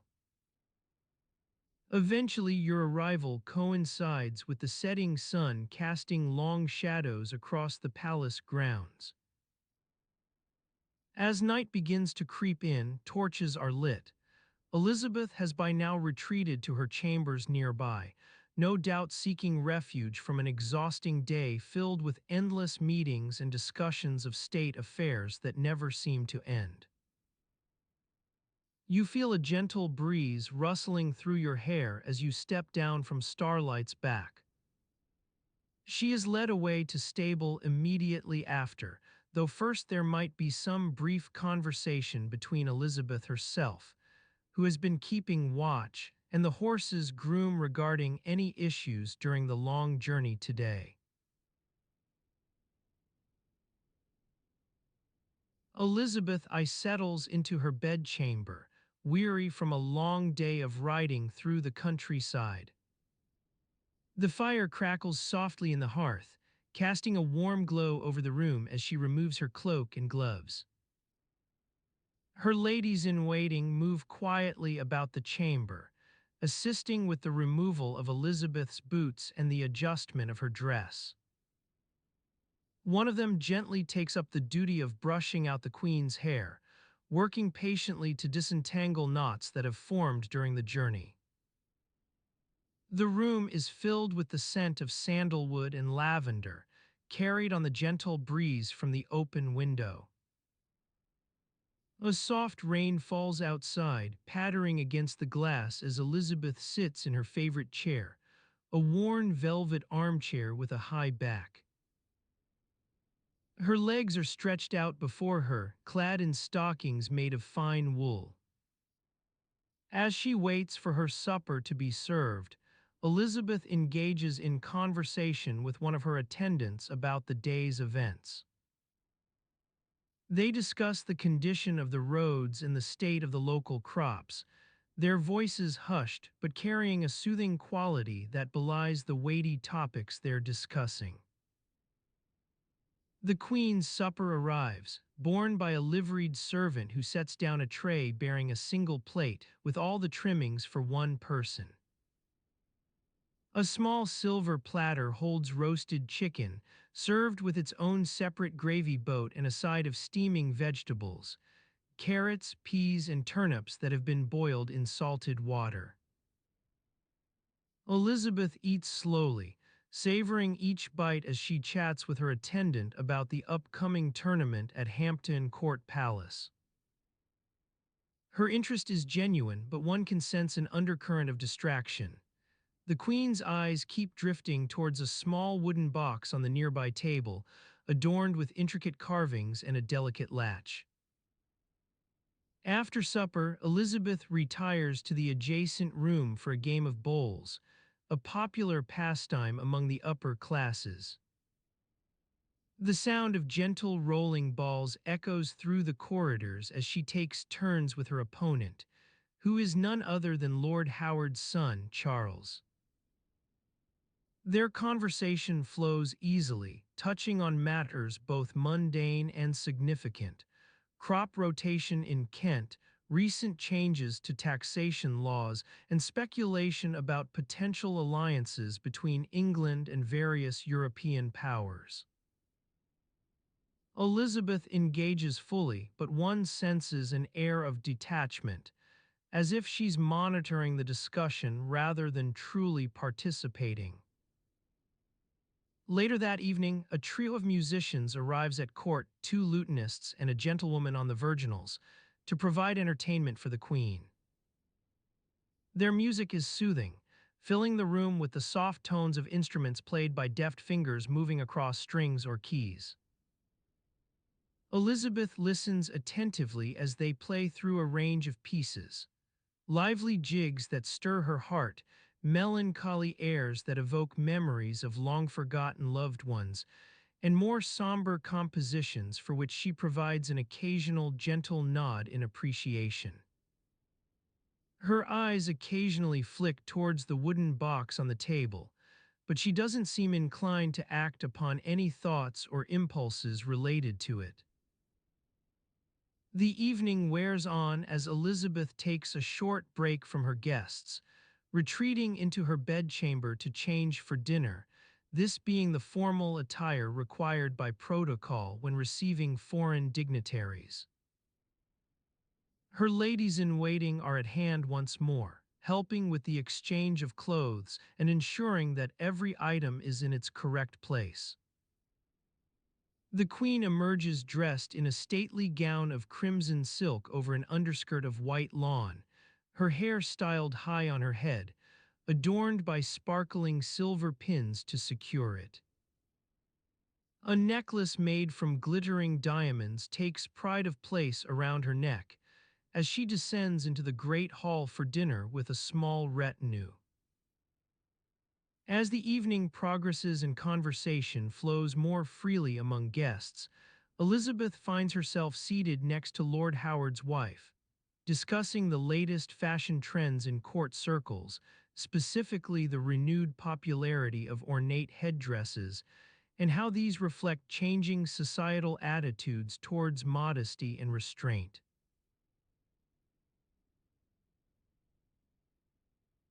The warm glow of candles flickers across Elizabeth's face as she leans in to listen to Lord Howard's wife, her eyes sparkling with interest. The air is thick with the scent of perfumed wax and roasting meats wafting from the kitchen below. As you settle into your own evening routine, imagine yourself in a different time, one where the gentle rustle of silk gowns and the soft murmur of conversation fill the hours before bed. You are in London, 1585, and it's just another ordinary day for an apothecary assistant like Thomas. Thomas rises from his pallet at dawn, feeling the stiffness in his back as he stretches towards the low ceiling of his small room above the shop. He rubs the sleep from his eyes, yawns, and begins to dress in the dark, a simple tunic over linen drawers, tied with a leather cord around his waist. The streets are quiet as Thomas makes his way downstairs, lit only by the first light of dawn peeking through the small windows above the shop front. The air outside is crisp, carrying the scent of damp earth and last night's rain on the cobblestones. He takes a deep breath, feeling the coolness fill his lungs. Downstairs, Thomas joins his master in the kitchenette, a cramped space with a brick fireplace, where a small fire crackles to life as he enters. The apothecary, Mr. Finch is already busy preparing breakfast, porridge made from oats and water served in wooden bowls. Thomas pours himself a cup of ale from the jug on the table and takes a seat beside his master. As they eat in silence, Thomas can't help but think about the tasks ahead, mixing remedies for Mrs. Witherington's fevered child, gathering herbs for Dr. Lee's latest concoction. The day stretches out before him like an empty page. After breakfast, Thomas begins to prepare for his work at the apothecary counter. He carefully wipes down the wooden surface with a soft cloth, arranging bottles and jars in neat rows according to their contents. Powdered unicorn horn, dried viper flesh, and various essences of rose and lavender. The shop's main room is dimly lit by small windows high above, but Thomas knows every nook and cranny. He can navigate it blindfolded. As the morning sun climbs higher outside, a customer arrives at the shop door. A young woman with a basket slung over her arm, carrying what looks like an assortment of medicinal herbs. Thomas greets her warmly and begins to sort through the offerings, inspecting each item carefully for quality before recommending which ones would be best suited for his master's latest recipe. Time passes slowly as they work together, Thomas assisting Mr. Finch with measuring out powders, grinding seeds in a mortar, and stirring bubbling concoctions on the fire. The air thickens with steam from boiling pots, and the sweet scent of rose petals hangs heavy over the counter. In the midst of this routine activity, Elizabeth I strolls into town, making her way through the crowded streets towards Whitehall Palace.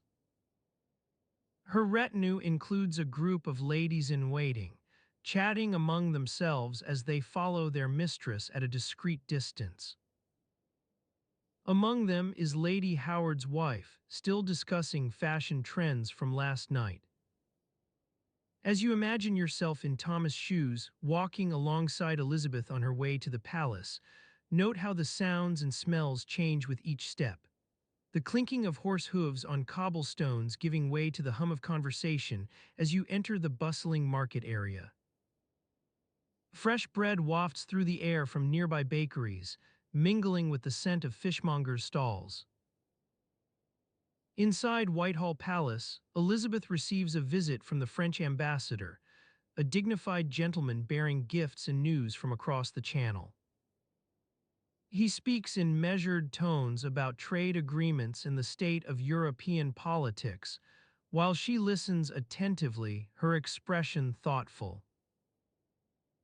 Meanwhile, Thomas continues his workday at the apothecary's shop, carefully labeling bottles, sweeping up dust and debris from the counter, and preparing for a client who has ordered a special batch of love potions, small vials filled with dried rose petals and powdered unicorn horn. His master works alongside him, muttering to himself as he calculates quantities and mixes ingredients in great wooden bowls. As the morning wears on, Thomas takes a short break outside, stepping into the crisp air for some fresh air. He leans against the shop wall, watching people pass by, tradesmen carrying baskets of wares, apprentices hurrying with packages, and the occasional noble lady gliding past without a second glance in his direction. The sun reaches its peak overhead, that moment when shadows are longest on the ground below. Thomas returns to work, feeling the warmth seep into his bones as he continues mixing remedies and advising clients on their various ailments. Windsor Castle's laundry day unfolds slowly, like a well-practiced ritual. Thomas, the castle's resident apothecary, strolls through the corridors, his worn leather boots creaking on the stone floors. He carries a wooden bucket filled with steaming water and a handful of fragrant herbs, lavender, rosemary, and thyme. As he approaches the laundry area, the sound of clanging pots and murmured conversations grows louder. The castle's womenfolk gather around a large cauldron suspended over an open fire pit. They scrub garments with lye soap, their hands red-knuckled from the harsh mixture. Thomas nods to Mistress Jane, who stands at the edge of the group, her eyes fixed on a particularly stubborn stain. In another corner of the room, Emily sorts through the day's wash, fine linens for the queen and coarser woolen fabrics for the castle's staff. Her fingers move deftly as she separates garments by color and fabric type. The air is thick with the scent of soap and sweat, a pungent aroma that clings to every surface. As Thomas begins his workday, he takes note of the laundry list. Today's tasks include washing Queen Elizabeth's delicate silks and bleaching the white linens for her bedchamber. He knows better than to underestimate these tasks. After all, one misstep could mean a day spent scrubbing away at stubborn stains or facing the Queen's displeasure. Emily's voice carries across the room as she chatters with Mistress Jane about last night's dinner, roasted capon and boiled vegetables from the castle gardens. Thomas smiles wryly. He recalls serving some of those same dishes in his own apothecary shop, where he often found himself recommending herbal remedies to alleviate symptoms exacerbated by poor cooking. Meanwhile, outside the laundry room, Windsor Castle's inhabitants go about their morning routines. The sound of clanging pots and pans drifts from the kitchen as cooks prepare for breakfast, porridge made with oats grown in the castle gardens, and bread baked overnight on stone hearths. In the great hall, servants busily set tables for the day ahead. In his workshop adjacent to the laundry area, Thomas's apprentice, William, sorts through a stash of dried herbs gathered from the surrounding woods. Their pungent aromas mingle with those from the soap and sweat in the main room, creating an intoxicating mix that clings to every surface like a damp shroud. As morning wears on, Thomas joins Emily by the laundry pit. Together, they begin assessing the day's tasks, sorting clothes into piles according to fabric type and color, separating delicate silks from coarse woolens. The water in the cauldron bubbles over as Mistress Jane adds more lye soap to the mix. Steam wafts up, carrying with it the acrid scent of chemicals. Below in Windsor Castle's gardens, a small group of women, laundresses and servants tasked with washing clothes for the castle's staff, scrub away at dirty garments near a nearby stream. They dip their cloth-wrapped hands into the icy water, wincing as cold liquid seeps between their fingers. Their work is grueling but essential to maintaining cleanliness within these stone walls. Upstairs in her chambers, Queen Elizabeth stirs from slumber. She stretches out on her bed an imposing four-poster adorned with intricate carvings of flowers and leaves, then swings her legs over the side of the mattress. Her feet dangle above a richly embroidered carpet as she stands up, adjusting the delicate lace trim on her nightgown. Thomas knows this daily routine well. He often sees her at breakfast in the Great Hall or strolling through the castle gardens after luncheon.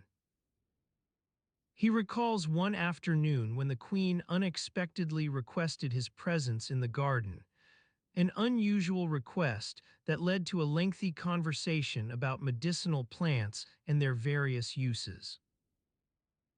With each passing minute, Windsor Castle's inhabitants busily attend to their duties, the cooks preparing breakfast, Mistress Jane overseeing laundry preparations, Thomas mixing remedies for clients, Emily sorting clothes by color. Every action unfolds according to established routine, like clockwork, reliable yet slow-paced, each step building upon the last as life in this 16th century castle rolls on. Outside, a group of travelers makes their way up the winding path leading from the village below to Windsor Castle's gates. The rustling sound of leaves and snapping twigs accompanies them as they push open massive wooden doors, a gentle creaking noise that signals another day beginning within these imposing stone walls. Thomas takes his leave, carrying the large wooden bucket with its precious cargo of warm water and fragrant herbs back to his workshop. He pauses at a nearby window, gazing out toward the gardens below where servants busy themselves washing clothes for the castle's staff. The sky above, pale blue with wispy clouds drifting lazily across it, casts dappled shadows on the stone walls. As morning light spills into the laundry room, Emily begins sorting garments once more. Her hands move deftly as she separates delicate silks from coarser fabrics, an endless task that never seems to end in this bustling castle household.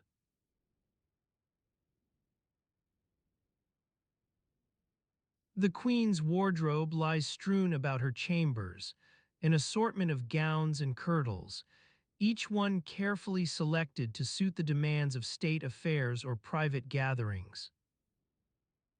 Elizabeth herself stands amidst this chaos, hands hovering over a pile of fabrics as she ponders which hue will predominate in the coming days. Gentle fingers trail across the surface of a rich velvet, dark green, almost black, yet with an undertone that hints at the faintest whisper of olive. She pauses for a moment, her brow furrowed in contemplation. Her ladies-in-waiting move quietly about the room, their footsteps muffled by the plush carpets as they assist in the task of separating and cataloging the queen's extensive wardrobe. In the corner, one lady bends over a small trunk adorned with intricate carvings, an exquisite piece crafted by the finest artisans in France.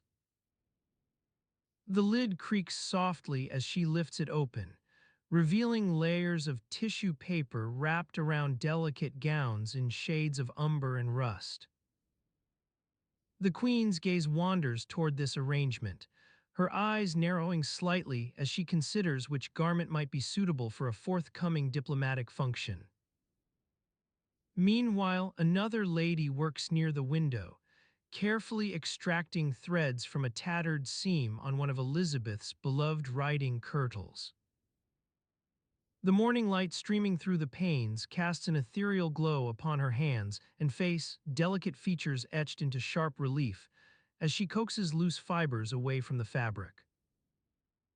Her Majesty, however, stands resolute amidst this sea of fabrics, her expression set in determination. Elizabeth's thoughts are drawn inexorably to the dull, beige tones that have come to dominate her wardrobe over recent months. Her ladies-in-waiting move quietly around her as she begins to sort through piles, separating those gowns and kirtles suitable for everyday wear from those reserved for state occasions. The air is filled with whispers of discussion, quiet murmurs about which fabric will complement Elizabeth's complexion best, or which shade of green might suit the upcoming spring season.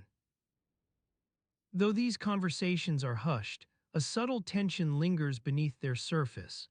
After all, it has been several years since Her Majesty last took a particular interest in matters sartorial.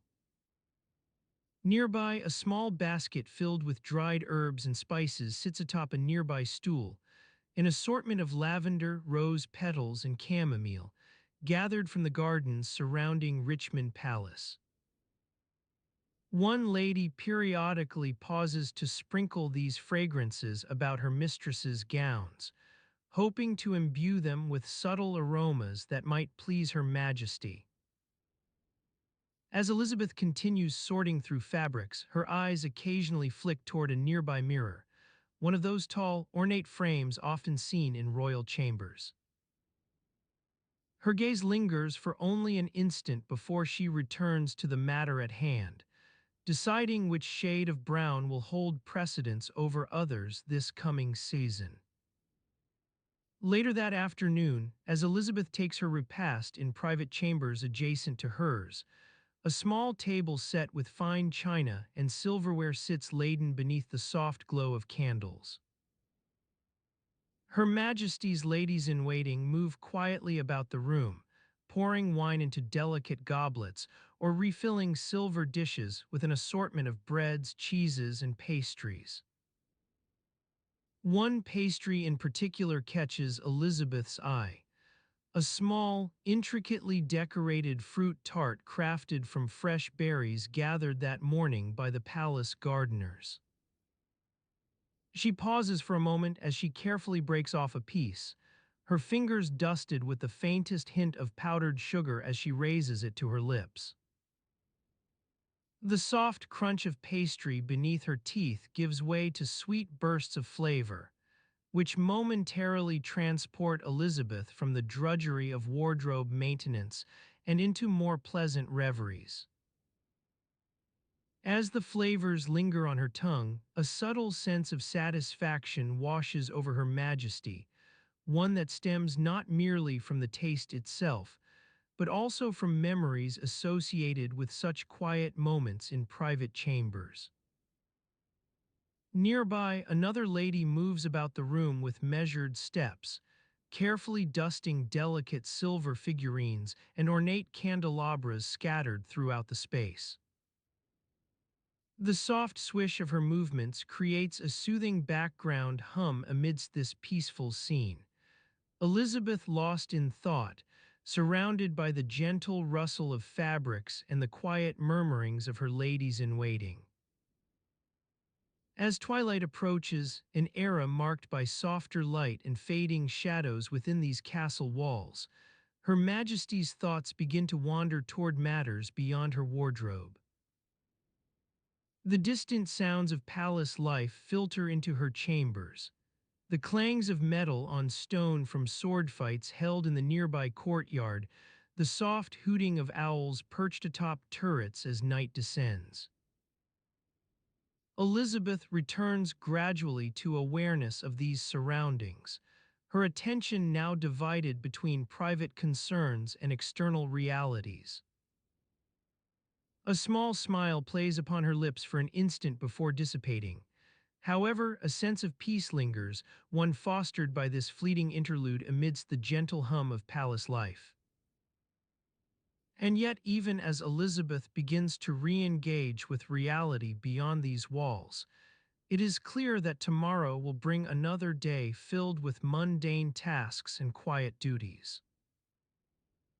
Tomorrow's agenda includes not only wardrobe maintenance, but also review sessions regarding diplomatic correspondence, matters best left for daylight hours when energy levels are higher. The Queen rises from her seat now, a soft rustle of fabric announcing the return to activities more suited to an evening such as this one. Quieter pursuits that allow Her Majesty to step away momentarily from burdensome responsibilities and savor fleeting moments of peace. The Queen's bedchamber grows quiet once more, a gentle lullaby of creaking floorboards and muffled whispers weaving its way through the evening air. Elizabeth rises from her seat now, a soft rustle of fabric announcing the return to activities more suited to an evening such as this one. Quieter pursuits that allow Her Majesty to step away momentarily from burdensome responsibilities and savor fleeting moments of peace. You are in your own bedchamber, perhaps not quite as grand or opulent as Elizabeth's, but nonetheless a sanctuary where you can retreat from the world outside. The fire crackles softly in its grate, casting a warm glow across the room that seems to seep into every pore and soothe away the day's accumulated stresses. As you settle back onto your pillow, the weight of your head sinking gently into the softness above, you begin to feel the familiar tug of fatigue pulling at your eyelids. It is as though the very fabric of time itself has grown heavy with sleep, its threads tangling together in a delicious knot that beckons you deeper into slumber. But for now, let us linger a while longer in Elizabeth's world, where duties and responsibilities still linger on the horizon like distant thunderheads threatening to disrupt the evening calm. You are about to enter the rented palace rooms that serve as temporary abodes for Her Majesty and her entourage, a labyrinthine complex of corridors, chambers, and anterooms that seem designed more to confuse than comfort. You find yourself standing in front of one such room, its door slowly creaking open on hinges worn smooth by generations of use. The air within is stale and musty, heavy with the scent of damp stone and old wood polish. You step inside, your eyes adjusting gradually to the dim light that filters through narrow windows high above. The room itself is small, perhaps 12 feet square at most, its walls lined with worn paneling that seems to absorb rather than reflect what little light there is. A single, flickering candle casts eerie shadows on the opposite wall as it struggles to illuminate a space that feels more suited to a monk's cell than a queen's apartment. Elizabeth stands by the window, her back to you, gazing out into the darkness beyond.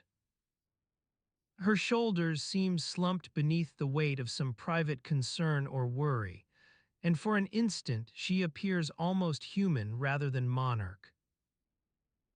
You feel a pang of sympathy as you watch her stand there, lost in thought, the soft susurrations of her breath creating a gentle counterpoint to the crackling candle flame.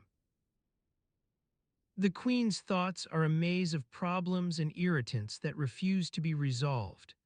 From the petty squabbles between courtiers over minor matters of protocol to more serious concerns about the state of the realm itself. It is a burden she carries alone, with no one able or willing to share its weight for long. You notice now how the room's decor reflects this atmosphere of tension and anxiety. There are no lavish tapestries or ornate furnishings here. Instead, you see evidence of makeshift repairs and hasty expedients. Tattered curtains hastily pinned back from walls, a chair with one leg replaced by a wooden stave tied on with twine. This is not the queen's usual abode, but rather one of many rented palace rooms scattered throughout the kingdom. They are chosen for their proximity to wherever Elizabeth finds herself at any given moment, during court sessions, on hunting trips, or even simply as temporary refuge from the pressures of ruling a nation. You feel yourself drifting through this space now, becoming part of its claustrophobic atmosphere as you breathe in deeply and take in all its tiny details. The scent of damp stone is strong here, but it's not unpleasant. Rather, it's a reminder that even in grandeur, there lies the promise of impermanence. Elizabeth turns from the window now, her eyes narrowing slightly as she catches sight of something on your face, perhaps sympathy or maybe just curiosity. She looks away again quickly, dismissing whatever you might have shown, and begins to pace back across the room. Her footsteps are quiet, almost stealthy, on the worn stone floor as she navigates the cramped space with practiced ease. You notice how her gown rustles softly against its own folds, a gentle susurration that echoes through your mind long after it fades into silence. For an instant, you catch yourself wondering what it would be like to share this burden of responsibility with someone else, another ruler perhaps, or even just a trusted friend. The thought is fleeting and unwelcome. Elizabeth will not have companionship in the way others do. You follow her now as she moves towards the room's only other occupant, a young servant girl named Alice, who sits huddled on a low stool by the fire, trying to thread a needle with fingers that tremble from nervousness. Her eyes flicker up towards Elizabeth and then away again, avoiding any direct glance at the monarch. Alice is one of many servants scattered throughout these rented palace rooms, each assigned their own specific duties, caring for the queen's clothing, tending fires, or even merely acting as a silent presence in times like this when words are few. Their role is one of subtle companionship, always present but never intrusive, just another thread woven into the intricate tapestry that holds Elizabeth together. You stand watching now as Alice struggles to complete her task, sewing on tiny buttons for some forgotten garment or other. Her hands move slowly and deliberately, each stitch a testament to patience and dedication in equal measure.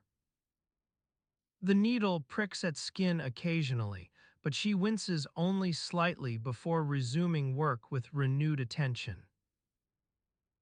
Elizabeth pauses beside the servant girl now, their eyes meeting briefly as they share this moment of quiet understanding between them, two women bound together by shared duty rather than affection. For an instant, it feels almost like a connection exists here, something more than mere obligation or respect, but that's just your imagination playing tricks on you. The silence stretches out between them now, heavy with unspoken words and unresolved problems waiting to be addressed. It is as though the entire room holds its breath in anticipation of some resolution, even if only for this one small instance.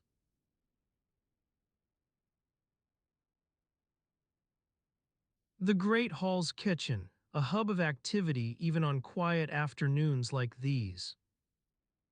Servants hurry to prepare for dinner, their footsteps echoing off the stone walls as they scurry about. The air is thick with the smell of roasting meat and baking bread. You are among them, tasked with setting out plates and utensils for the evening meal. Elizabeth's table has been laid, but it seems a shame to waste fine china on the servants' meals. Instead, you use sturdy wooden trenchers, worn smooth by years of use. The food is served in the same great hall where courtiers and advisors once dined with the queen herself. Now only a handful of servants gather around the long table, their faces lit by the warm glow of candles. The meal is plain but filling: boiled beef, steaming vegetables, and thick slices of coarse bread. As you serve yourself from the wooden platters, your fingers brush against those of the other servants. Their skin is roughened by manual labor, and they smell of sweat and wood smoke. You notice how their hands are stained with last night's dinner, remnants of a meal long past that have not yet been washed away.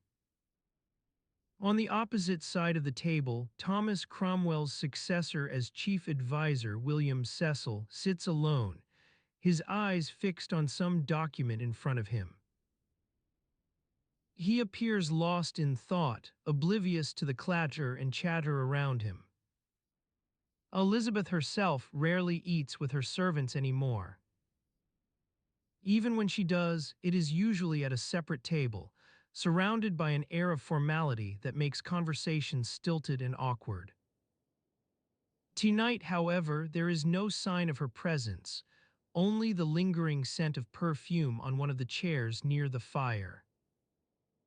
As you eat your meal, the sounds around you become more pronounced: clinking dishes, muffled conversations, the creaking of old wooden beams. Servants hurry to clear the table after everyone has finished eating, their footsteps hushed but insistent. The atmosphere is relaxed, almost pleasant, as if even in this humdrum setting there's a sense that something might change at any moment. Thomas Wriothesley, now Lord Southampton and one of Elizabeth's most trusted advisers, enters the great hall with an air of quiet authority. He surveys the room before making his way to the table where William Cecil sits. Their conversation is hushed but animated, punctuated by nods and murmurs that suggest they're discussing something important. You notice how Wriothesley's boots are polished to a high sheen, a sign not just of good craftsmanship, but also of attention to detail in these uncertain times. His doublet and hose are immaculately tailored, reflecting the influence of his Italian travels on English fashion. These are small things, perhaps, but they hint at the intricate web of alliances and rivalries that underpins life within the palace. As dinner comes to an end, servants begin clearing away the remnants of their meal, a slow process made more complicated by the uneven lighting in the great hall. Shadows dance across the walls as candles are removed or adjusted, casting eerie silhouettes on the stone floor. The air grows thick with dust and the faint scent of smoke. Thomas Wriothesley remains seated at his table, sipping wine from a delicate glass while engaged in conversation with William Cecil. Their discussion is animated but controlled, like two seasoned courtiers maneuvering through treacherous waters to avoid unwanted attention. You can't help but wonder what secrets they share over their cups of wine. Nearby, the other servants move quietly about their duties, as if aware that even a misplaced sound could draw unwelcome attention from above. The atmosphere is charged with anticipation, not just for dinner's end or tomorrow's events, but also for something more intangible, the unspoken currents within the palace that can shift at any moment. As you clear your plate and push back your chair, the soft clinking of silverware against plates seems almost like a lullaby. Servants rise from their seats one by one, stretching cramped limbs and exchanging low-voiced greetings with colleagues who have been absent during dinner hours. The room begins to empty as people drift off to various tasks, laundry duty for some, stoking the fires in distant corridors for others. With every passing moment, the air seems lighter, freer of tension. It's almost as if, despite all its complexities and intrigues, life within the palace has settled into a pattern that is both predictable and comforting, like coming home to a familiar place after a long journey.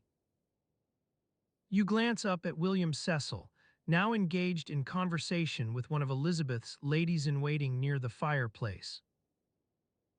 His eyes meet yours for an instant before returning to his discussion partner, their words lost amidst the gentle hum of evening calm within these ancient stone walls. In this moment, all seems well, a fragile peace settling over the palace like a soft blanket on a cold winter night. Even in its most mundane aspects, life here has taken on a quiet rhythm that's almost soothing to observe.